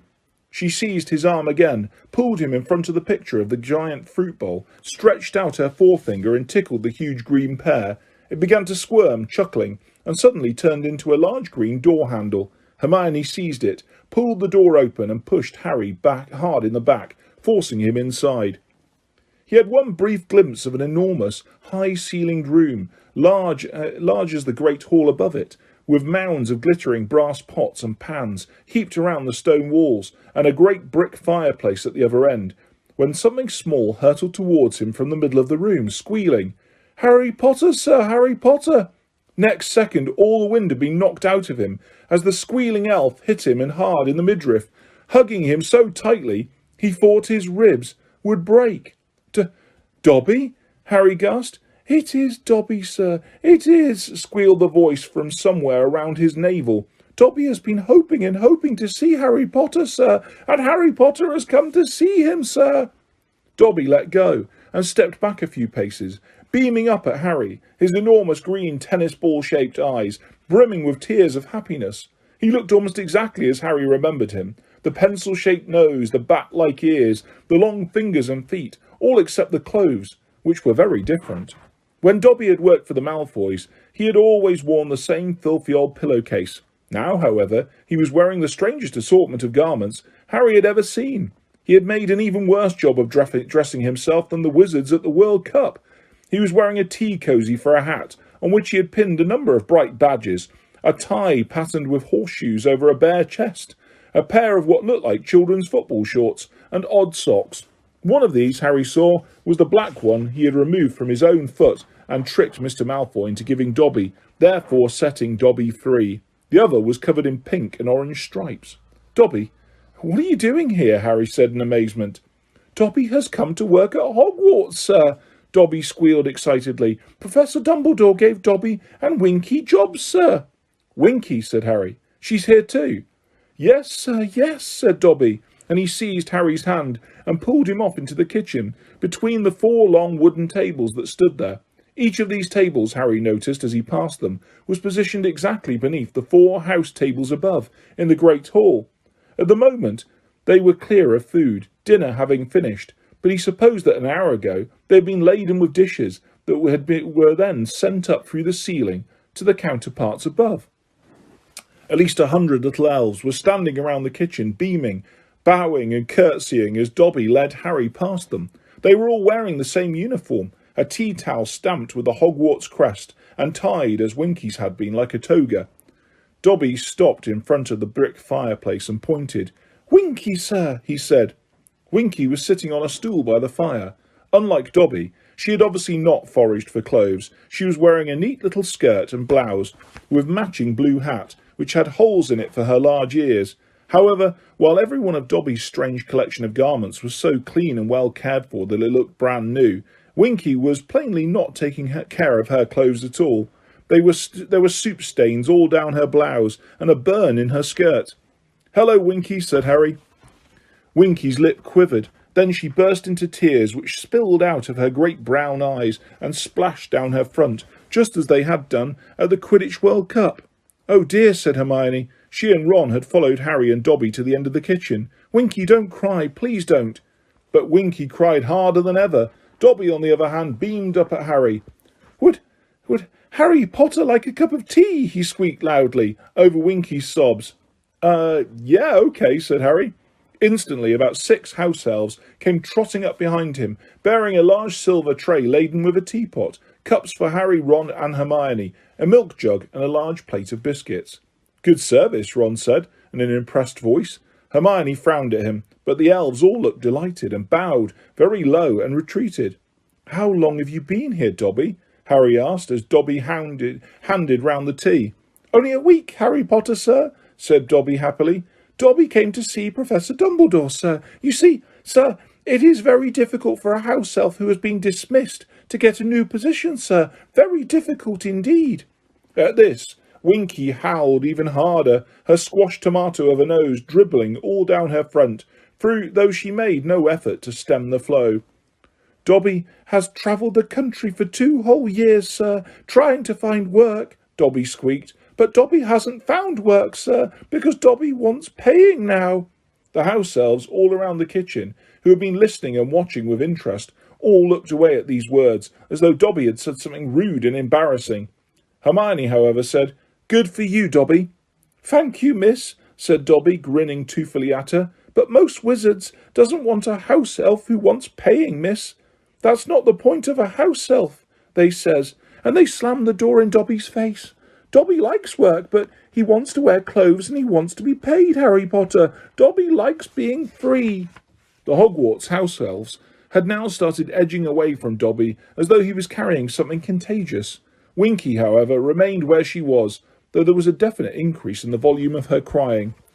"And then, Harry Potter, Dobby goes to visit Winky and finds out Winky has been freed too, sir," said Dobby delightedly. At this, Winky flung herself forwards off her stool and lay, face down, on the flagstone floor, beating her tiny fists upon it and positively screaming with misery. Hermione hastily dropped down to her knees beside her and tried to comfort her, but nothing she said made the slightest difference. Dobby continued with his story, shouting shrilly over Winky's screeches.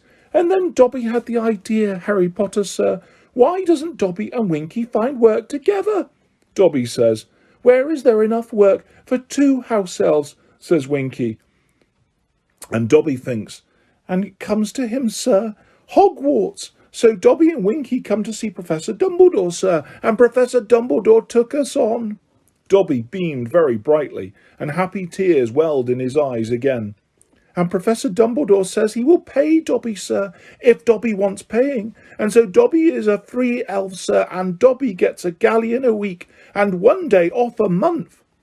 That's not very much, Hermione shouted indignantly from the floor, over Winky's continued screaming and fist-beating.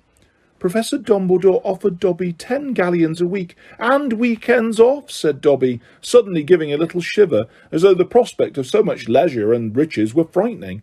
But Dobby beat him down, miss. Dobby likes freedom, miss, but he isn't wanting too much, miss. He likes work better. And how much is Professor Dumbledore paying you, Winky? Hermione asked kindly. If she had thought this would cheer Winky up, she was wildly mistaken. Winky did stop crying, but when she sat up, she was glaring at Hermione through her massive brown eyes, her whole face sopping wet and suddenly furious. Winky is a disgraced elf, but Winky is not yet getting paid, she squeaked. Winky is not sunk so low as that. Winky is properly ashamed of being freed. Ashamed, said Hermione blankly, But Winky, come on. It's Mr. Crouch who should be ashamed, not you. You didn't do anything wrong. He was really horrible to you. But at these words, Winky clapped her hands over the holes in her hat, flattened her ears so that she couldn't hear a word, and screeched, You is not insulting my master, miss. You is not insulting Mr. Crouch. Mr. Crouch is a good wizard, miss. Mr. Crouch is right to sack bad Winky. Winky is having trouble adjusting, Harry Potter, squeaked Dobby confidentially. Winky forgets she is not bound to Mr. Crouch any more. She is allowed to speak her mind now, but she won't do it. Can't house elves speak their minds about their masters, then? Harry asked. Oh, no, sir, no, said Dobby, looking suddenly serious. 'Tis part of the house elves' enslavement, sir. We keeps their secrets and our silence, sir. We upholds the family's honour, and we never speaks ill of them. Though Professor Dumbledore told Dobby he does not insist upon this. Professor Dumbledore said we is free to... Dobby looked suddenly nervous and beckoned Harry closer. Harry bent forwards. Dobby whispered, He said we is free to call him a balmy old codger if we like, sir. Dobby gave a frightened sort of giggle. But Dobby is not wanting to, Harry Potter, he said, talking normally again, and shaking his head so that his ears flapped. Dobby likes Professor Dumbledore very much, sir, and is proud to keep his secrets for him. But you can say what you like about the Malfoys now, Harry asked him, grinning. A slightly fearful look came into Dobby's immense eyes. Dobby could, he said doubtfully. He squared his small shoulders. Dobby could tell Harry Potter that his old masters were bad dark wizards. Dobby stood for a moment, quivering all over, horror-struck by his own daring. Then he rushed over to the nearest table and began banging his head on it, very hard, squealing, Bad Dobby! Bad Dobby! Harry seized Dobby by the back of his tie and pulled him away from the table.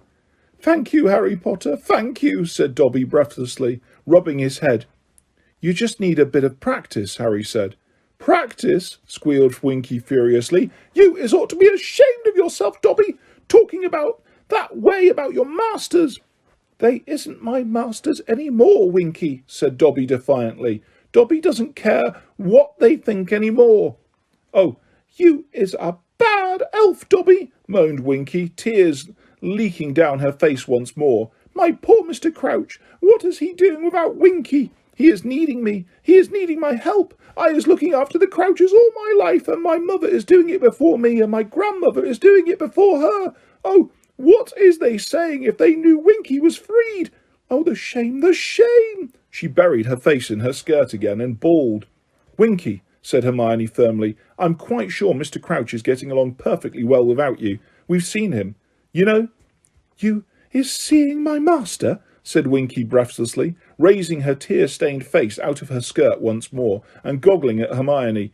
You is seeing him here at Hogwarts. Yes, said Hermione. He and Mr. Bagman are judges in the Triwizard Tournament. Mr. Bagman comes too, squeaked Winky. And to Harry's great surprise, and Ron and Hermione's too, by the looks on their faces, she looked angry again. Mr. Bagman is a bad wizard, a very bad wizard. My master isn't liking him. Oh, no, not at all.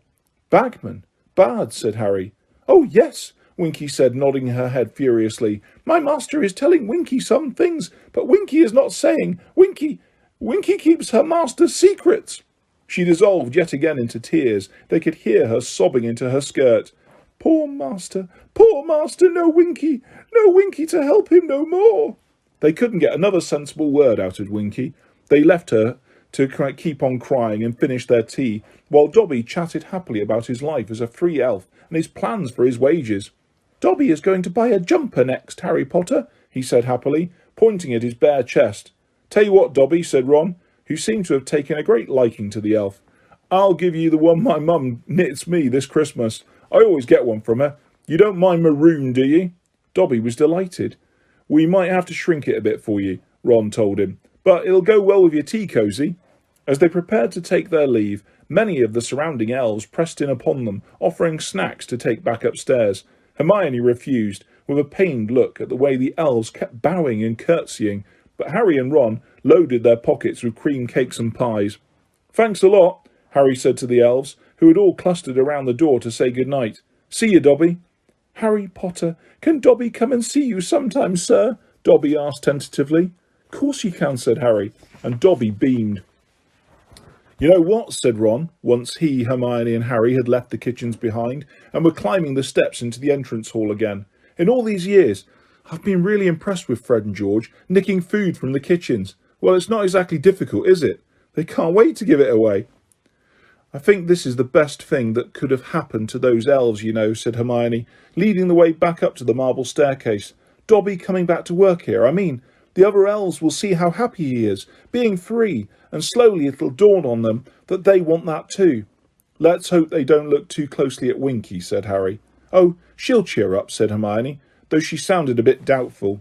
Once the shock's worn off, and she's got used to Hogwarts, she'll see how much better off she is without that Crouch man.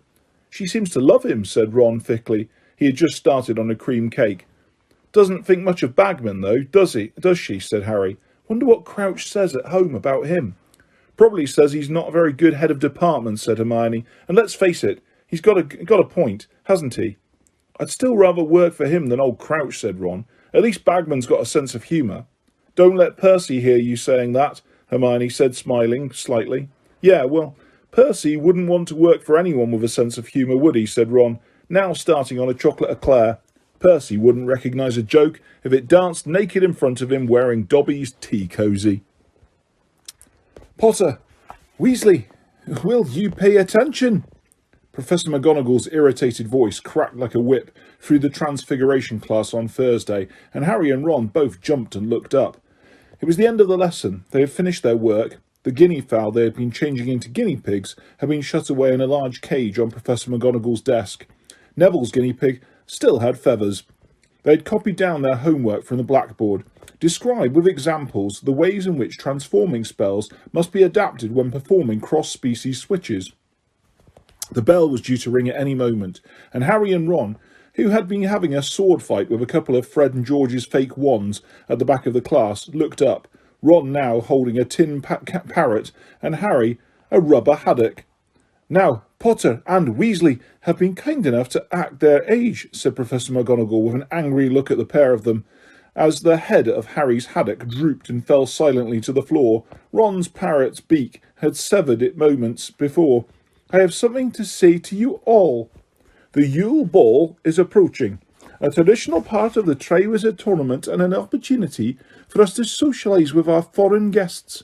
Now, the ball will be open to all 4th years and above, although you may invite a younger student if you wish. Lavender Brown let out a shrill giggle. Parvati Patil nudged her hard in the ribs, her face working furiously as she, too, fought not to giggle. They both looked around at Harry. Professor McGonagall ignored them, which Harry thought was distinctly unfair, as she had just told off him and Ron. Dress robes will be worn, Professor McGonagall continued, and the ball will start at 8 o'clock on Christmas Day, finishing at midnight in the Great Hall. Now then, Professor McGonagall stared deliberately around the class. The Yule Ball is of course a chance for us all to, let our hair down, she said in a disapproving voice. Lavender giggled harder than ever, with her hand pressed hard against her mouth to stifle the sound. Harry could see what was funny this time. Professor McGonagall, with her hair in a tight bun, looked as though she had never let her hair down in any sense. But that does not mean, Professor McGonagall went on, that we will be relaxing the standards of behaviour we expect from Hogwarts students. I will be most seriously displeased if a Gryffindor student embarrasses the school in any way. The bell rang, and there was the usual scuffle of activity as everyone packed their bags and swung them onto their shoulders. Professor McGonagall called above the noise, "Potter, a word, if you please." Assuming this had something to do with his headless rubber haddock, Harry proceeded gloomily to the teacher's desk.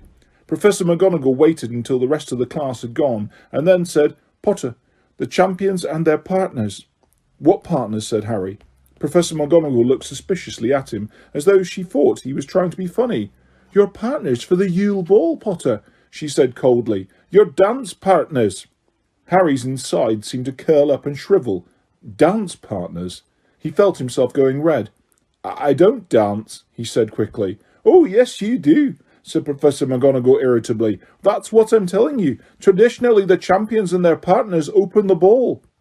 Harry had a sudden mental image of himself in a top hat and tails, accompanied by a girl in the sort of frilly dress Aunt Petunia always wore to Uncle Vernon's work parties. "I'm not dancing," he said. "It is traditional," said Professor McGonagall firmly. "You are a Hogwarts champion, and you will do what is expected of you as a representative of the school. So make sure you get yourself a partner, Potter." "But I don't—" "You heard me, Potter," said Professor McGonagall, in a very final sort of way. A week ago, Harry would have said finding a partner for a dance would be a cinch compared to taking on a Hungarian Horntail, but now that he had done the latter, and was facing the prospect of asking a girl to the ball, he thought he'd rather have another round with the Horntail. Harry had never known so many people to put their names down to stay at Hogwarts for Christmas. He always did, of course, because the alternative was usually going back to Privet Drive, but he had always been very much in the minority before now. This year, however, everyone in the fourth year and above seemed to be staying, and they all seemed to Harry to be obsessed with the coming ball, or at least all the girls were, and it was amazing how many girls Hogwarts suddenly seemed to hold. He had never quite noticed that before. Girls giggling and whispering in the corridors, girls shrieking with laughter as boys passed them, girls excitedly comparing notes on what they were going to wear on Christmas night. Why do they have to move in packs?" Harry asked Ron, as a dozen or so girls walked past them, sniggering and staring at Harry.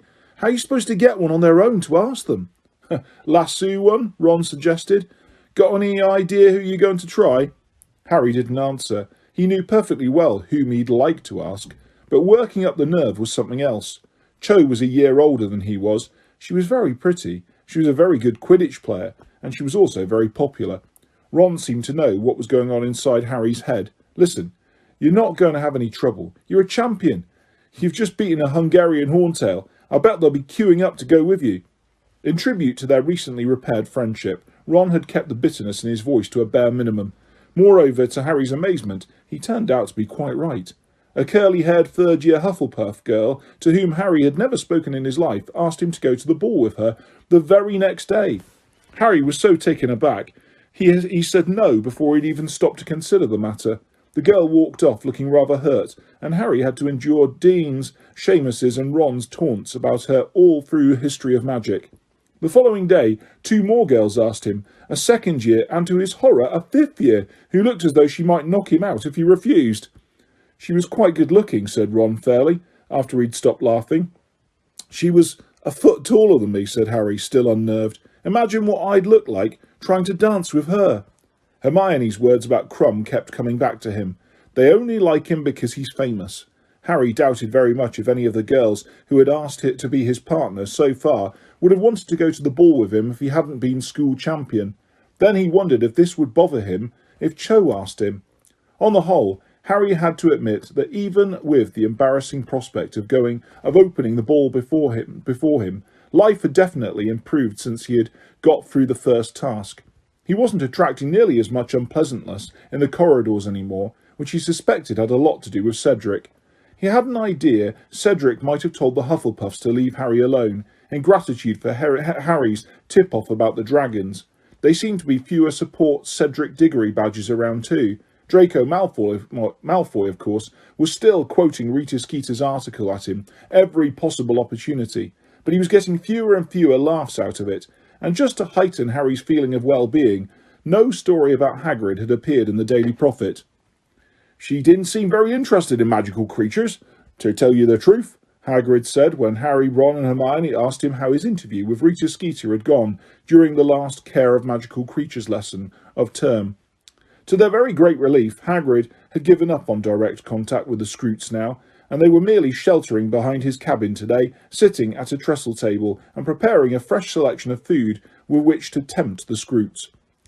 "She just wanted me to talk about you, Harry," Hagrid continued in a low voice. "Well, I told her we'd been friends since I went to fetch you from the Dursleys. Never had to tell him off in 4 years, she said. Never played you up in lessons, has he? I told her no, and she didn't seem very happy at all. You'd think she wanted me to say you were horrible, Harry." "Course she did," said Harry, throwing lumps of dragon liver into a large metal bowl and picking up his knife to cut some more. "She can't keep writing about what a tragic little hero I am. It'll start to get boring." "She wants a new angle, Hagrid," said Ron wisely, as he shelled salamander eggs. "You're supposed to say Harry's a mad delinquent." "But he's not," said Hagrid, looking genuinely shocked. "She should have interviewed Snape," said Harry grimly. "He'd give her the goods on me any day. Potter has been crossing lines ever since he first arrived at this school." "Said that, did he?" said Hagrid, while Ron and Hermione laughed. "Well, you might have bent a few rules, Harry, but you're all right really, aren't you?" "Cheers, Hagrid," said Harry, grinning. "You come in to the ball thing on Christmas Day, Hagrid?" said Ron. "Thought I might look into it, yeah," said Hagrid gruffly. "Should be a good do, I reckon. You'll be opening the dancing, won't you, Harry? Who you taking?" "No one yet," said Harry, feeling himself going red again. Hagrid didn't pursue the subject. The last week of term became increasingly boisterous as it progressed. Rumours about the Yule ball were flying everywhere, though Harry didn't believe half of them. For instance, that Dumbledore had bought 800 barrels of mulled mead from Madame Rosmerta. It seemed to be fact, however, that he had booked the Weird Sisters. Exactly who or what the Weird Sisters were, Harry didn't know, never having had access to a wizard's wireless, but he deduced from the wild excitement of those who had grown up listening to the WWN, Wizarding Wireless Network, that they were a very famous musical group. Some of the teachers, like little Professor Flitwick, gave up trying to teach them much when their minds were so clearly elsewhere. He allowed them to play games in his lesson on Wednesday and spent most of it talking to Harry about the perfect summoning charm he had used during the first task of the Triwizard Tournament. Other teachers were not so generous. Nothing would ever deflect Professor Binns, for example, from ploughing on through his notes on goblin rebellions. As Binns hadn't let his own death stand in the way of continuing to teach, they supposed a small thing like Christmas wasn't going to put him off. It was amazing how he could make even bloody and vicious goblin riots sound as boring as Percy's Cauldron Bottom report. Professors McGonagall and Moody kept them working until the very last second of their classes too, and Snape, of course, would no sooner let them play games in class than adopt Harry. Staring nastily around at them all, he informed them that he would be testing them on poison antidotes during the last lesson of the term. "Evil he is," Ron said bitterly that night in the Gryffindor common room, "springing a test on us on the last day, ruining the last bit of term with a whole load of revision." "You're not exactly straining yourself, though, are you?" said Hermione, looking at him over the top of her potions notes. Ron was busy building a card castle out of his exploding snap pack, a much more interesting pastime than with Muggle cards, because of the chance that the whole thing would blow up at any second.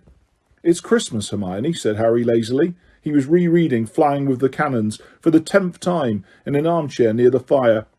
Hermione looked severely over at him. "2. I'd have thought you'd be doing something constructive, Harry, even if you don't want to learn your antidotes." "Like what?" Harry said, as he watched Joey Jenkins of the Cannon's Belter bludger towards a Ballycastle Bats chaser. "That egg," Hermione hissed. "Come on, Hermione, I've got till February the 24th, Harry said. He had put the golden egg upstairs in his trunk and hadn't opened it since the celebration party after the first task. There were still 2.5 months to go until he needed to know what all the screechy wailing meant, after all. "But it might take weeks to work it out," said Hermione. "You're going to look a real idiot if everyone else knows what the next task is, and you don't." "Leave him alone, Hermione. He's earned a bit of a break," said Ron, and he placed the last 2 cards on top of the castle, and the whole lot blew up, singeing his eyebrows. "Nice look, Ron. Go well with your dress robes, that will." It was Fred and George. They sat down at the table with Harry, Ron and Hermione, as Ron felt how much damage had been done. "Ron, can we borrow Pigwidgeon?" George asked. "No, he's delivering a letter," said Ron. "Why?" "Because George wants him to invite him to the ball," said Fred sarcastically. "Because we want to send a letter, you stupid great prat," said George. "Who do you two keep writing to, eh?" said Ron. "Nose out, Ron, or I'll burn that for you too," said Fred, waving his wand threateningly. "So, you lot got dates for the ball yet?" "Nope," said Ron. "Well, you better hurry up, mate, or all the good ones will be gone," said Fred. "Who are you going with then?" said Ron. "Angelina," said Fred promptly, without a trace of embarrassment. "What?" said Ron, taken aback. "You've already asked her." "Good point," said Fred. He turned his head and called across the common room. "Oi, Angelina!" Angelina, who had been chatting to Alicia Spinnet near the fire, looked over at him. "What?" she called back. "Want to come to the ball with me?" Angelina gave Fred an appraising sort of look. "All right then," she said, and she turned back to Alicia and carried on chatting, with a bit of a grin on her face. "There you go," said Fred to Harry and Ron. "Piece of cake." He got to his feet, yawning, and said, "We'd better use the school owl then. George, come on." They left.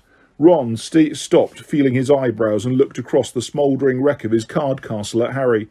"We should get a move on, you know. Ask someone. He's right. We don't want to end up with a pair of trolls." Hermione let out a splutter of indignation. "A pair of what? Excuse me?"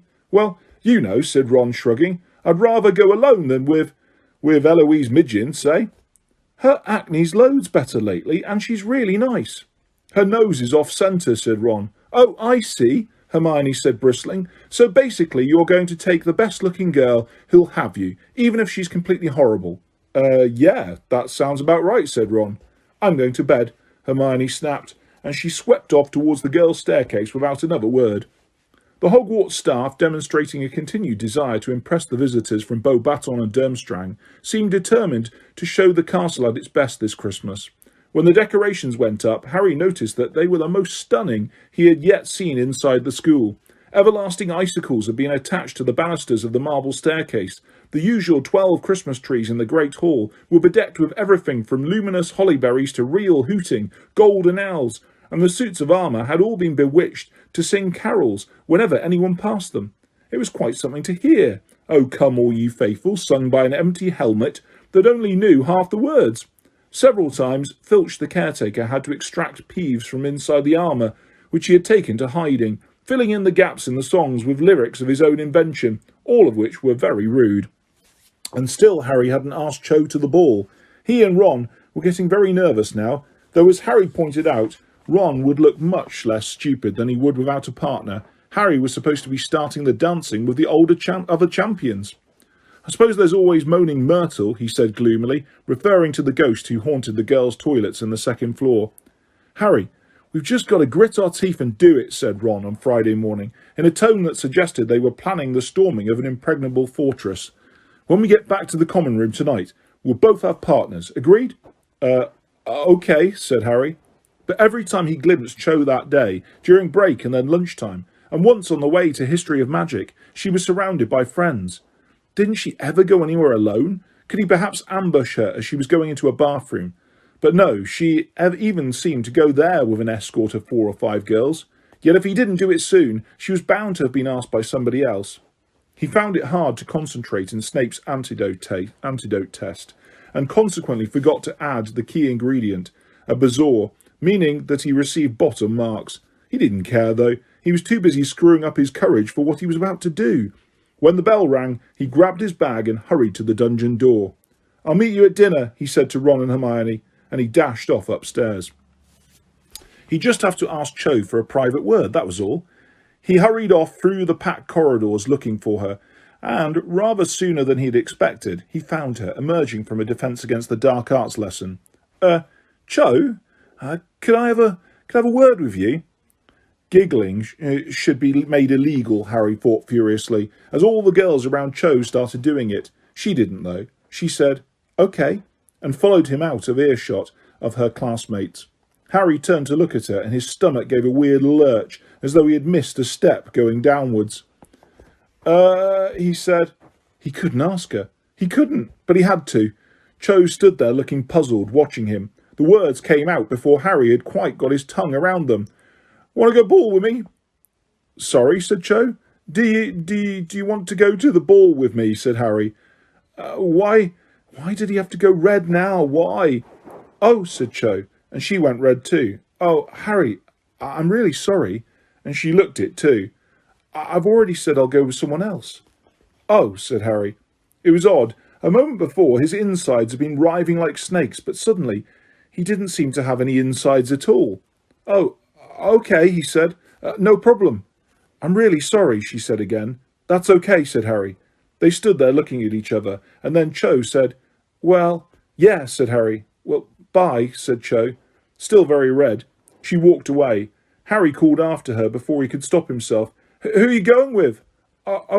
Cedric," she said. "Cedric Diggory." "Oh, right," said Harry. His insides had come back again. It felt as though they had been filled with lead in their absence.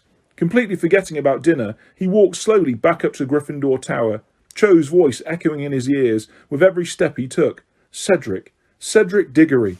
He had been starting to quite like Cedric, prepared to overlook the fact that he had once beaten him at Quidditch and was handsome and popular and nearly everyone's favourite champion. Now he suddenly realised that Cedric was in fact a useless pretty boy who didn't have enough brains to fill an egg cup. "Fairy lights," he said dully to the fat lady. The password had been changed the previous day. "Yes, indeed, sir," she trilled, straightening her new tinsel hairband as she swung forwards to admit him. Entering the common room, Harry looked around, and to his surprise he saw Ron sitting ashen-faced in a distant corner. Ginny was sitting with him, talking to him in what seemed to be a low, soothing voice. "What's up, Ron?" said Harry, joining them. Ron looked up at Harry, a sort of blind horror in his face. Why did I do it?" he said wildly. I don't know what made me do it." "What?" said Harry. He just asked Fleur Delacour to go to the ball with him," said Ginny. She looked as though she was fighting back a smile, but she kept patting Ron's arm sympathetically. "You what?" said Harry. "I don't know what made me do it." Ron gasped again. "What was I playing at? There were people all around. I've gone mad. Everyone watching. I was just walking past her in the entrance hall. She was standing there talking to Diggory, and it sort of came over me, and I asked her." Ron moaned and put his face in his hands. He kept talking, though the words were barely distinguishable. "She looked at me like I was a sea slug or something. Didn't even answer, and then, I don't know, I just sort of came to my senses and ran for it." "She's part Veela," said Harry. "You were right. Her grandmother was one. It wasn't your fault. I bet you just walked past her when she was turning on the old charm for Diggory and got a blast of it. But she was wasting her time. He's going with Cho Chang." Ron looked up. "I asked her to go with me just now," Harry said dully, "and she told me." Ginny had suddenly stopped smiling. "This is mad," said Ron. "We're the only ones left who haven't got anyone. Well, except Neville. Hey, guess who?" he asked. "Hermione." "What?" said Harry, completely distracted by this startling news. "Yeah, I know," said Ron, some of the colour coming back into his face as he started to laugh. "He told me after potions.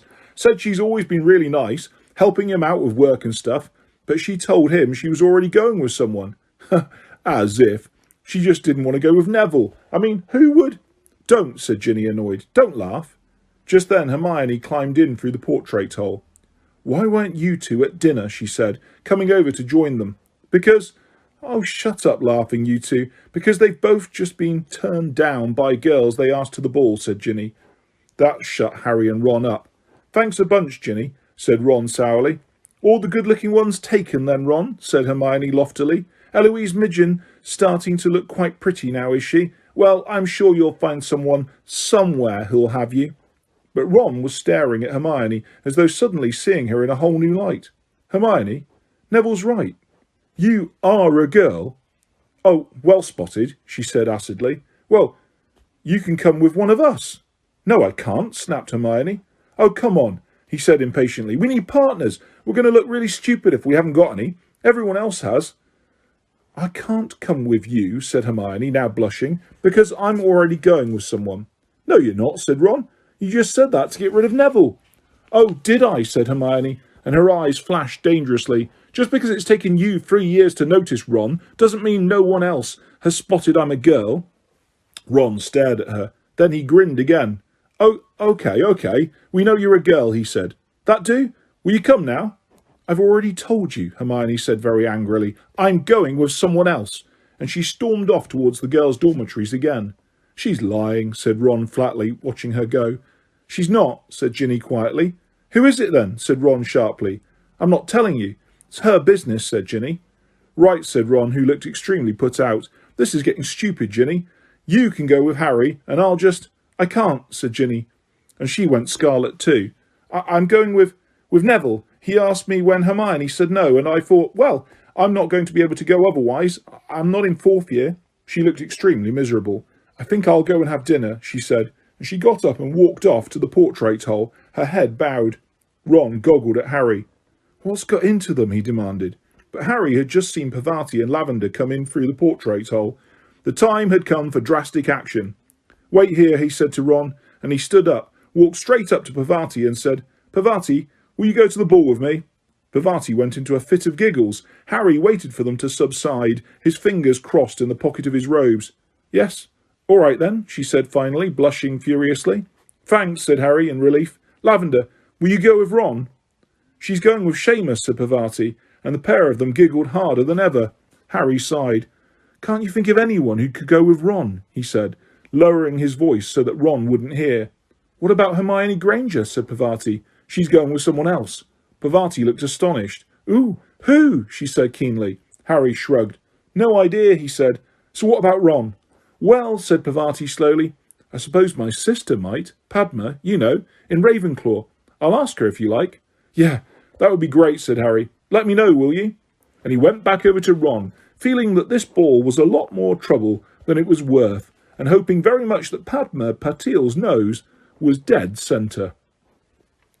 Despite the very heavy load of homework that the 4th years had been given for the holidays, Harry was in no mood to work when term ended and spent the week leading up to Christmas enjoying himself as fully as possible, along with everyone else.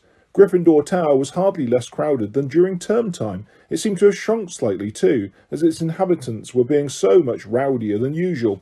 Fred and George had had a great success with their canary creams, and for the first couple of days of the holidays, people kept bursting into feather all over the place.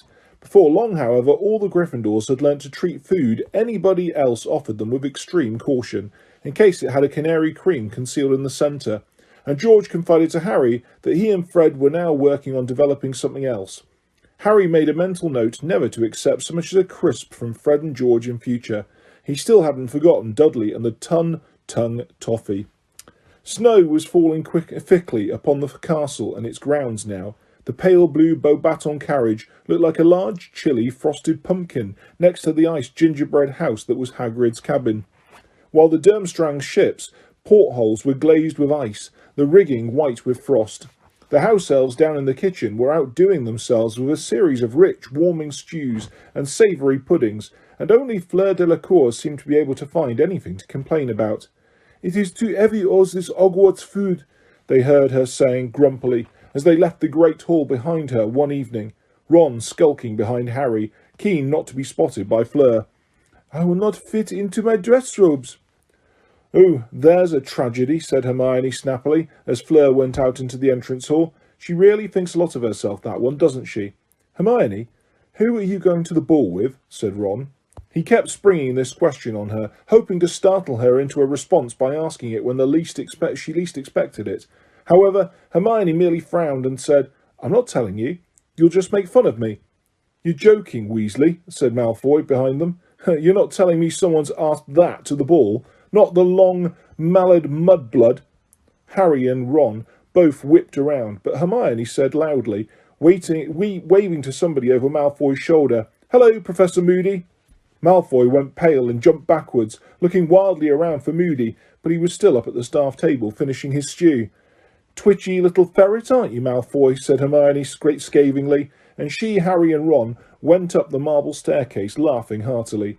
"Hermione," said Ron, looking sideways at her, suddenly frowning. "Your teeth?" "What about them?" she said. "Well, they're different. I've just noticed."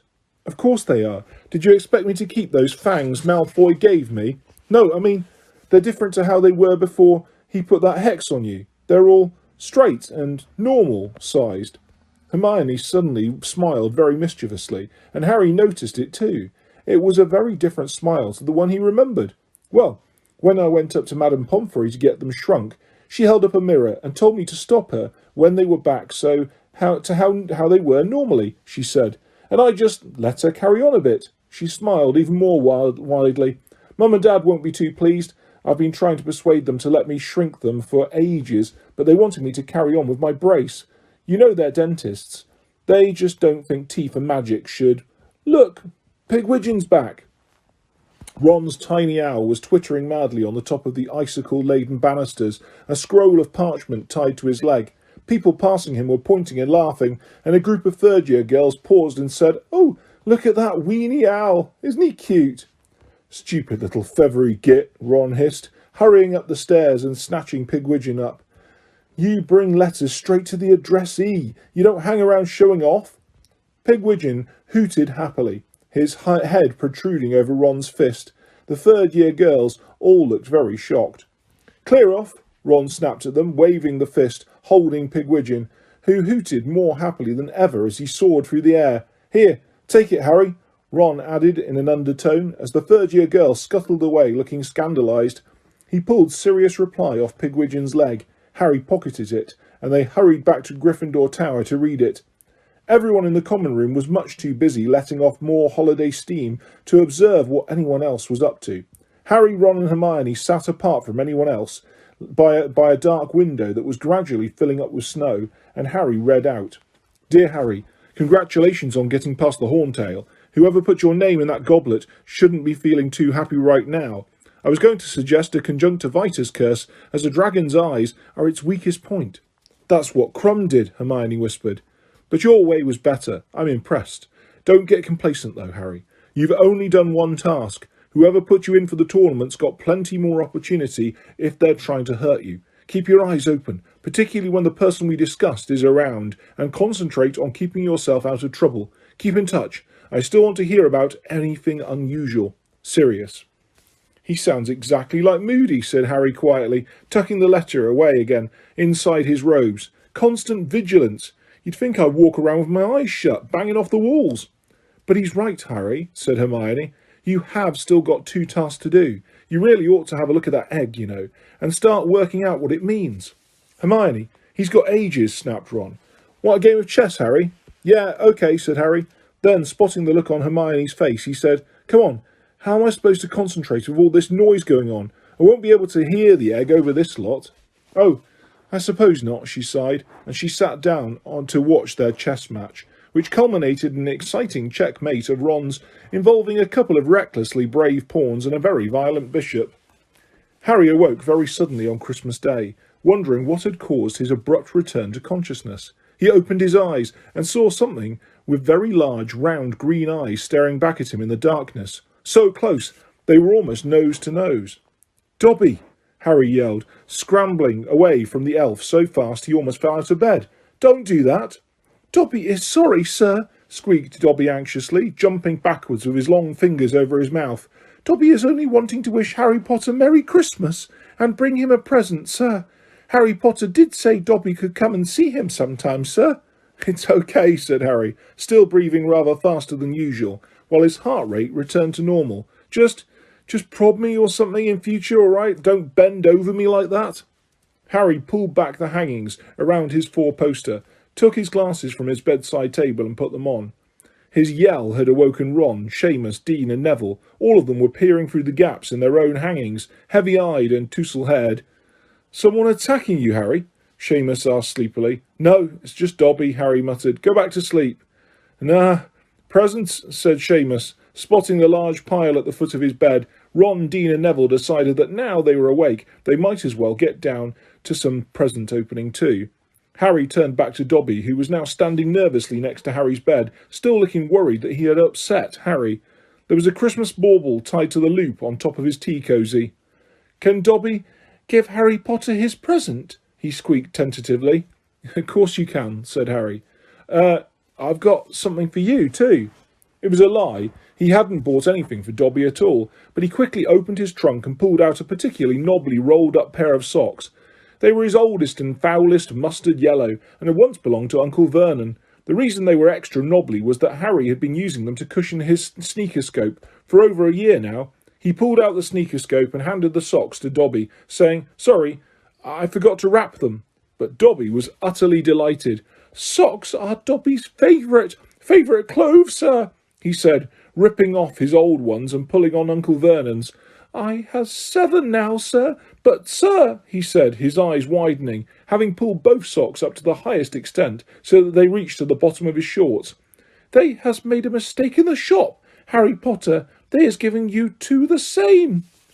No, Harry, how come you didn't spot that?" said Ron, grinning, over from his own bed, which was now strewn with wrapping paper. "Tell you what, Dobby, here you go, take these 2, and you can mix them up properly. And here's your jumper."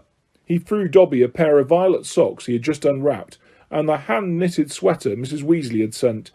Dobby looked quite overwhelmed. "Sir is very kind," he squeaked, his eyes brimming with tears again, bowing deeply to Ron. "Dobby knew Sir must be a great wizard, for he is Harry Potter's greatest friend. But Dobby did not know that he was also as generous of spirit, as noble, as selfless." "They're only socks," said Ron, who had gone slightly pink around the ears, though looking rather pleased all the same. "Wow, Harry." He had just opened Harry's present, a Chudley cannon hat. "Cool." He jammed it on his head, where it clashed horribly with his hair. Dobby now handed Harry a small package, which turned out to be socks. "Dobby is making them himself, sir," the elf said happily. "He is buying the wool out of his wages, sir." The left sock was bright red, and had a pattern of broomsticks upon it. The right sock was green, with a pattern of snitches. Well, thanks, Dobby," said Harry, and he pulled them on, causing Dobby's eyes to leak with happiness again. "Dobby must go now, sir. We is already making Christmas dinner in the kitchens," said Dobby, and he hurried out of the dormitory, waving goodbye to Ron and the others as he passed. Harry's other presents were much more satisfactory than Dobby's old socks, with the obvious exception of the Dursleys, which consisted of a single tissue, an all-time low. Harry supposed they too were remembering the Tun-Tung Toffee. Hermione had given Harry a book called Quidditch Teams of Britain and Ireland, Ron a bulging back of dung bombs, Sirius a handy penknife with attachments to unlock any lock and undo any knot, and Hagrid a vast box of sweets including all Harry's favourites: Bertie Bott's every flavour beans, chocolate frogs, Drubel's best blowing gum, and fizzing Whizbees. There was also, of course, Mrs. Weasley's usual package, including a new jumper, green with a picture of a dragon on it. Harry supposed Charlie had told her all about the Horntail, and a large quantity of homemade mince pies. Harry and Ron met up with Hermione in the common room, and they went down to breakfast together. They spent most of the morning in Gryffindor Tower, where everyone was enjoying their presents, then returned to the Great Hall for a magnificent lunch, which included at least 100 turkeys and Christmas puddings and large piles of Cribbage's wizarding crackers. They went out into the grounds in the afternoon. The snow was untouched except for the deep channels made by the Durmstrang and Beauxbatons students on their way up to the castle. Hermione chose to watch Harry and the Weasleys snowball fight rather than join in, and at 5 o'clock said she was going back upstairs to get ready for the ball. "What, you need 3 hours?" said Ron, looking at her incredulously, and paying for his lapse in concentration when a large snowball thrown by George hit him hard on the side of the head. "Who are you going with?" he yelled after Hermione, but she just waved and disappeared up the stone steps into the castle. There was no Christmas tea today, as the ball included a feast, so at 7 o'clock, when it had become hard to aim properly, the others abandoned their snowball fight and trooped back to the common room. The fat lady was sitting in her frame with her friend Violet from downstairs, both of them extremely tipsy, empty boxes of chocolate liqueurs littering the bottom of her picture. Larry fights, that's the one," she giggled, when they gave the password, and she swung forwards to let them inside. Harry, Ron, Seamus, Dean and Neville changed into their dress robes up in the dormitory, all of them looking very self-conscious, but none as much as Ron, who surveyed himself in the long mirror in the corner with an appalled look on his face. There was just no getting around the fact that his robes looked more like a dress than anything else. In a desperate attempt to make them look more manly, he used a severing charm on the ruffs and cuffs. It worked fairly well. At least he was now lace-free, although he hadn't done a very neat job, and the edges still looked depressingly frayed as they set off downstairs. "I still can't work out how you got the best-looking girls in the year," muttered Dean. "Animal magnetism," said Ron gloomily, pulling stray threads out of his cuffs. The common room looked strange, full of people wearing different colours instead of the usual mass of black. Parvati was waiting for Harry at the foot of the stairs. She looked very pretty indeed, in robes of shocking pink, with her long dark plait braided with gold, and gold bracelets glimmering at her wrists. Harry was relieved to see that she wasn't giggling. You look nice," he said awkwardly. "Thanks," she said. "Padma's going to meet you in the entrance hall," she added to Ron. "Right," said Ron, looking around. Where's Hermione?" Parvati shrugged. "Should we go down then, Harry?" "OK," said Harry, wishing he could just stay in the common room. Fred winked at Harry as he passed him on the way out of the portrait hole.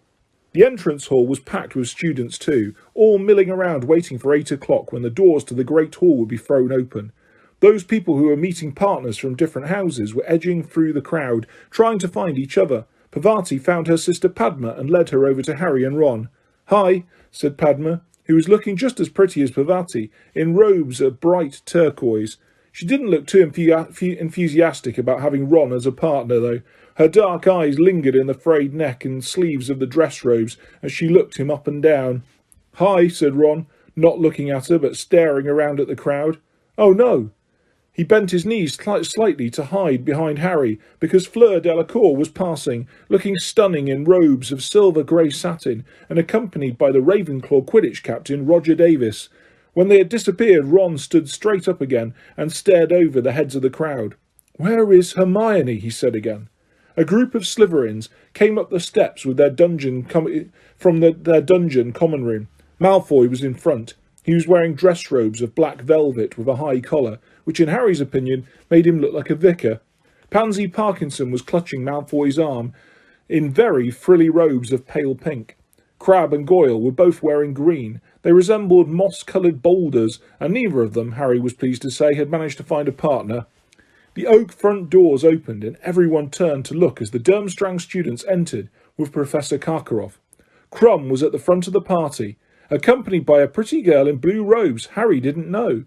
Over their heads, he saw that an area of lawn right in front of the castle had been transformed into a sort of grotto full of fairy lights, meaning hundreds of actual living fairies were sitting in the rose bushes that had been conjured there and fluttering over the statues of what seemed to be Father Christmas and his reindeer. Then Professor McGonagall's voice called, "Champions, over here, please." Parvati readjusted her bangles, beaming. She and Harry said, "See you in a minute," to Ron and Padma, and walked forwards, the chattering crowd parting to let them through.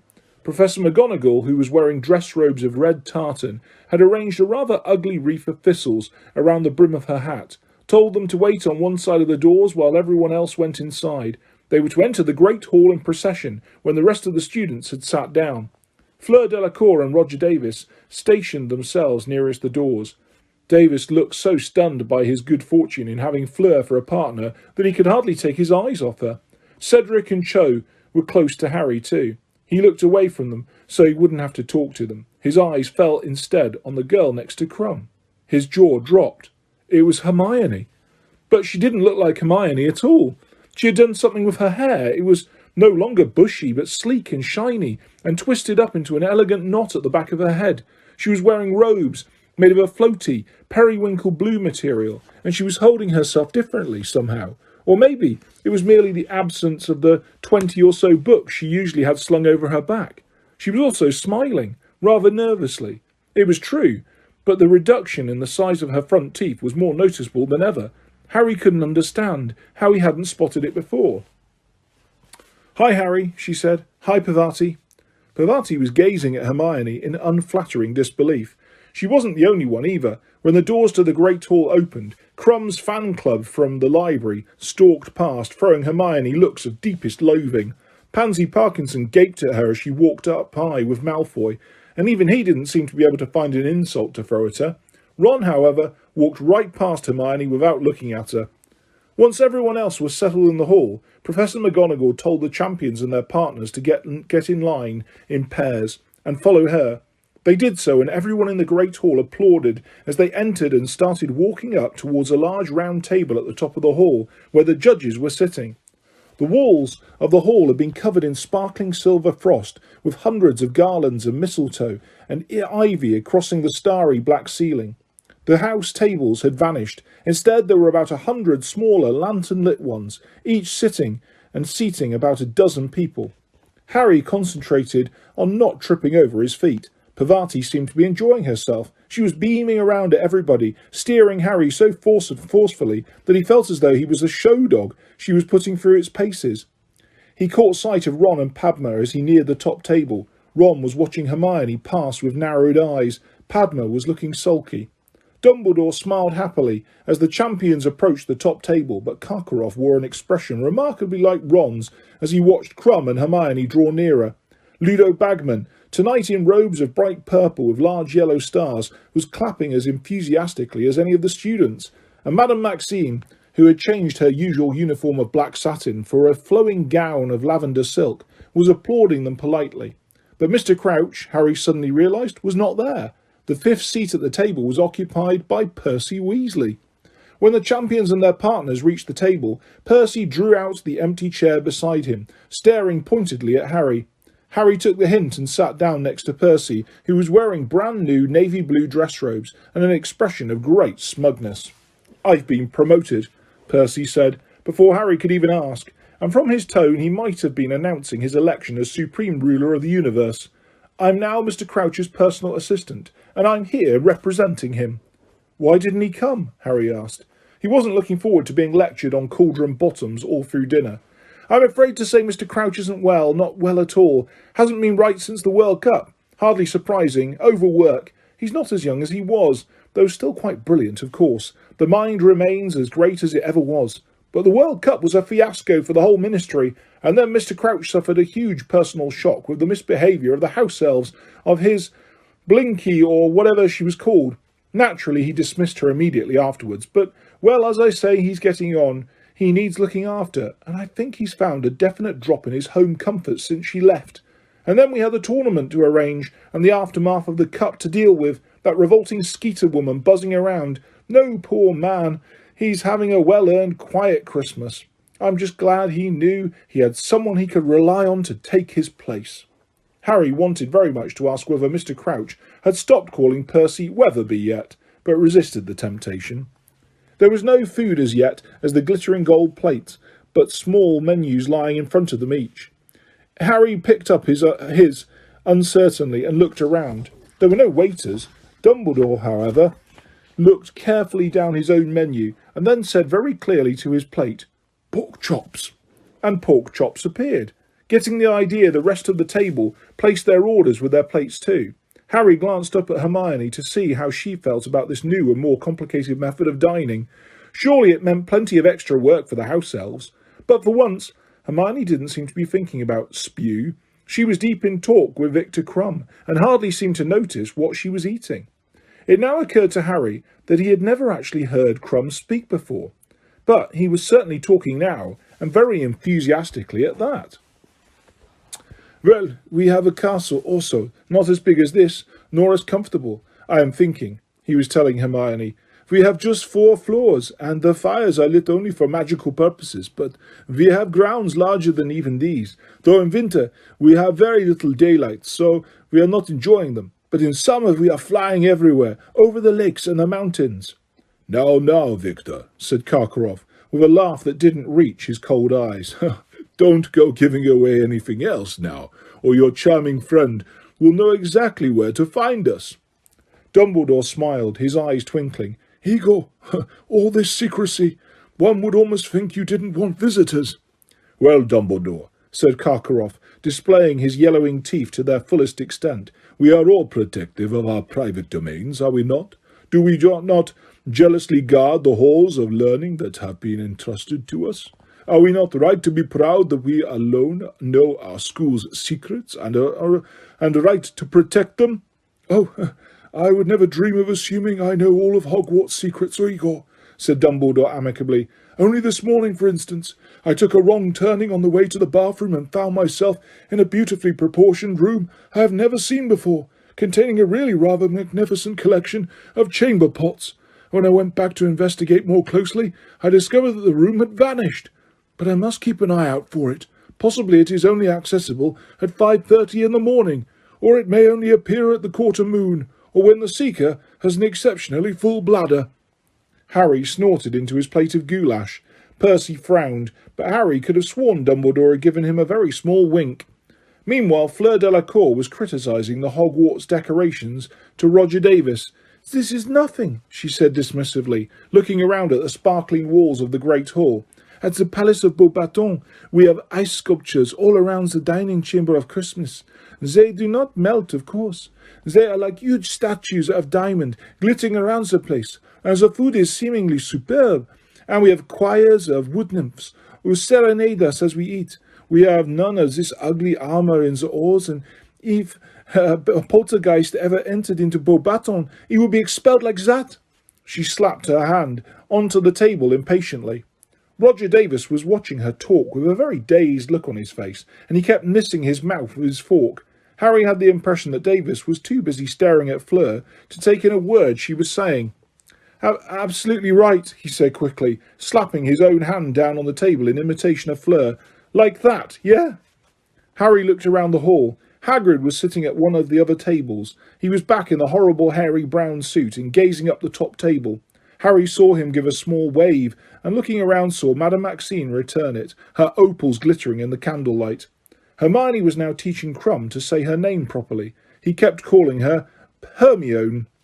Hermione, she said slowly and clearly. Nini? Close enough, she said, catching Harry's eye and grinning. When all of the food had been consumed, Dumbledore stood up and asked the students to do the same. Then, at a wave of his wand, the table zoomed back along the walls, leaving the food clear, and then he conjured a raised platform into existence along the right-hand wall. A set of drums, several guitars, a lute, a cello and some bagpipes were set upon it. The Weird Sisters now trooped up onto the stage to wildly enthusiastic applause. They were all extremely hairy and dressed in black robes that had been artfully ripped and torn. They picked up their instruments, and Harry, who had been so interested in watching them that he had almost forgotten what was coming, suddenly realised that the lanterns on all of the other tables had gone out, and that the other champions and their partners were standing up. Come on, Parvati hissed. We're supposed to dance. Harry tripped over his dress robes as he stood up. The Weird Sisters struck up a slow, mournful tune. Harry walked onto the brightly lit dance floor, carefully avoiding catching anyone's eye. He could see Seamus and Dean waving at him and sniggering. And next moment Parvati had seized his hands, placed one around her waist, and was holding the other tightly in hers. It wasn't as bad as it could have been, Harry thought, revolving slowly on the spot. Parvati was steering. He kept his eyes fixed over the heads of the watching people, and very soon, many of them too, had come onto the dance floor, so that the champions were no longer the centre of attention. Neville and Ginny were dancing nearby. He could see Ginny wincing frequently as Neville trod on her feet, and Dumbledore was waltzing with Madame Maxime. He was so dwarfed by her that the top of his pointed hat barely tickled her chin. However, she moved very gracefully for a woman so large. Mad-Eye Moody was doing an extremely ungainly two-step with Professor Sinistra, who was nervously avoiding his wooden leg. Nice socks, Potter, Moody growled as he passed, his magical eyes staring through Harry's robes. Oh, yeah, Dobby the house elf knitted them for me, said Harry, grinning. He is so creepy, Parvati whispered, as Moody clunked away. I don't think that eye should be allowed. Harry heard the final quavering note from the bagpipe with relief. The Weird Sisters stopped playing. Applause filled the hall once more, and Harry let go of Parvati at once. Let's sit down, shall we? Oh, but this is a really good one, Parvati said, as the Weird Sisters struck up a new song, which was much faster. No, I don't like it, Harry lied. And he led her away from the dance floor, past Fred and Angelina, who were dancing so exuberantly that people around them were backing away for fear of injury, and over to the table where Ron and Padma were sitting. How's it going? Harry asked Ron, sitting down and opening a bottle of butterbeer. Ron didn't answer. He was glaring at Hermione and Crumb, who were dancing nearby. Padma was sitting with her arms and legs crossed, one foot jiggling in time to the music. Every now and then she threw a disgruntled look at Ron, who was completely ignoring her. Parvati sat down on Harry's other side, crossed her arms and legs too, and within minutes was asked to dance by a boy from Beauxbatons. You don't mind, do you, Harry? Parvati said. What? Said Harry, who was now watching Cho and Cedric. Oh, never mind, snapped Parvati, and she went off with the boy from Beauxbatons. When the song ended, she did not return. Hermione came over and sat down in Parvati's empty chair. She was a bit pink in the face from dancing. Hi, said Harry. Ron didn't say anything. It's hot, isn't it? Said Hermione, fanning herself with her hand. Victor's just gone to get some drinks. Ron gave her a withering look. Victor, he said. Hasn't he asked you to call him Vicky yet? Hermione looked at him in surprise. What's up with you? She said. If you don't know, said Ron scathingly, I'm not going to tell you. Hermione stared at him, then at Harry, who shrugged. Ron, what? He's from Durmstrang, spat Ron. He's competing against Harry, against Hogwarts. You're... Ron was obviously casting around for words strong enough to describe Hermione's crime. Fraternising with the enemy, that's what you're doing. Hermione's mouth fell open. Don't be so stupid, she said after a moment. The enemy? Honestly. Who was the one who was all excited when they saw him arrive? Who was the one who wanted his autograph? Who's got a model of him up in their dormitory? Ron chose to ignore this. I suppose he asked you to come with him while you were both in the library. Yes, he did, said Hermione, the pink patches on her cheeks glowing more brightly. So what? What happened? Trying to get him to join Spew, were you? No, I wasn't. If you really want to know, he said he'd been coming up with her to the library every day to try and talk to me, but he hadn't been able to pluck up the courage. Hermione said this very quickly and blushed so deeply that she was the same colour as Parvati's robes. Yeah, well, that's his story, said Ron nastily. And what's that supposed to mean? Obvious, isn't it? He's Karkaroff's student, isn't he? He knows who you hang around with. He's just trying to get closer to Harry, get inside information on him, or get near enough to jinx him. Hermione looked as though Ron had slapped her. When she spoke, her voice quivered. For your information, he hasn't asked for one single thing about Harry. Not one. Ron changed tack at the speed of light. Then he's hoping you'll help him find out what the egg means. I suppose you've been putting your heads together during those cosy little library sessions. I'd never help him work out that egg, said Hermione, looking outraged. Never. How could you say something like that? I want Harry to win the tournament. Harry knows that, don't you, Harry? You got a funny way of showing it, sneered Ron. This whole tournament's supposed to be about getting to know foreign wizards and making friends with them, said Hermione shrilly. No, it isn't, shouted Ron. It's about winning. People were starting to stare at them. Ron, said Harry quietly, I haven't got a problem with Hermione coming with Crumb. But Ron ignored Harry too. Why don't you go and find Vicky? He'll be wondering where you are, said Ron. Don't call him Vicky. Hermione jumped to her feet and stormed off across the dance floor, disappearing into the crowd. Ron watched her go with a mixture of anger and satisfaction on his face. Are you going to ask me to dance at all? Padma asked him. No, said Ron, still glaring after Hermione. Fine, snapped Padma, and she got up and went to join Parvati and the Beauxbatons boy, who conjured up one of his friends to join them so fast that Harry could have sworn he had zoomed him there by a summoning charm. Where is her, Onini? Said a voice. Crumb had just arrived at their table, clutching 2 butterbeers. No idea, said Ron mullishly, looking up at him. Lost her, have you?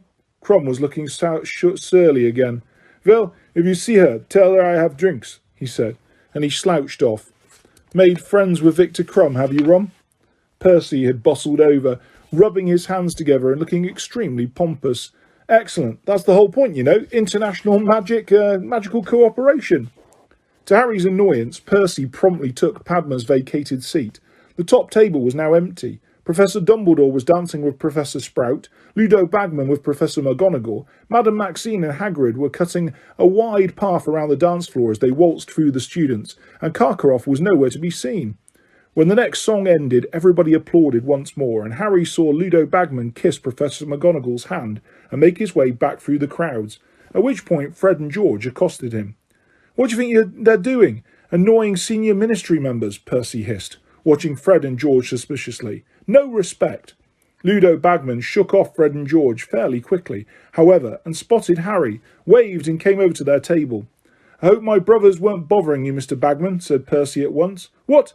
Oh, no, not at all. No, said Bagman. "No, they were just telling me a bit more about those fake wands of theirs, wondering if I could advise them on their marketing. I've promised to put them in touch with a couple of contacts of mine at Zonko's joke shop." Percy didn't look happy about this at all, and Harry was prepared to bet he would be rushing to tell Mrs. Weasley about it the moment he got home. Apparently Fred and George's plans had grown even more ambitious lately, if they was hoping to sell to the public. Bagman opened his mouth to ask Harry something, but Percy diverted him. "How do you feel the tournament's going, Mr. Bagman? Our department's quite satisfied. The hitch with the Goblet of Fire," he glanced at Harry, "was a little unfortunate, of course, but it seems to have gone very smoothly since, don't you think?" Oh, yes, Bagman said cheerfully. "It's all been enormous fun. How's old Barty doing? Shame he couldn't come." "Oh, I'm sure Mr. Crouch will be up and about in no time," said Percy importantly. "But in the meantime, I'm more than willing to take up the slack. Of course, it's not all attending balls," he laughed airily. "Oh, no.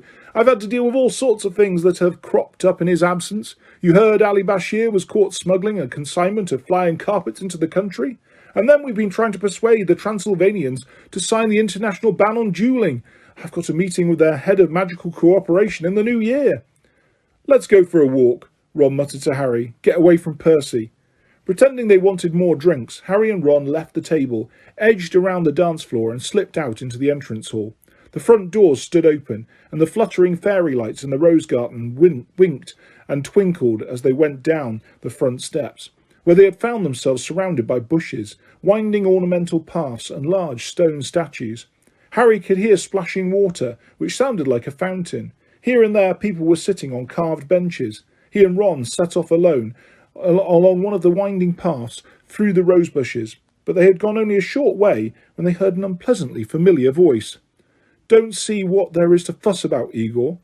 "Severus, you cannot pretend this isn't happening." Karkaroff's voice sounded anxious and hushed, as though keen not to be overheard. "It's been getting clearer and clearer for months. I am becoming seriously concerned. I can't deny it." "Then flee," said Snape's voice curtly. "Flee. I will make your excuses. I, however, am remaining at Hogwarts." Snape and Karkaroff came around the corner. Snape had his wand out and was blasting rose bushes apart, his expression most ill-natured. Squeals issued from many of the bushes, and dark shapes emerged from them. 10 points from Hufflepuff, Fawcett, Snape snarled as a girl ran past him. "And 10 points from Ravenclaw too, Stebbins," as a boy went rushing after her. "And what are you two doing?" he added, catching sight of Harry and Ron on the path ahead. Karkaroff, Harry saw, looked slightly discomposed to see them standing there. His hand went nervously to his goatee, and he began winding it around his finger again. "We're walking," Ron told Snape shortly. "Not against the law, is it?" "Keep walking, then," Snape snarled, and he brushed past them, his long black cloak billowing out behind him. Karkaroff hurried away after Snape. Harry and Ron continued down the path. "What's got Karkaroff all worried?" Ron muttered. "And since when have he and Snape been on first-name terms?" said Harry slowly. They had reached a large stone reindeer now, over which they could see the sparkling jets of a tall fountain. The shadowy outlines of the two enormous people were visible on a stone bench, watching the water in the moonlight, and then Harry heard Hagrid speak. "When I saw you, I knew," he was saying in an oddly husky voice. Harry and Ron froze. They didn't sound like the sort of scene they ought to walk in on now, somehow. Harry looked around, back up the path, and saw Fleur Delacour and Roger Davis standing half-concealed in a rose bush nearby. He tapped Ron on the shoulder and jerked his head towards them, meaning that they could easily sneak off that way without being noticed. Fleur and Davis looked very busy to Harry, but Ron, eyes widening in horror at the sight of Fleur, shook his head vigorously and pulled Harry deeper into the shadows behind the reindeer. "What did you know, Hagrid?" said Madame Maxime, a distinct purr in her low voice. Harry definitely didn't want to listen to this. He knew Hagrid would hate to be overheard in a situation like this. He certainly would have done. If it had been possible, he would have put his fingers in his ears and hummed loudly, but that wasn't really an option. Instead, he tried to interest himself in a beetle crawling along the stone reindeer's back, but the beetle just wasn't interesting enough to block out Hagrid's next words. I just knew you were like me. Was it your mother or your father? I don't know what you mean, Hagrid. It was my mother, said Hagrid quietly. She was one of the last ones in Britain, 'cause I can't remember her too well. She left, see, when I was about 3. She wasn't really the maternal sort. Well, it's not in their natures, is it? Don't know what happened to her. Might be dead for all I know. Madame Maxime didn't say anything, and Harry, in spite of himself, took his eyes off the beetle and looked over the top of the reindeer's antlers, listening. He had never heard Hagrid talk about his childhood before. Me dad was broken-hearted when she went. Tiny little bloke, my dad was. By the time I was 6, I could lift him up and put him on top of the dresser if he annoyed me. Used to make him laugh. Hagrid's deep voice broke. Madame Maxime was listening, motionless, apparently staring at the silver fountain. Dad raised me, but he died, of course, just after I started school. Sort of had to make my own way after that. Dumbledore was a real help, mind. Very kind to me, he was. Hagrid pulled out a large spotted silk handkerchief and blew his nose heavily. So, anyway, enough about me. What about you? Which side you got it on? But Madame Maxime had suddenly got to her feet. Is it chilly? She said. But whatever the weather was doing, it was nowhere near as cold as her voice. I think I will go now. Eh? Said Hagrid blankly. No, don't go. I've never met another one before. Another what precisely? Said Madame Maxime, her tone icy. Harry could have told Hagrid it was best not to answer. He stood there in the shadows, gritting his teeth, hoping against hope he wouldn't. But it was no good. Another half-giant, of course, said Hagrid. How dare you? Shrieked Madame Maxime. Her voice exploded through the peaceful night air like a foghorn behind him. Harry heard Fleur and Roger fall out of their rosebush. I have never been more insulted in my life. Half-giant, moi? I have big bones. She stormed away. Great multicoloured swarms of fairies rose into the air as she passed, angrily pushing aside bushes. Hagrid was still sitting on the bench, staring after her. It was much too dark to make out his expression. Then, after about a minute, he stood up and strode away, not back to the castle, but off into the dark grounds in the direction of his cabin. Come on, Harry said very quietly to Ron. Let's go. But Ron didn't move. What's up? Said Harry, looking at him. Ron looked around at Harry, his expression very serious indeed. Did you know, he whispered, about Hagrid being half-giant? No, Harry said, shrugging. So what? He knew immediately from the look Ron was giving him that he was once again revealing his ignorance of the wizarding world. Brought up by the Dursleys, there were many things that wizards took for granted that were revelations to Harry, but these surprises had become fewer as he'd moved up the school. Now, however, he could tell that most wizards would not have said "so what" upon finding out that one of their friends had a giantess for a mother. I'll explain inside, said Ron quietly. Come on. Fleur and Roger Davis had disappeared, probably into a more private clump of bushes. Harry and Ron returned to the Great Hall. Parvati and Padma were now sitting at a distant table with a whole crowd of Beauxbatons boys, and Hermione was once more dancing with Crumb. Harry and Ron sat down at a table far removed from the dance floor. So, Harry prompted Ron, what's the problem with giants? Well, they're... Ron struggled for words. They're not very nice, he finished lamely. Who cares? Harry said. There's nothing wrong with Hagrid. I know there isn't, but, blimey, no wonder he keeps it quiet, Ron said, shaking his head. I've always thought he'd got in the way of a bad engorgement charm when he was a kid or something. Didn't like to mention it. But what's it matter if his mother was a giantess, said Harry. Well, no one who knows him will care, because they'll know he's not dangerous, said Ron, slowly. But, Harry, they're just vicious giants. It's like Hagrid said, it's in their natures. They're like trolls. They just like killing. Everyone knows that. There aren't any left in Britain now, though. What happened to them? Well, they were dying out anyway, and then loads got themselves killed by auras. They're supposed to be the giants abroad, though they hide out in mountains mostly. I don't know who Maxime thinks she's kidding, Harry said, watching Madame Maxime sitting alone at the judges' table, looking very sombre. If Hagrid's half-giant, she definitely is. Big bones? The only thing she's got bigger bones is than a dinosaur. Harry and Ron spent the rest of the ball discussing giants in their corner, neither of them having any inclination to dance. Harry tried not to watch Cho and Cedric. It gave him a strong desire to kick something. When the Weird Sisters finished playing at midnight, everyone gave them a last loud round of applause and started to wend their way into the entrance hall. Many people were expressing the wish that the ball could go on longer, but Harry was perfectly happy to be going to bed. As far as he was concerned, the evening hadn't been much fun. Out in the entrance hall, Harry and Ron saw Hermione saying goodnight to Crumb before he went back to the Durmstrang ship. She gave Ron a very cold look and swept past him up the marble staircase without speaking. Harry and Ron followed her, but halfway up the marble staircase, Harry heard someone calling him. "Hey, Harry!" It was Cedric Diggory. Harry could see Cho waiting for him in the entrance hall below. "Yeah?" said Harry coldly, as Cedric ran up the stairs towards him. Cedric looked as though he didn't want to say whatever it was in front of Ron, who shrugged, looked bad-tempered and continued to climb the stairs. "Listen." Cedric lowered his voice as Ron disappeared. "I owe you one for telling me about the dragons. You know that golden egg? Does yours wail when you open it?" "Yeah," said Harry. "Well, take a bath, okay?" "What?" "Take a bath and take the egg with you and just mull things over in the hot water. It'll help you think. Trust me." Harry stared at him. "Tell you what," Cedric said, "use the prefect's bathroom. 4th door to the left of that statue of Boris the Bewildered, on the 5th floor. Password's Pine Fresh. Gotta go. Want to say goodnight?"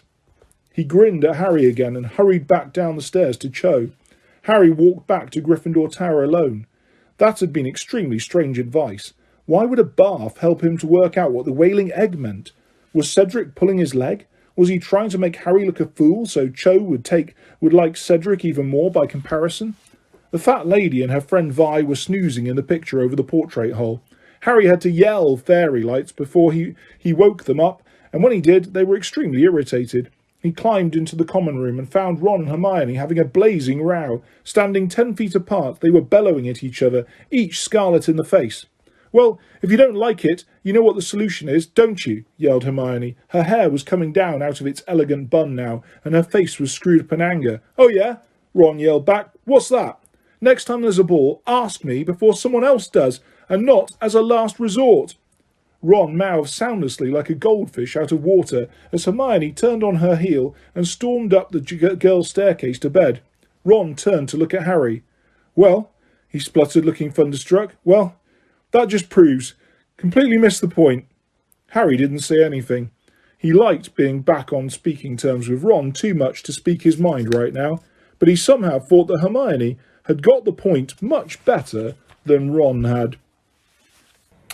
Everybody got up late on Boxing Day. The Gryffindor common room was much quieter than it had been lately, many yawns punctuating the lazy conversations. Hermione's hair was bushy again. She confessed to Harry that she had used liberal amounts of Sleek Easy's hair potion on it for the ball, but it's way too much bother to do every day, she said matter-of-factly, scratching her purring crookshanks behind the ears. Ron and Hermione seemed to have reached an unspoken agreement not to discuss their argument. They were being quite friendly to each other, though oddly formal. Ron and Harry wasted no time in telling Hermione that the conversation they had overheard between Madame Maxine and Hagrid, but Hermione didn't seem to find the news that Hagrid was a half-giant nearly as shocking as Ron did. "Well, I thought he must be," she said, shrugging. "I knew he couldn't be pure giant, because they're about 20 foot tall.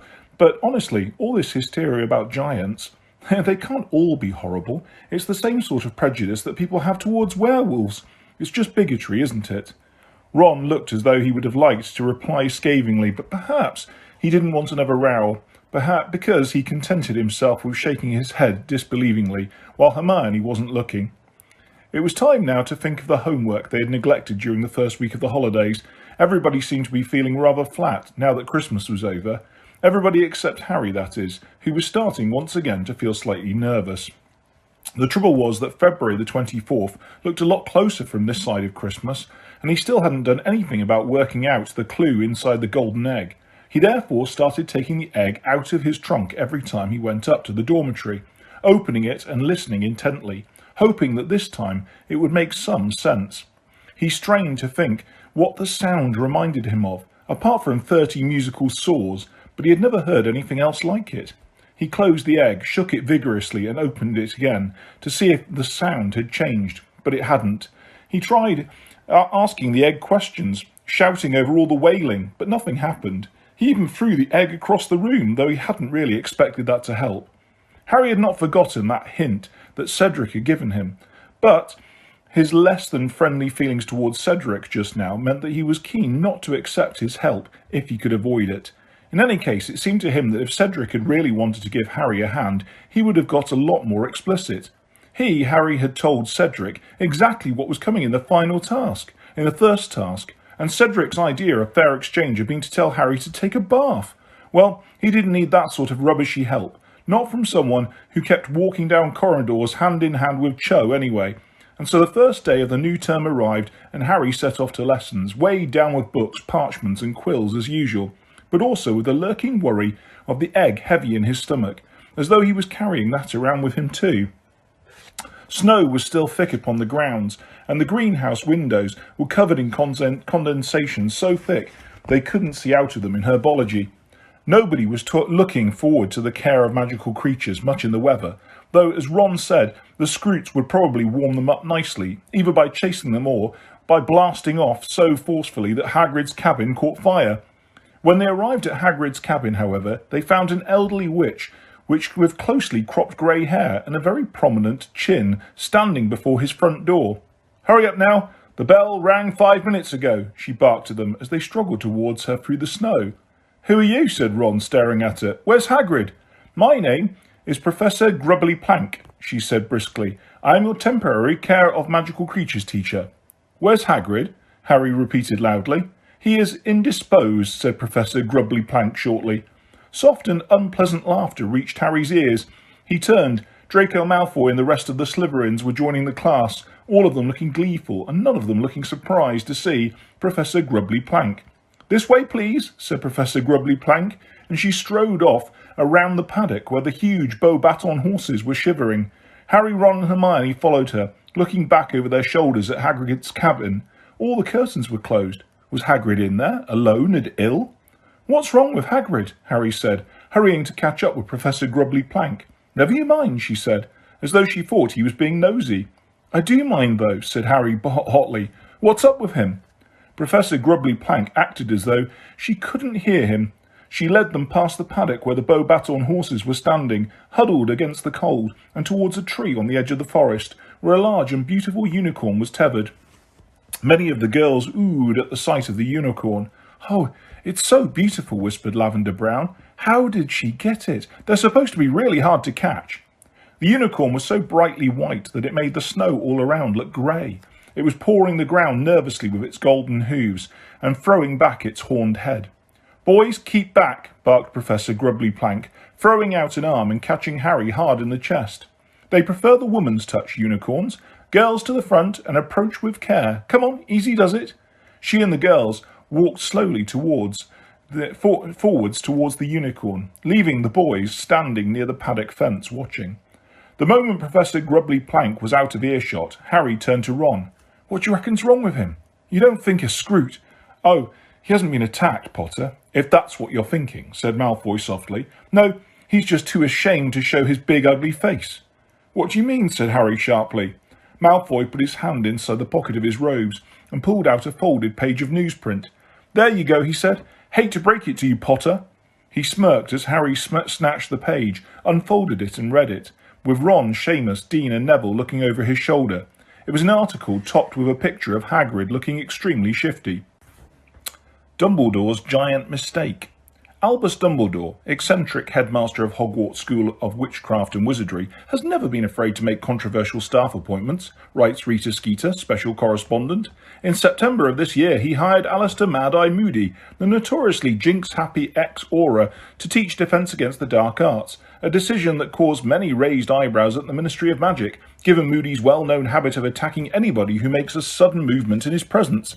Mad-Eye Moody, however, looks responsible and kindly when set beside the part-human Dumbledore implores to teach care of magical creatures.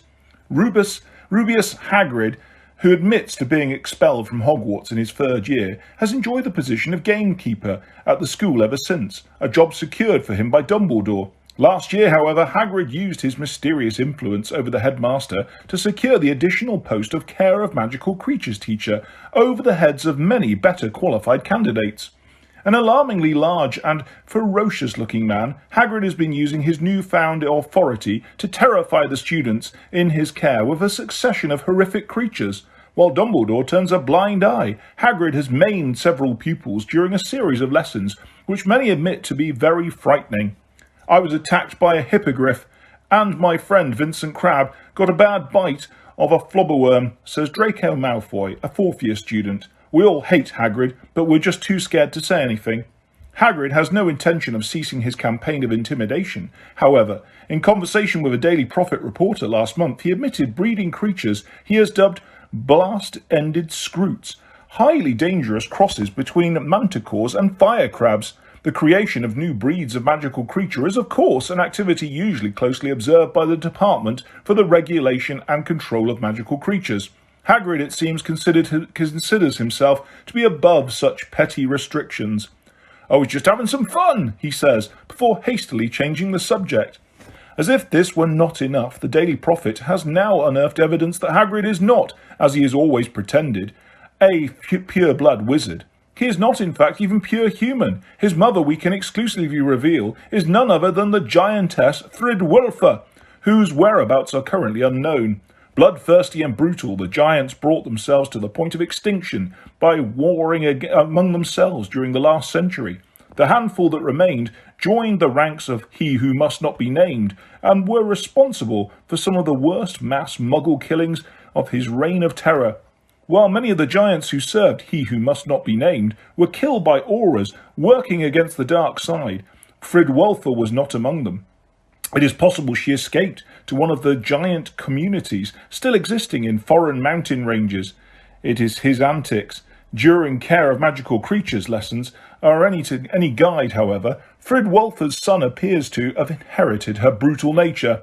In a bizarre twist, Hagrid is reputed to have developed a close friendship with the boy who brought about you-know-who's fall from power, thereby driving Hagrid's own mother, like the rest of the you-know-who supporters, into hiding. Perhaps Harry Potter is unaware of the unpleasant truth about his large friend.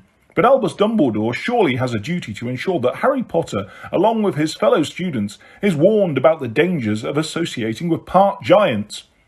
Harry finished reading and looked up at Ron, whose mouth was hanging open. "How did she find out?" he whispered. But that wasn't what was bothering Harry. "What do you mean?" "We all hate Hagrid," Harry spat at Malfoy. "What's this rubbish about him?" He pointed at Crabbe, "getting a bad bite off a flobberworm. They haven't even got teeth." Crabbe was sniggering, apparently very pleased with himself. "Well, I think this should put an end to the oaf's teaching career," said Malfoy, his eyes glinting. "Half giant, and there was me thinking he just swallowed a bottle of Skelligro when he was young. None of the mummies and daddies are going to like this at all. They'll be worried he'll eat the kids." "You! Are you paying attention over there?" Professor Grubbly Plank's voice carried over to the boys. The girls were all clustered around the unicorn now, stroking it. Harry was so angry that the Daily Prophet article shook in his hands as he turned to stare unseeingly at the unicorn, whose many magical properties Professor Grubbly Plank was now enumerating in a loud voice, so that the boys could hear too. "I hope she stays, that woman," said Parvati Patil, when the lesson had ended, and they were all heading back to the castle for lunch. "That's more what I thought Care of Magical Creatures would be like. Proper creatures, like unicorns, not monsters." "What about Hagrid?" Harry said angrily, as they went up to the steps. "What about him?" said Parvati in a hard voice. "He can still be gamekeeper, can't he?" Parvati had been very cool towards Harry since the ball. He supposed that he ought to have paid her a bit more attention, but she seemed to have had a good time all the same. She was certainly telling anybody who would listen that she had made arrangements to meet the boy from Beauxbatons in Hogsmeade on the next weekend trip. "That was a really good lesson," said Hermione, as they entered the Great Hall. "I didn't know half the things Professor Grubbly Plank told us about uni." "Look at this," Harry snarled, and he shoved the Daily Prophet article under Hermione's nose. Hermione's mouth fell open as she read. Her reaction was exactly the same as Ron's. How did that horrible Skeeter woman find out? "You don't think Hagrid told her?" "No," said Harry, leading the way over to the Gryffindor table and throwing himself into a chair, furious. He never even told us, did he? I reckon she was so mad he wouldn't give her loads of horrible stuff about me. She went ferreting around to get back at him. Maybe she heard him telling Madame Maxine at the ball, said Hermione quietly. We'd have seen her in the garden, said Ron. Anyway, she's not supposed to come into school anymore. Hagrid said Dumbledore banned her. Maybe she's got an invisibility cloak, said Harry, ladling chicken casserole onto his plate and splashing it everywhere in his anger. Sort of thing she'd do, isn't it? Hide in bushes listening to people. Like you and Ron did, you mean, said Hermione. We weren't trying to hear him, said Ron indignantly. We didn't have any choice. The stupid git, talking about his giantess mother when anyone could have heard him. We've got to go and see him, said Harry. This evening, after divination. Tell him we want him back. You do want him back, he shot at Hermione. Well, I'm not going to pretend it didn't make a nice change, having a proper care of magical creatures lesson for once. But I do want Hagrid back. Of course I do, Hermione added hastily, quailing under Harry's furious stare. So that evening, after dinner, the three of them left the castle once more and went down through the frozen grounds of Hagrid's cabin. They knocked, and Fang's booming barks answered. Hagrid, it's us, Harry shouted, pounding on the door. Open up! He didn't answer. They could hear Fang scratching at the door, whining, but it didn't open. They hammered on it for 10 more minutes. Ron even went and banged on one of the windows, but there was no response. What's he avoiding us for? Hermione said, when they had finally given up and were walking back to the school. He surely doesn't think we'd care about him being half giant. But it seemed that Hagrid did care. They didn't see a sign of him all week. He didn't appear at the staff table at meal times. They didn't see him going about his gamekeeper duties in the grounds, and Professor Grubbly Plank continued to take the care of magical creatures classes. Malfoy was gloating at every possible opportunity. Missing your half-breed pal, he kept whispering to Harry whenever there was a teacher around, so that he was safe from Harry's retaliation. Missing the Elephant Man. There was a Hogsmeade visit halfway through January. Hermione was very surprised that Harry was planning to go. I just thought you'd want to take advantage of the common room being quiet, she said. Really get to work on that egg. Oh, I reckon I've got a pretty good idea what it's about now, Harry lied. Have you really? Said Hermione, looking impressed. Well done. Harry's insides gave a guilty squirm, but he ignored them. He still had 5 weeks to work out what that egg clue was, after all, and that was ages. And if he went into Hogsmeade, he might run into Hagrid and get a chance to persuade him to come back. He, Ron and Hermione left the castle together on Saturday and set off through the cold, wet grounds towards the gates. As they passed the Durmstrang ship, moored in the lake, they saw Victor Crumb emerge from the deck, dressed in nothing but swimming trunks. He was very skinny, but apparently a lot tougher than he looked, because he climbed up onto the side of the ship, stretched out his arms and dived right into the lake. He's mad, said Harry, staring at Crumb's dark head as it bobbed out into the middle of the lake. It must be freezing. It's January. It's a lot colder where he comes from, said Hermione. I suppose it feels quite warm to him. Yeah, but there's still the giant squid, said Ron. He didn't sound anxious, if anything. He sounded hopeful. Hermione noticed his tone of voice and frowned. He's really nice, you know, she said. He's not at all like you'd think, coming from Durmstrang. He likes it much better here. He told me. Ron said nothing. He hadn't mentioned Victor Crumb since the ball, but Harry had found a miniature arm under his bed on Boxing Day, which had looked very much as though it had been snapped off a small model figure wearing Bulgaria Quidditch robes.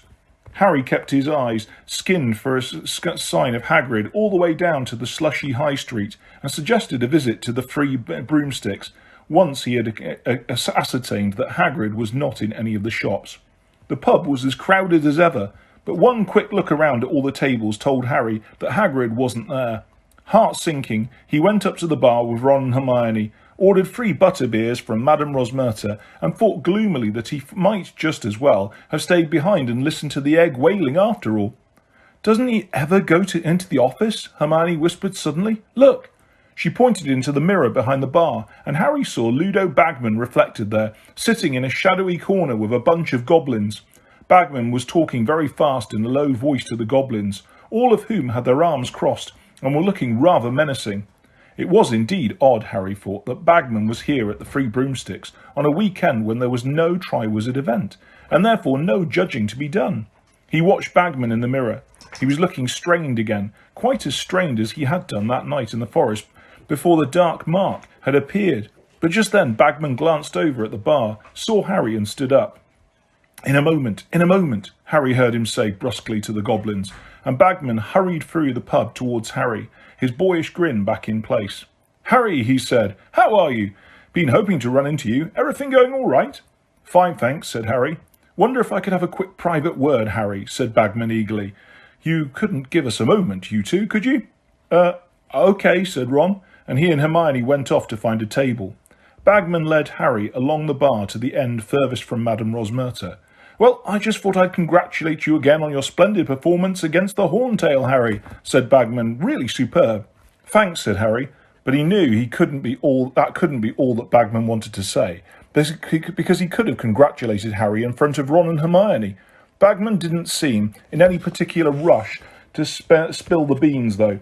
Harry saw him glance into the mirror over the bar at the goblins, who were all watching him, and Harry in silence through their dark, slanting eyes. "Absolute nightmare," said Bagman to Harry in an undertone, noticing Harry watching the goblins too. "Their English isn't too good. It's like being back with all the Bulgarians at the Quidditch World Cup. But at least they use sign language another human could recognise. This lot keep gabbling in gobbledygook, and I only know one word of gobbledygook. Bladvak. It means pickaxe. I don't like to use it in case they think I'm threatening them." He gave a short, booming laugh. "What do they want?" Harry said, noticing how the goblins were still watching Bagman very closely. Well," said Bagman, looking suddenly nervous, they're looking for Barty Crouch." "Why are they looking for him here?" said Harry. "He's at the Ministry in London, isn't he?" As a matter of fact, I've no idea where he is," said Bagman. "He sort of stopped coming to work. Been absent for a couple of weeks now. Young Percy, his assistant, says he's ill. Apparently he's just been sending instructions in by Al. But would you mind not mentioning this to anyone, Harry, because Rita Skeeter's still poking around everywhere she can, and I'm willing to bet she'd work Barty's illness up into something sinister. Probably say he's gone missing like Bertha Jorkins." "Have you heard anything about Bertha Jorkins?" Harry asked. "No," said Bagman, looking strained again. "I've got people looking, of course." "About time," thought Harry, "and it's all very strange. She definitely arrived in Albania because she met her second cousin there, and then she left the cousin's house to go south and see an aunt, and she seems to have vanished without trace, en route. Blowed if I can see where she's got to. She doesn't seem the type to elope, for instance, but still, what are we doing? Talking about goblins and Bertha Jorkins, I really wanted to ask you." He lowered his voice. "How are you getting on with your golden egg?" Not bad," Harry said untruthfully. Bagman seemed to know he wasn't being honest. "Listen, Harry," he said, still in a very low voice. "I feel very bad about all this. You were thrown into this tournament, you didn't volunteer for it, and if—" his voice was so quiet now, Harry had to lean closer to listen. "If I can help you at all, a prod in the right direction. I've taken a liking to you. The way you got past that dragon, well, just say the word." Harry looked up into Bagman's round, rosy face and wide, baby blue eyes.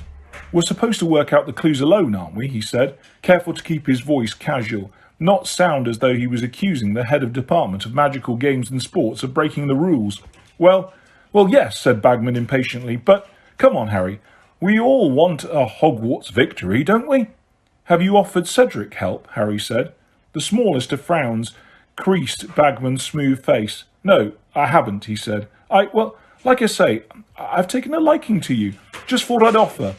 "Well, thanks," said Harry, "but I think I'm nearly there with the egg. Couple more days should crack it." He wasn't entirely sure why he was refusing Bagman's help, except that Bagman was almost a stranger to him, and accepting his assistance would feel somehow much more like cheating than asking advice from Ron, Hermione, or Sirius. Bagman looked almost affronted, but couldn't say much more as Fred and George turned up at that point. "Hello, Mr. Bagman," said Fred brightly. "Can we buy you a drink?" No," said Bagman, with a last disappointed glance at Harry. "No, thank you, boys."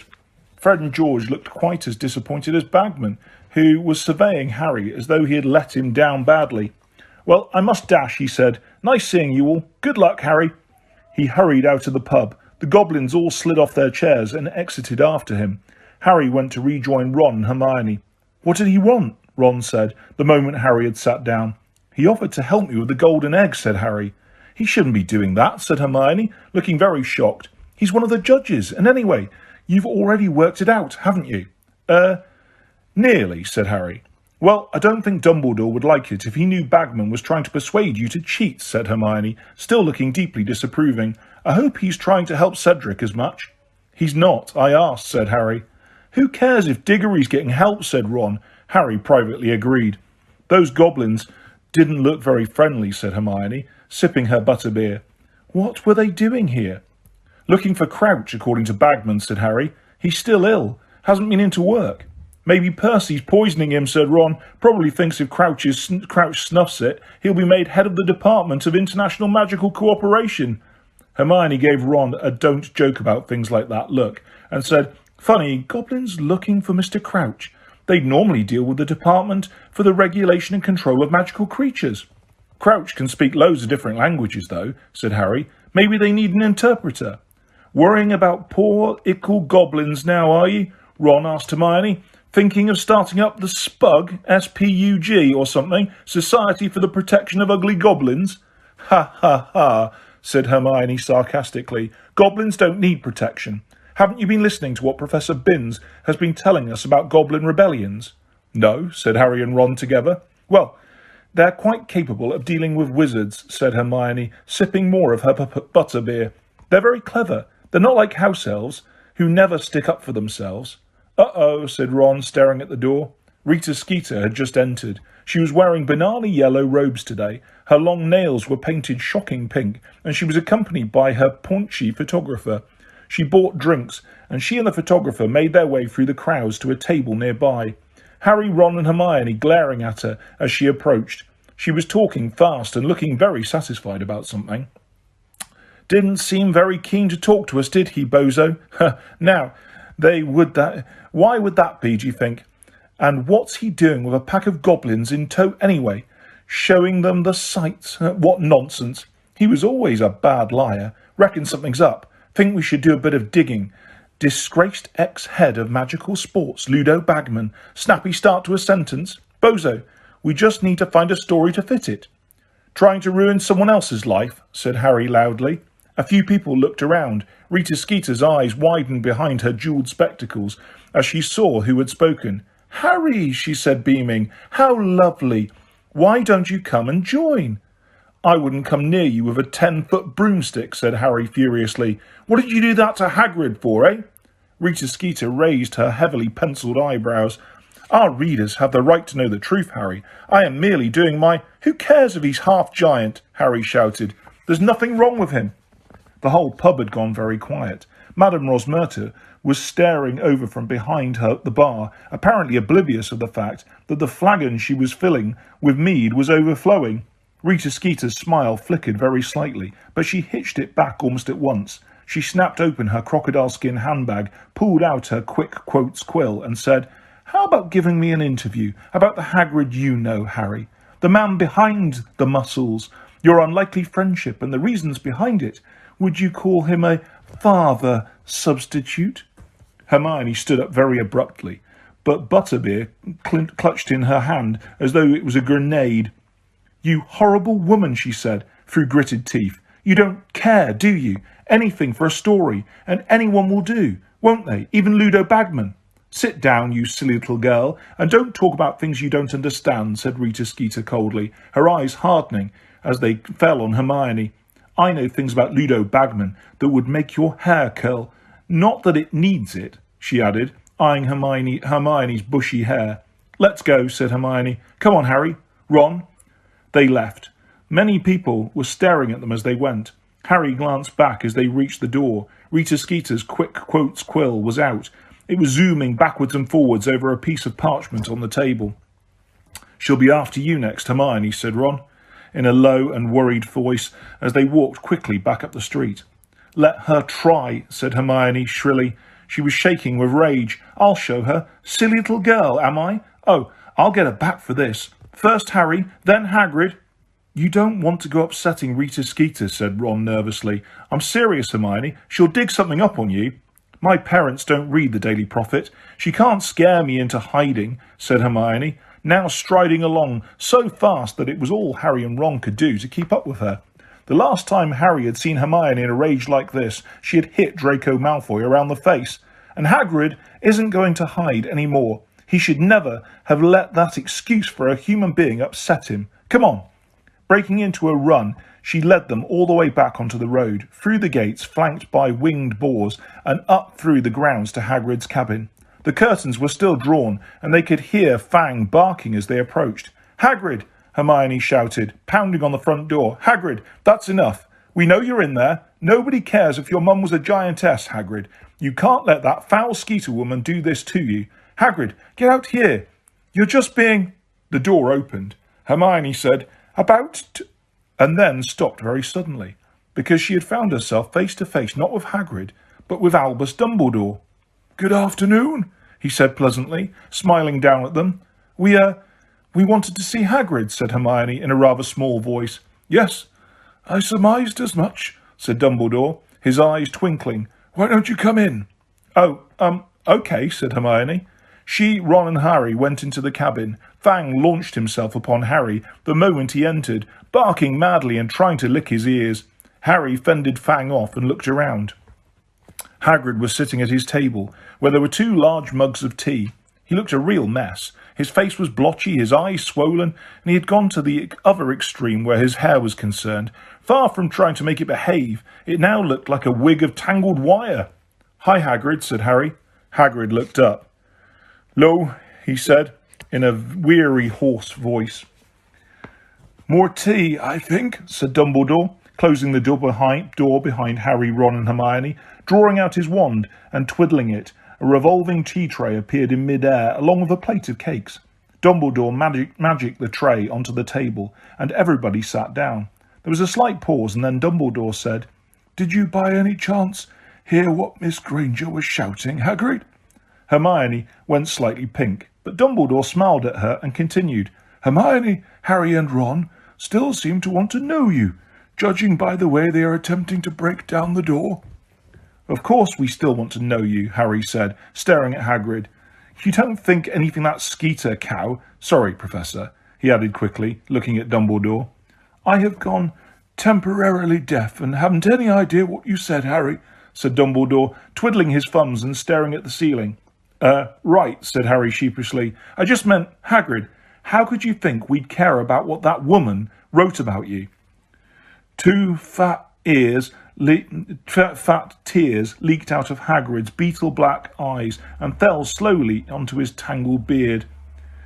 "Living proof of what I've been telling you, Hagrid," said Dumbledore, still looking carefully up at the ceiling. "I have shown you the letters from the countless parents who remember you from their own days here, telling me in no uncertain terms that if I sacked you, they would have something to say about it." "Not all of them," said Hagrid hoarsely. "Not all of them want me to stay."